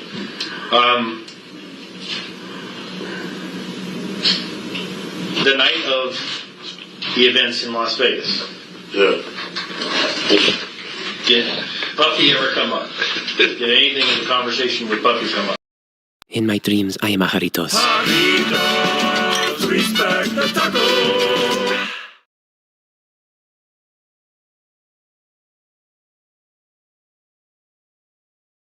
Water is formless. It adapts. It flows. It heals. Puffy come up. I'm sorry, did I not? He wasn't hungry. No. If we were at my office, we would be having snacks and anything you want, because, you know, I got it like that. But over here, you know, it's like low budget. You don't even get windows in the room. What do you think he's so thin for? Oh, I'm telling you, you start messing with him, you know, you starve to death. You know? Get some water. Okay, go on. Did anything come up about Puffy that night? That night? Yes. About Puffy that night? Yes. Did any conversation about Puffy the night of the incident in Las Vegas? Okay. Oh, after the shooting? During the shooting? After anything? After we was like, damn, we get paid now. Okay. And that was meant. We didn't even know the boy was shot. But you been paid.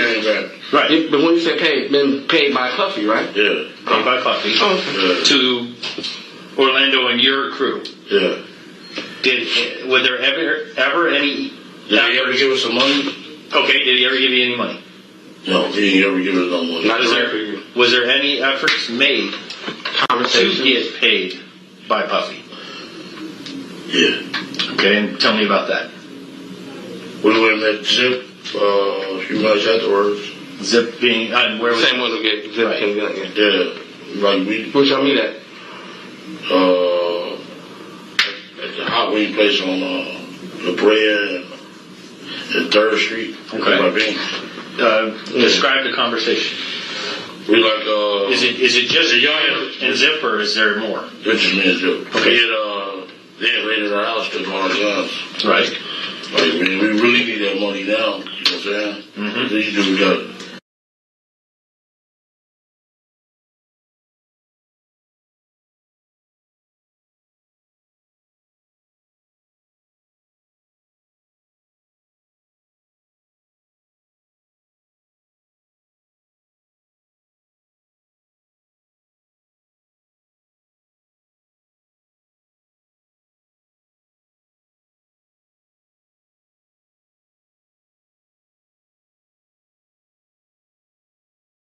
Millions of dollars to go against us.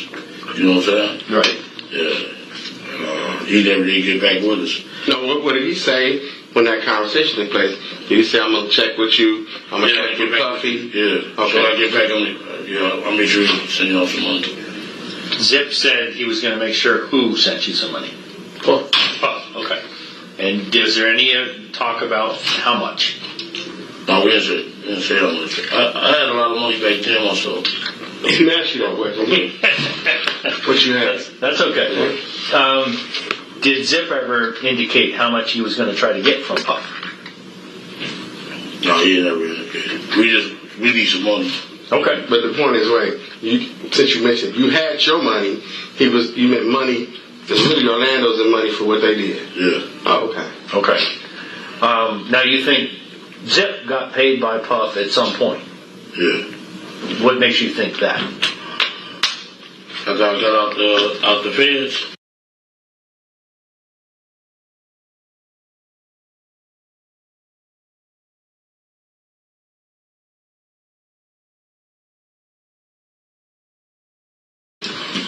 I would have met him maybe like 2 years. What do you mean you got the feds? He was in the feds visiting for a while. Oh, yeah. Okay. So when did you go in? Yeah. 98. When did you come out? 2002. Okay. Mm-hmm. And you think during that time period, Zip got paid? Yeah. By Puffy? Yeah. Because when you got out, what did you notice? What's that? When you got out, what happened that made you feel that Zip got paid? At a big nightclub, 3-story shit. All kinds of cars, everything. Okay. In that 4 years, he ended up all that shit, right? Yeah. Okay. Did you I ever try to get in contact with him? Yes. No, I never. He never called back. You left messages, he never called you back? Yeah. Called Puff too when I got out. Puffy didn't call you back? No. But I seen him after everything went down. I seen him. You saw who? I seen Puff at the House of Blues. Okay. He came to the car. Then he acted scared of us. I would be too. If I owed you money, I'd be afraid of you. Well, yeah, you didn't want to pay too, so what did he say when he came to the car? Yeah. He was just, he was telling us to come meet him at the hotel room to go to Hilton. So we asked him if we had some weed and stuff.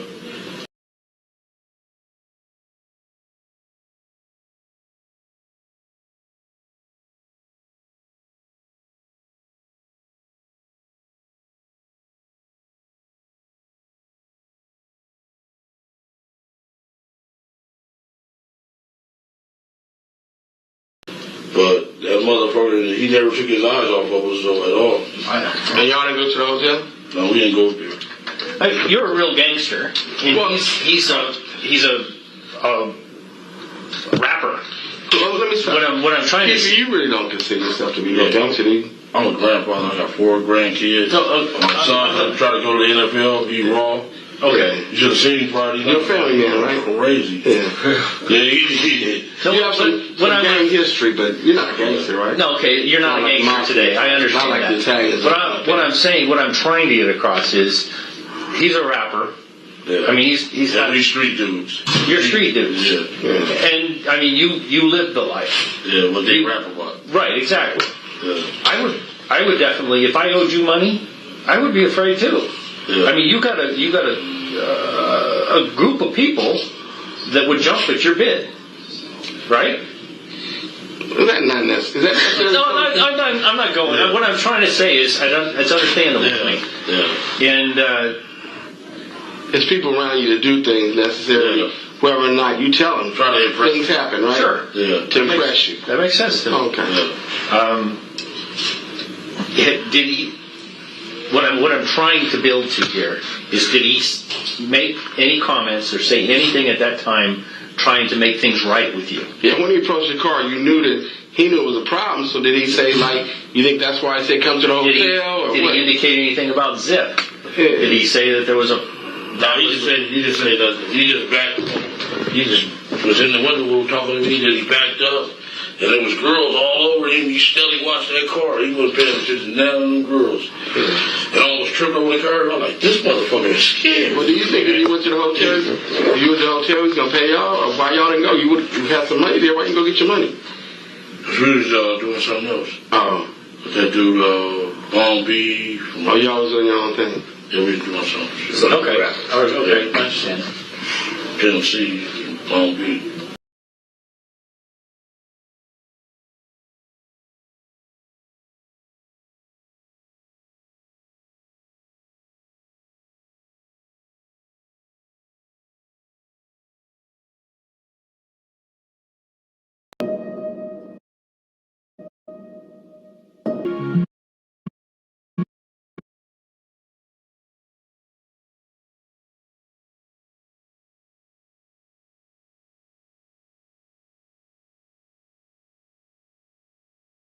Yeah. But you believe Zip got paid? That's the word on the street. That's the word. Maybe you ever had a conversation with Zip about the blockage in the payment route? I ain't seen Zip since then. And you haven't talked since to him? Since I seen him at the Hot Wings. I seen him this summer. I wanted to ask him, motherfucker, where my motherfucking money at? But they wouldn't let it. But you didn't have a conversation with him, is what you're saying. You wasn't able, that's what it is. You wasn't able to talk about your money related to that. The answer is no? No. Okay. Okay. What is T. Brown, I'm sorry. What is T. Brown doing these days? T. Brown, sell a little weed. Okay. So. That's about it? Yeah. And I got 2 little boys too, grandkids. Okay. Is there... You want me to have him call you? No. Did he ask you that? No, and I don't want to go that far, and I don't want to get you in that far. Okay.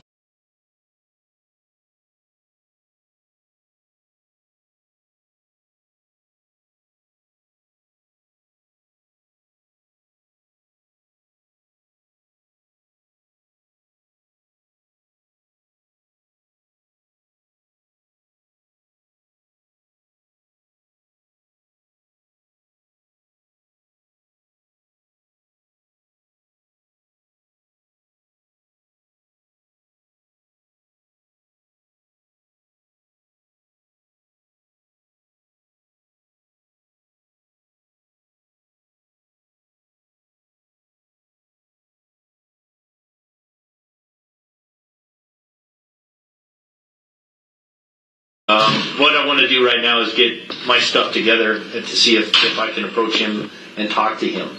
In your opinion, what would be the best way for me to do that? Him? Yeah, he a motherfucker. He broke me down like a single shot. All right. Detective? Oh yeah, whatever. No, do you have any... he can help you. Oh, no. No. He know how to do it. He a bad motherfucker. Oh. Do you have any questions right now specific to Tupac that could help me? Yeah. Is there anything that right now I have not asked you that I should have asked you? Now see, that's one of them kind of questions that is a hell of a question. But is there anything that you recall as looking at the details of what he said that maybe you need to correct? Or perhaps, elaborate on, or something that you think. Is there anything that you think is relevant that you need to do that with? I know something I'm gonna ask. You guys were you down there to specifically go do something to Tupac or shit? Oh no. Not at all. You were here for the fight. For the fight. We've been going to the fights. But after Baby Lane was beat up, you went to the 662 club to possibly get a hold of Suge. But once that was over, you were done. Once that liquor got bought, So we were smoking weed and everything. It's party time. Yeah, it's party time. Yeah. And Lane was like, man, I'm fucked up. They beat the shit out of me. Yeah, and then Suge and Tupac presented themselves to you, and the opportunity was too great.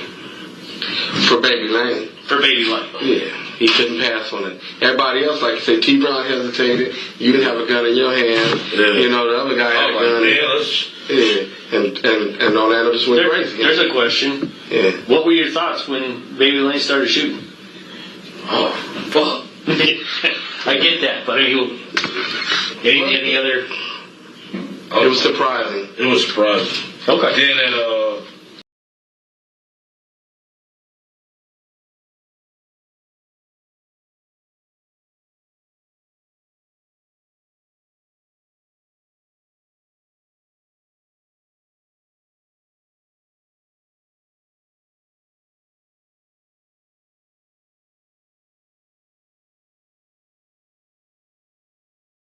then when we got home, that little BET news, every time we see that, like, God, they wasn't saying, baby, Lenny was saying, KPD nephew. KPD nephew. I'm like, motherfucker. You know what I'm saying? Understandable. What do you know?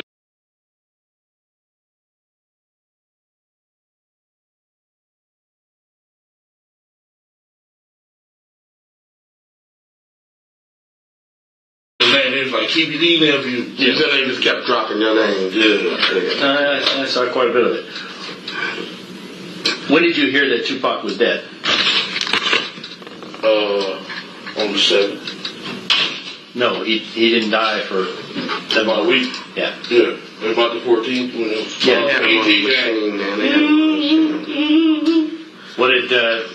What did you think at that point? Oh, fuck. The search warrants have already been hit, right? No, y'all came after we died. That's right. Okay. After we died. And it was after the war broke out between our sets. Why was Baby Lane shot and killed? Baby Lane shot and killed? The guy owned his for half a key and ran out the back door. It had nothing to do with Tupac. Nothing. You don't think, huh? I'm telling you what it was. What sense? We went to sell this dude a half a key. He went to sell dude a half a key. Yeah, he went to sell dude a half a key.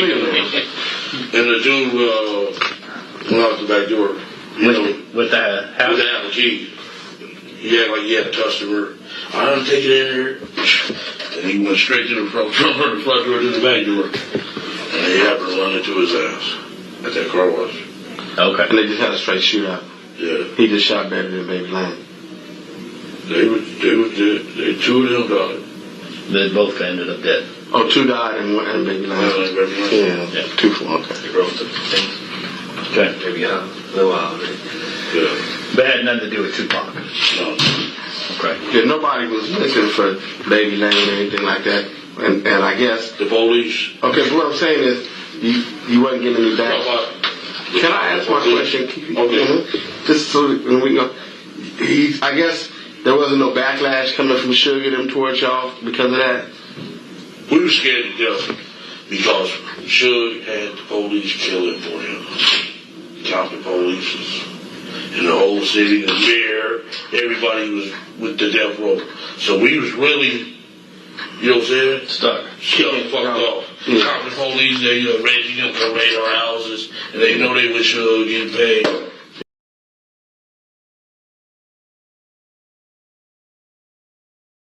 For 125 years, the people of Firestone have been building products and services with one thing in mind: to make sure you get to where you need to be. So you can show up for the people who rely on you. Let's go, baby! For dependability that matches yours. Firestone, always dependable since 1900.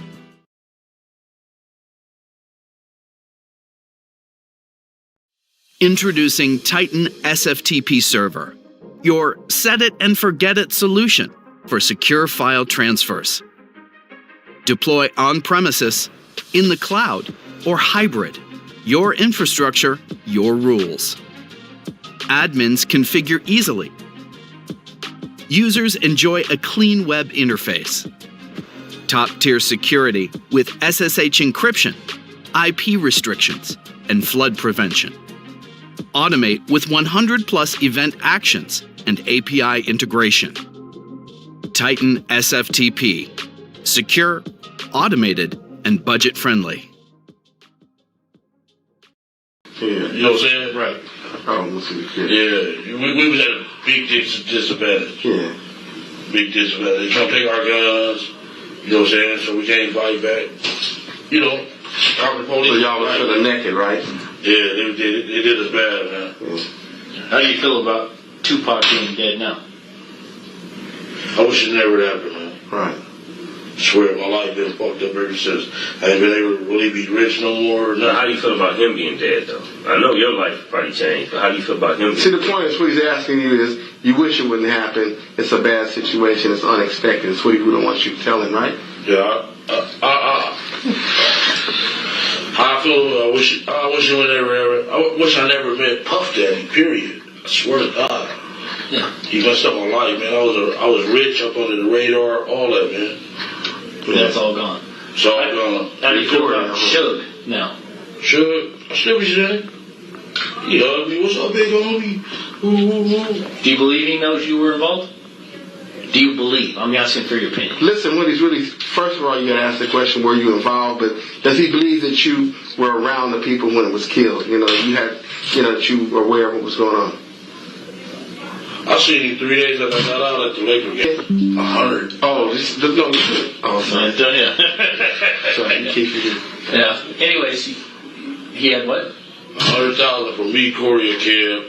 5,000 for the other gang members. And we knew some.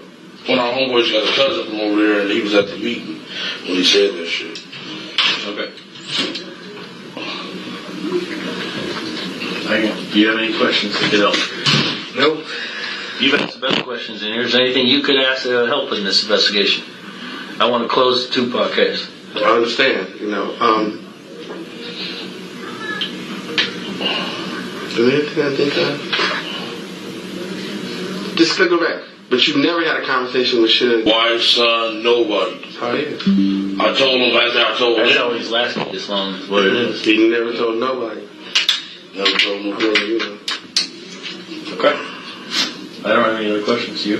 Nope. Is there anything else you'd like to add? Anything else you'd like to add? I'll just say that really the reality of it is that, it's been on his mind. Sure. I've been his lawyer for a long time. I may have suspected something, but he's never told me. And, on the faith of trying to resolve it, like you want to resolve it, that's why he's here. Yeah, no, I've suspected it for many years now. He's here, and the first time he said it, because he wanted to get it off his chest, Sure. I already knew what they wanted and everything the first day. Didn't I tell y'all? So what y'all want? Just I'm gonna give y'all what y'all want and leave me fuck alone. The last couple bills here is, have we threatened you or made you any promises in regard to this conversation we had? That tickles. Again.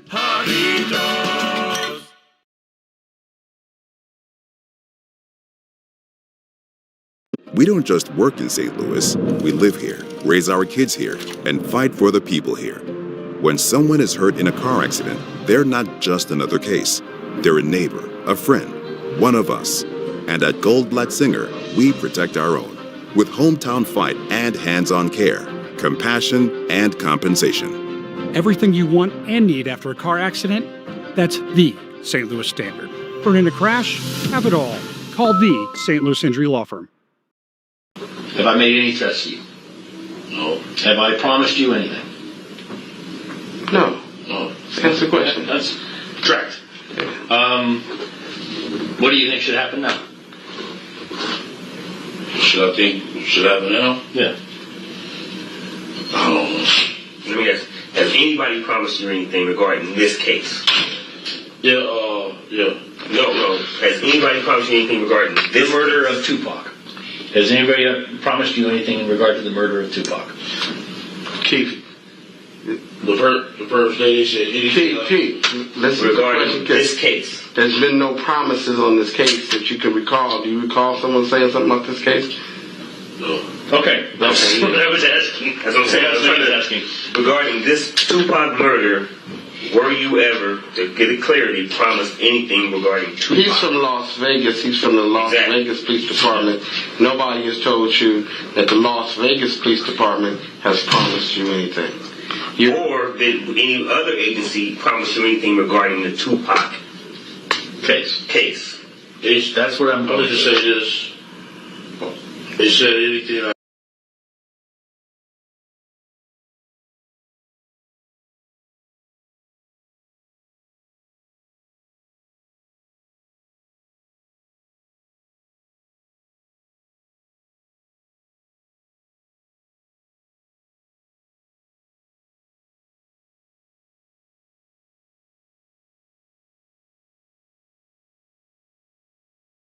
had talked about. It's confidential and covered, right? Yeah, and he said, you cannot be charged on it. No, regarding the Tupac. I'm talking to you now. Did we ever promise him anything regarding the Tupac? No, we've never had that conversation about the Tupac case. Nothing. About promising. The Tupac case is different than some other issues. But your conversation with him is because you weren't involved in shooting Tupac. That's the reason you're here. Yeah. That's correct? Right. You weren't involved in shooting him in any way. You didn't. Although things happened, it wasn't because you was out there trying to shoot Tupac. I wasn't trying to shoot him. You had some issues about Suge and some things was told to you, but it wasn't about shooting Tupac. It wasn't about shooting. Okay. Yeah. All right. And in fact, what? And I mean, for clarification, I think when who's the other guy in the back that had the gun?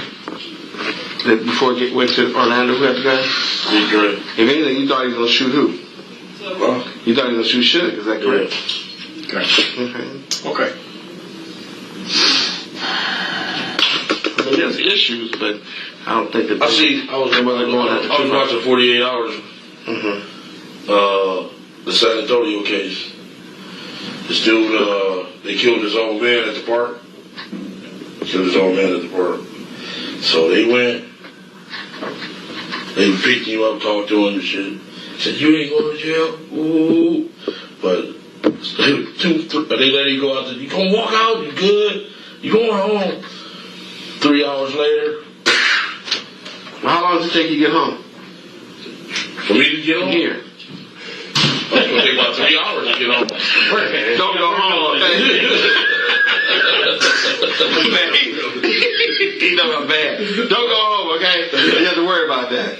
But that's not the reason for this meeting. I mean, Keith, it's a real serious case, and obviously there's issues, and there's issues of accountability, but the point is, this is a unique set of facts. If you guys actually, which is true, wasn't shooting, Orlando had a problem with Tupac, and he grabbed a gun and shot Tupac, and y'all wasn't looking for him, it is what it is. That's my opinion. But if y'all was looking for Tupac, and that's what your intent was, then I think that there's a different issue.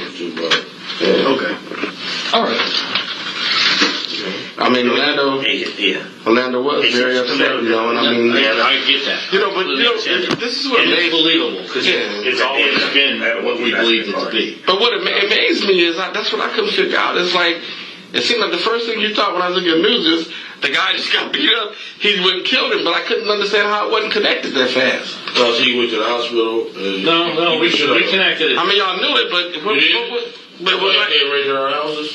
Yeah. But what, it just wasn't any... We were under the impression that there was different people in the car. Oh, okay. Some of the same, some of different. But I've always believed Orlando was the shooter. Yeah. Was I always in the car? Was I always in the car? Sometimes yes, sometimes no. Yeah. You could get instantly approved for up to $4,000. Shop for anything you want in-store or online, up to $4,000, all without using credit. Go on. Get happy instantly. Life should have a pause. At Amini's, we really care that you find peace in every space of your home. Hot tubs and spas now available. This is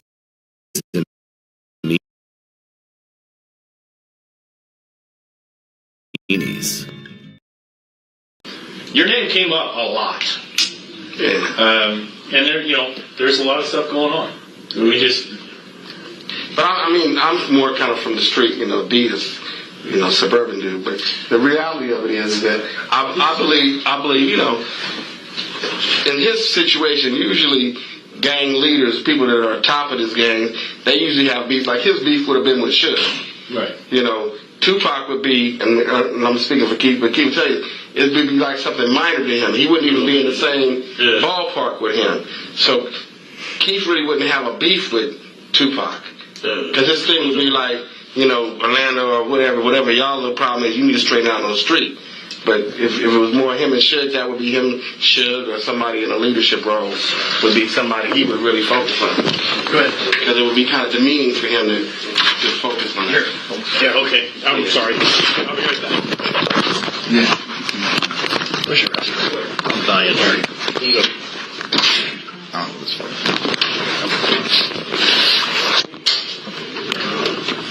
Oh, okay, good.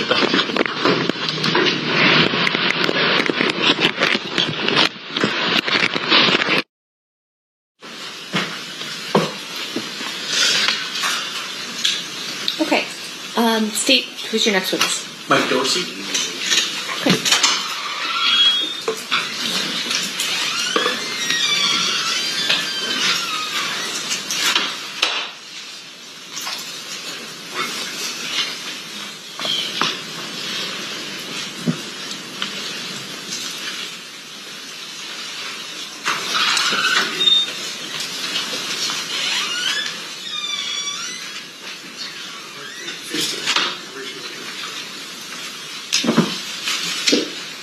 Please repeat.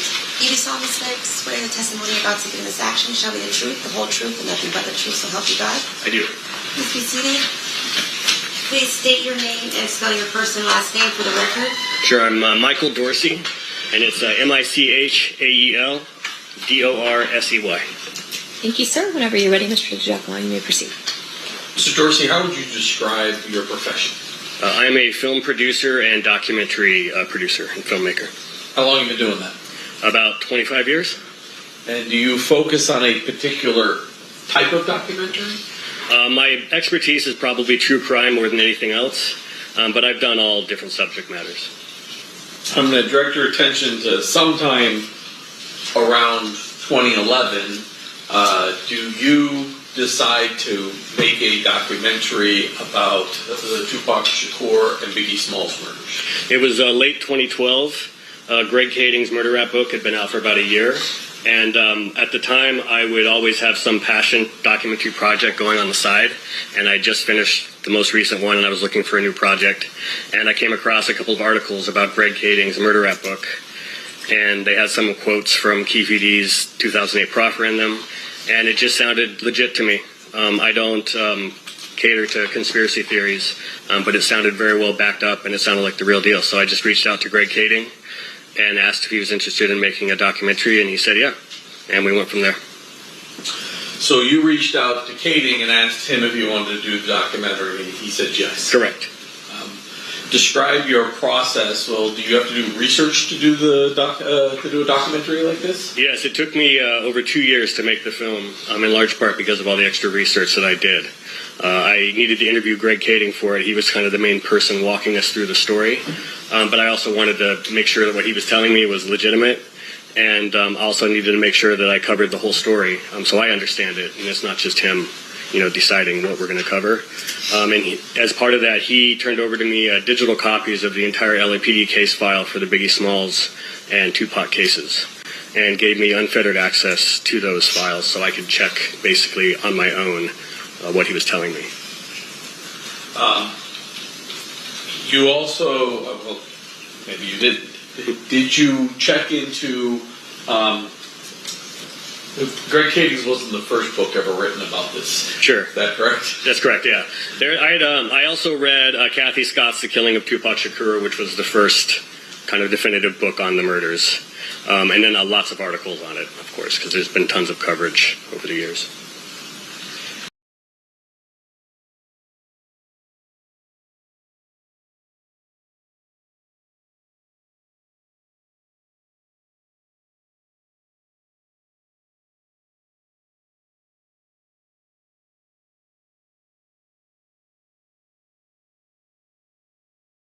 And as you were kind of researching all of this,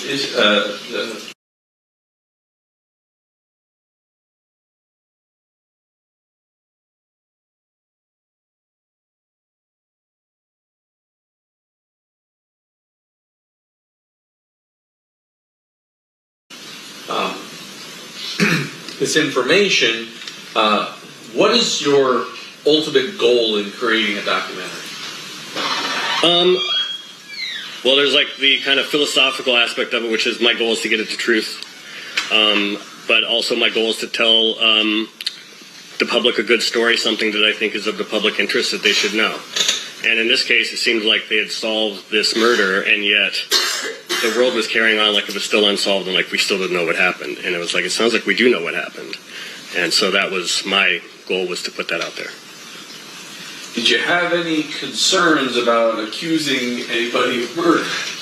Absolutely. I had concerns for my own safety, accusing a gang member from a violent street gang of committing a murder, and then also just my own financial concerns, since Puffy was going to be implicated in it as well. Taking on someone who was at the time heading towards becoming a billionaire, and who at that time did not have the public backlash that he's faced the last few years. He still had a pretty good, clean image at the time, so I was concerned about both. And based upon that,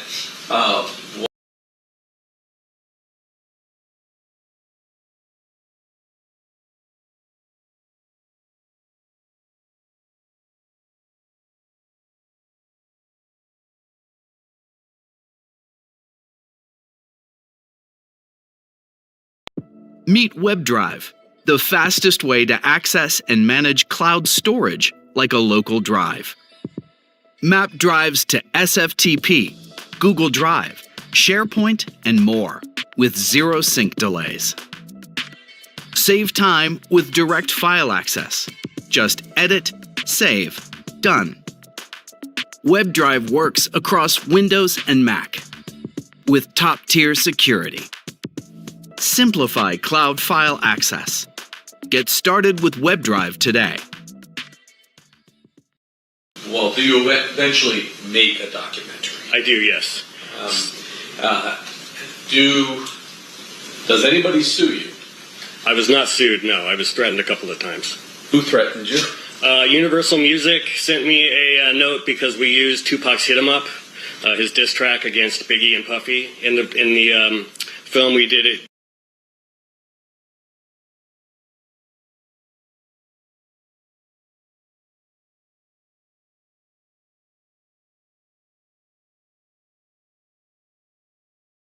Using what's called fair use law, which means you don't have to pay for it because it's a documentary. It was just like a cursory check-in from a lawyer at Universal Music, making sure we had permission, and our law firm had cleared it for us, so that was no problem. And then supposedly Puffy's attorney, Weitzman, I can't remember his last name, but he was a high-powered A-list attorney. He sent a note to Apple TV over it because that was one of our distribution companies, and basically saying that the film was defamatory towards his client Puffy Combs, and that they had like 5 business days to pull it down. And Apple, they're indemnified, so they don't care. It's up to us. It's up to me as the producer if I want to pull it down or not, because I'm the one that's going to get sued, not them.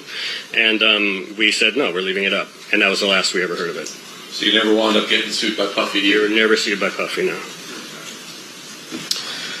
Now I want to sort of fast forward past 2012. Does there come a point in time when you see something that causes you to want to get involved with Mario Diaz?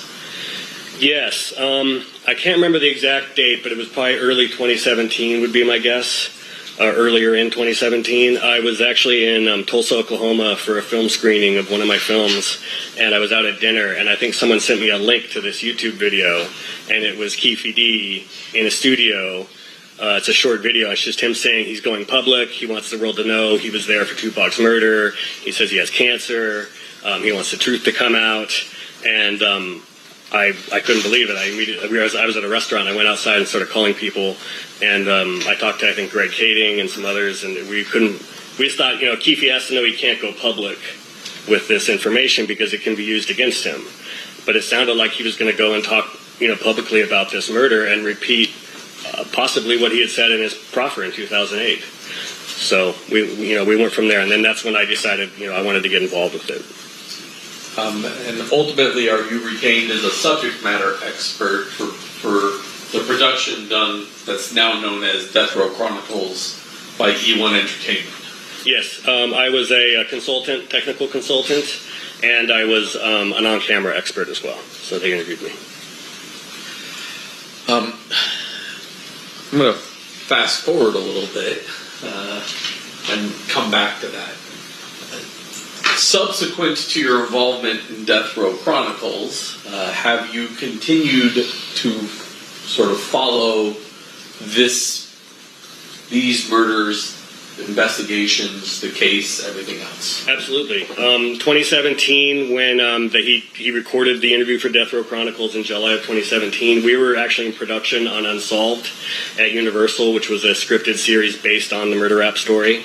So that was happening concurrently, and then he kept going public. He kind of laid low, I think, for a year and a half or so. And then this book that he had talked about during his BET interview, all of a sudden he's promoting it and saying it's about to come out. And then we find out he's going on Vlad TV and doing another interview. So he just kept, from then on, for years then, he just kept doing more and more interviews. So I stayed engaged with it. And I also was conducting my own interviews, following up with new people. James McDonald, Mob James, who I believe testified. I conducted his first ever public interview back in 2017. We convinced him to go public and tell his story. Since then, I talked to multiple gang members, gang detectives from Compton, detectives out of the LAPD, anybody who might have information on either Biggie's case or Tupac's. In particular, back in 2012, when you kind of reviewed the information that was available, was there any information from Trayvon Lane or Roger Williams within kind of the case file as statements that they made about what happened that night? In the case files, were there statements from them? Yeah. Not really, no, because Trayvon, they don't cooperate with the police. There was an FI card from Buntry, Alton McDonald, who's James McDonald's brother, that they had talked to him at the scene and he refused to cooperate, but they noticed that there was a bullet hole in his car.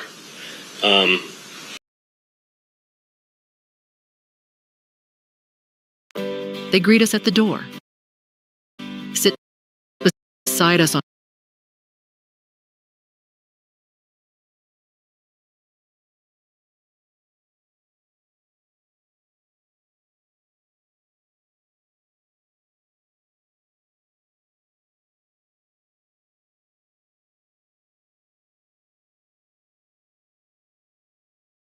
hard days, and somehow know when we need them most. They're not just pets, they're family. And when you love someone like family, you want the very best for them. That's why at your local farm and home, you'll find everything they need, from quality food and treats to toys, beds, and more, all at prices you'll love. Because taking care of family should feel good.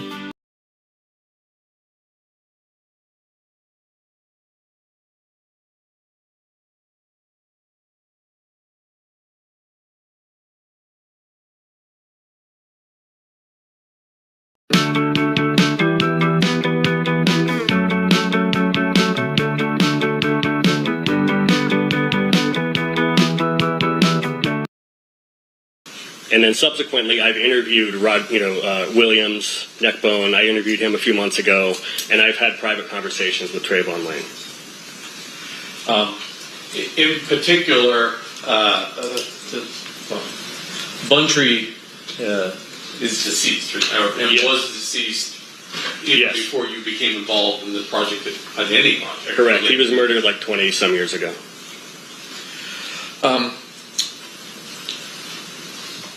During the course of the interview with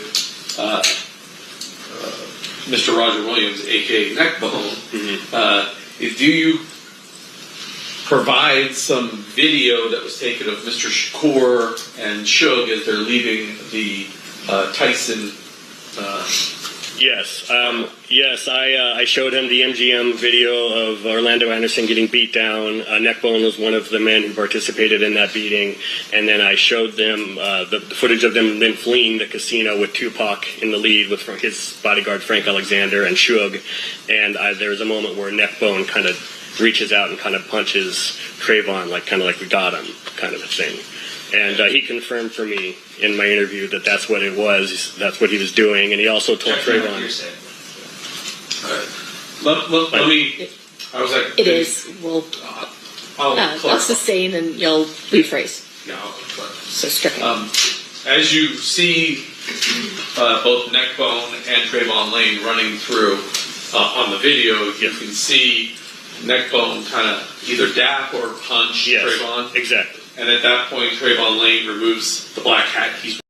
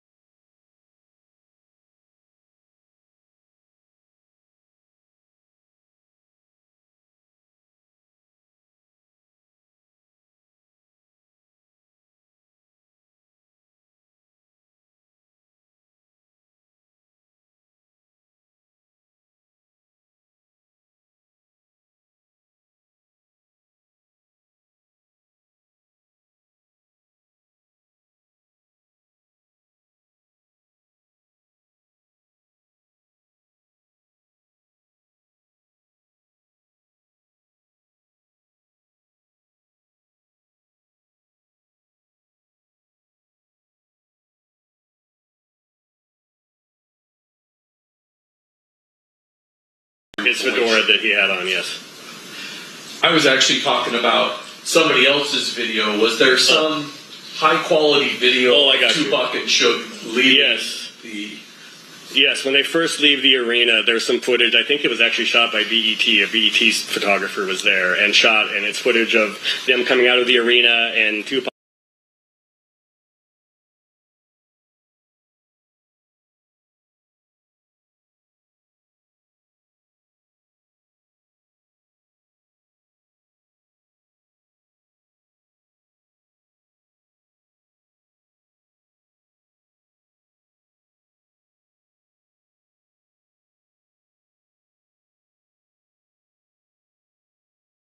Is in his gold shirt and he's all hyped up because he just watched his friend Mike Tyson knock somebody out, and he's playing to the camera, and he says something about, if you go to jail you come out and you win or something like that, because Tyson had also gone to prison, and Tupac had as well, so you could tell he was just super amped up. And then last night we watched that portion of that video out of your Neckbone interview. Right. And then that one, Neckbone is the person speaking while that video is playing. Yes. Right. Judge, I have marked in my hand the clip of just the Tupac and Suge at the MGM coming out of the fight. It's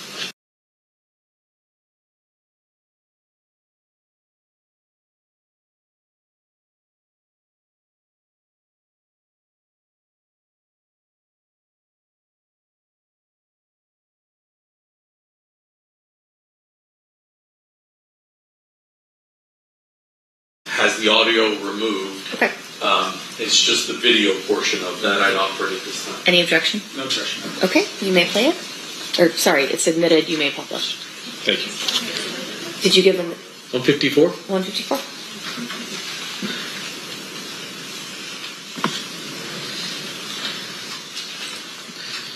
I went to my exhibits, they disappeared.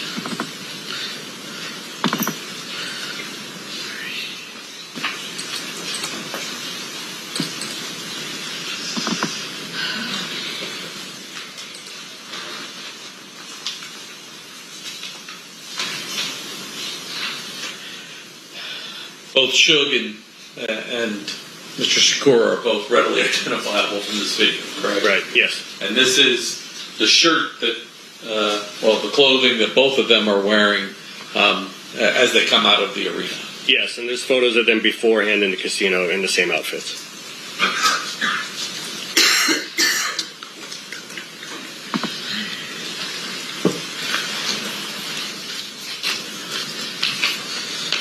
May I approach, Judge?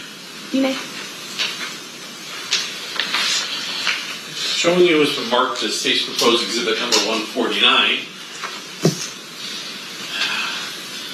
Have you ever seen the photograph of these men sitting on the curb sometime after the homicide occurred? Yes, I've seen this. And do you recognize the people that are in those photos? I recognize them more because I've been told who they are, although Trayvon Lane is very easily recognizable because I know that that's the outfit that he was wearing that night. Okay.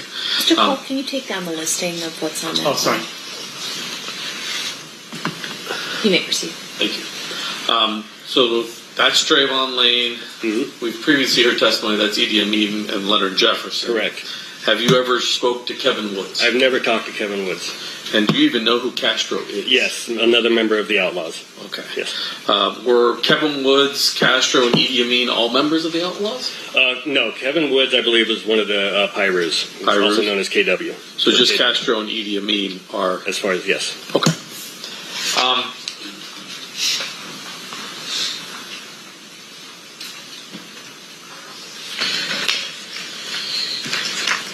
You got a little bit ahead of me, but during your research into this case, you had access to the Biggie Smalls file. Alton McDonald is actually known as Buntree, correct? Yes. And you mentioned this. There was a record of the fact that he was field interviewed by the Las Vegas Metropolitan Police Department in the night of the homicide on Flamingo. Yes. And at that time he was driving a black 96 Toyota Supra. Yes. And it had a bullet hole in it. Yes. And did it say where the bullet hole was? No, it just said vehicle took bullet impact. And that he was uncooperative. And that he didn't want to cooperate, of course, yes. Now, you've also interviewed Reggie Williams, is that correct? Or Reggie Wright Jr.? Reggie Wright Jr., yes. I interviewed him for a murder rap, over a decade ago when we were making that movie. I'll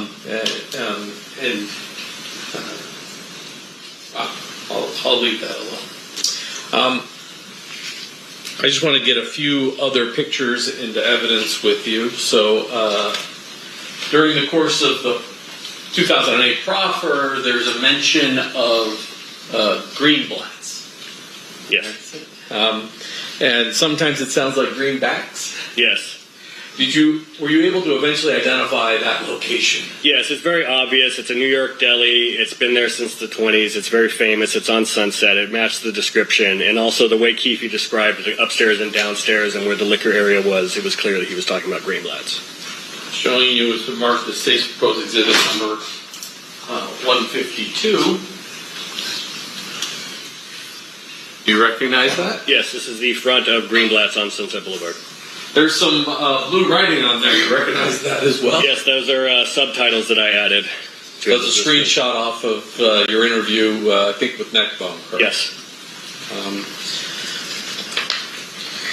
Were you aware of a person by the name of Eric Zip Martin, also known as Equan Williams, maybe Eric Von Zip Martin? He went by a bunch of names. Yes. Who was he?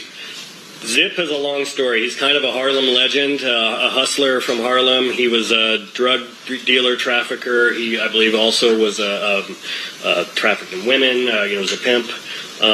He was an older generation, or kind of in between Puffy's generation and Puffy's father. Puffy's father was also involved in the street business there in New York and was murdered when Puffy was very young. And Zip Martin was kind of like he was a mentor to Puffy when it came to like the street life and wanting to kind of have that gangster persona. And supposedly he may have also been dating Puffy's mother at some point. Was he the godfather to anybody associated with this particular case? Yeah, he was supposedly godfather to Biggie's son, Chris, CJ. And is that the son with Faith Evans? Yes, I believe so, yes. When Biggie died, was there a memorial that gave certain credit to Zip? Yes, actually on his second album that came out a few weeks after he died, Life After Death, in the back there's a thank you, a list of all the people to thank, and there's Uncle Zip and then in parentheses it says the spiritual advisor. You also, I'll put this in, 151, showing you as marked as state's proposed exhibit number 151. You recognize that? Yes. And who are those two individuals? That is Sean Puffy Combs on the left and Zip Martin on the right, and this was supposedly at a New Year's Eve party in 94 or 95. Move to admit 151. Any objection?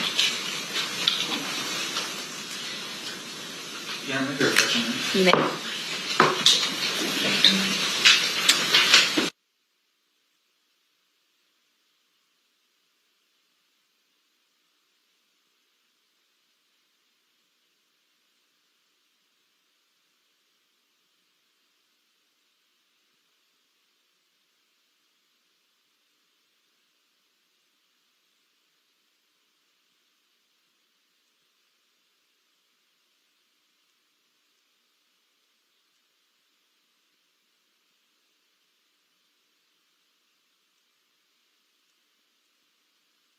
Pursuant to the conversation of the bench, no objection, it'll be admitted.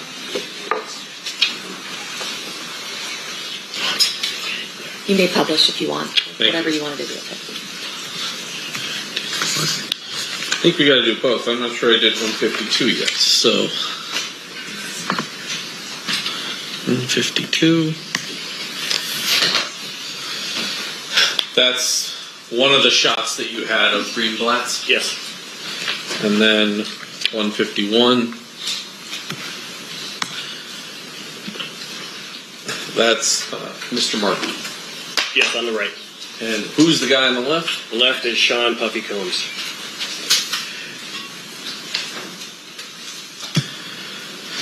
Now, Mr. Diaz testified about sort of the production of the Death Row Chronicles. And initially, were you contacted by Cliff Mogg as well? I reached out first to Las Vegas Homicide, and then Cliff Mogg reached out to me after that. Okay. He had contact with you, and just so since this is one we put up in our opening, showing you state's proposed exhibit number 61, you recognize that guy? That is Zip Martin. Move to admit 61. No objection there. So submitted. And do you essentially conduct an interview with Detective Bond? Yes, he came out to Los Angeles and interviewed me in my home with his sergeant. Was there a request for all of the underlying supporting raw data / footage associated with the two interviews you were involved in 2017, I think? For Death Row Chronicles? Yes. Yes. It wasn't so much a request, but I told him, I figured you could just subpoena the raw footage and get it. I didn't know yet that, there's laws and that it's kind of up to the entertainment companies if they want to turn over footage or not. They can't be compelled to. So that's what I thought would happen. I thought I'll let him know about this, and then it's his to do with what he wants. Sometime after the indictment of this case, did you learn that we were unable to acquire the raw footage of that? Yes, and I was even included on some of the email threads at my request because I was also reaching out to Paramount. Paramount Pictures attorney got involved. Paramount owns BET, and I think someone at E1 got involved, and they were initially saying no. And since I work in the business, I was trying to work it out with them how they could get that footage over, and then ultimately they did give permission for it to be shared. Did you have footage, or I shouldn't say footage, right. Did you have your own raw data at that point that was also authorized to be disclosed? I did. Explain to us how the setup was. Sure. So my reason for being hired onto Death Row Chronicles was a technical consultant, but mainly it was tied to Keefe's interview. I helped Mario Diaz write the questions, and then on both days of the interviews, they had me in an office there at E1's studios, or their office building. I'm down the hall from where the production studio was, where Keefe was being interviewed, and they gave me a headset so I could listen live to the interview as Mario was conducting it. and then I was texting follow-up questions to Mario while he was in the studio as things came up. Were you recording your audio feed? Yes, I took the headphones off and I made my own recording with my phone. At some point, do you learn that the only thing that we could acquire from E1 Entertainment was an actual transcript of the tapes themselves, but not the tapes? Correct. Yes. And then, did you provide us the audio that you had done during these two interviews? Yes. Once you subpoenaed me, I sent over my audio. And was there? Are you aware of either gaps in your audio or additional audio that wouldn't have been in the transcripts? Yes, there's sections where I was rolling, and I'm sure they were rolling also, but they're only going to transcribe. The reason of making a transcript for a production is the pertinent parts of the interview that they're actually going to edit into the show. So it's so that when the producers go to figure out how they're going to edit the show together, they have a transcript and they can tell the editors, use this segment here, use this segment here, use this part. There's a lot of chit-chat stuff that I had that they might have also had that was not transcribed because it was just chatter. It's never going to be used in the show. There are also some sections where I probably was rolling when they might have already cut. And lastly, there's a few moments where in the first interview, one of my audio recordings, the file was corrupted, so I lost about the last 4 minutes of it. And then during some of the interviews, I didn't always know when they would be done with the break, when they had come back and were already rolling again. So there's a few times. Did you become aware that we took your audio, transcribed the additional audio, and then anything that was not on your audio, we highlighted in yellow to identify you didn't have it, but it shows in the transcript? Correct, yes. And so these should be as complete a record as we have between your audio and those videotapes for the two interviews that occurred in July of 2017. Yes, correct. Judge, I move to admit both 113 and 114. Any objection? Madam Mayor, approach. Yep.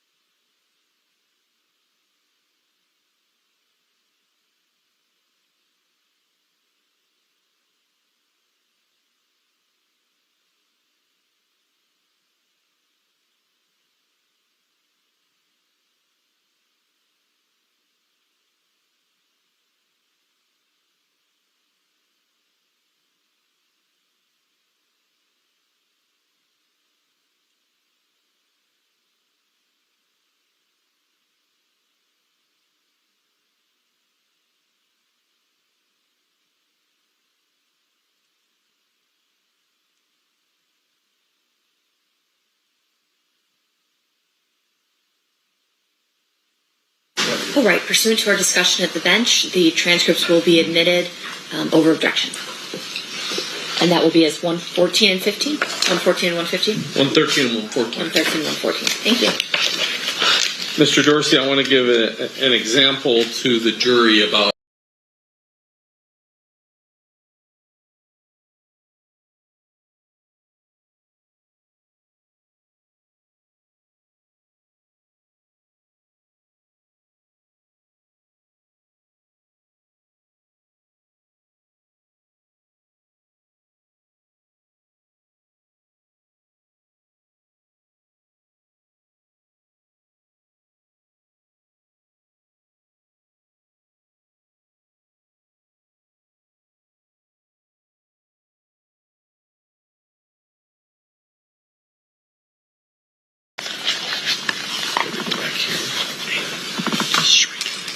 let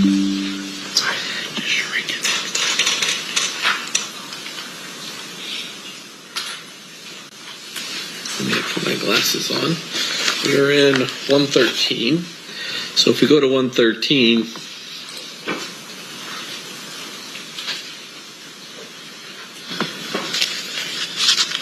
and we roll down to about page 28.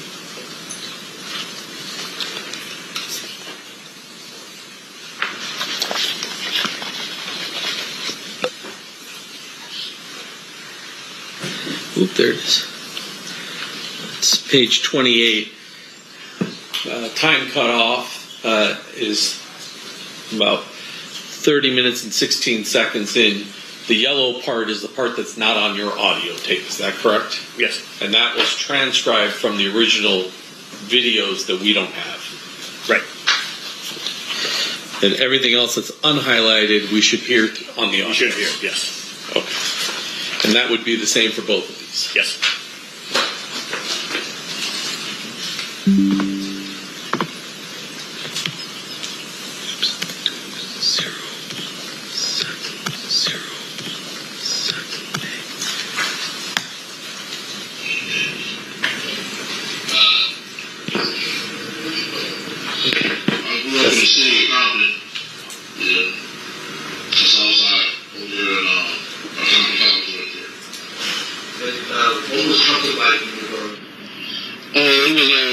When I first started, Compton was when I was I moved here when I was like 3, and it was literally white, all white. It's the first black family. Literally white, all white. It's the first black family on the street. Yeah. Where'd you move from? We moved from Watts. Oh, right. But you still grew up in LA. I don't think he's lying yet. And how did it change during the 60s, 70s, and 80s? In the 60s, it was mostly all white.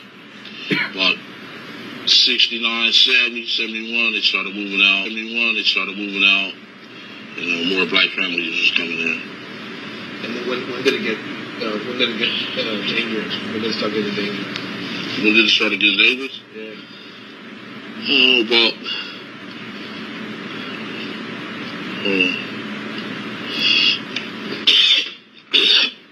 about 72, 73. What happened? The gangs started coming in. Like, the first Crips were the Grandies and the Blue Deals right there, on Alondra right there, Grandy Crips. So you were part of that history, the initial sort of, gang. Yeah, I was there when it first, was when it first started. That noise, and I'm stopping this at 1 minute and 45 seconds, it looks like. Yes. Was that your phone making that is my phone making that noise, yes. And there's going to be a few times here where you're going to hear me loudly texting, and you're not going to be able to hear the audio very well because I was probably texting a message to Mario in that moment. So sometimes it cuts out in this first interview.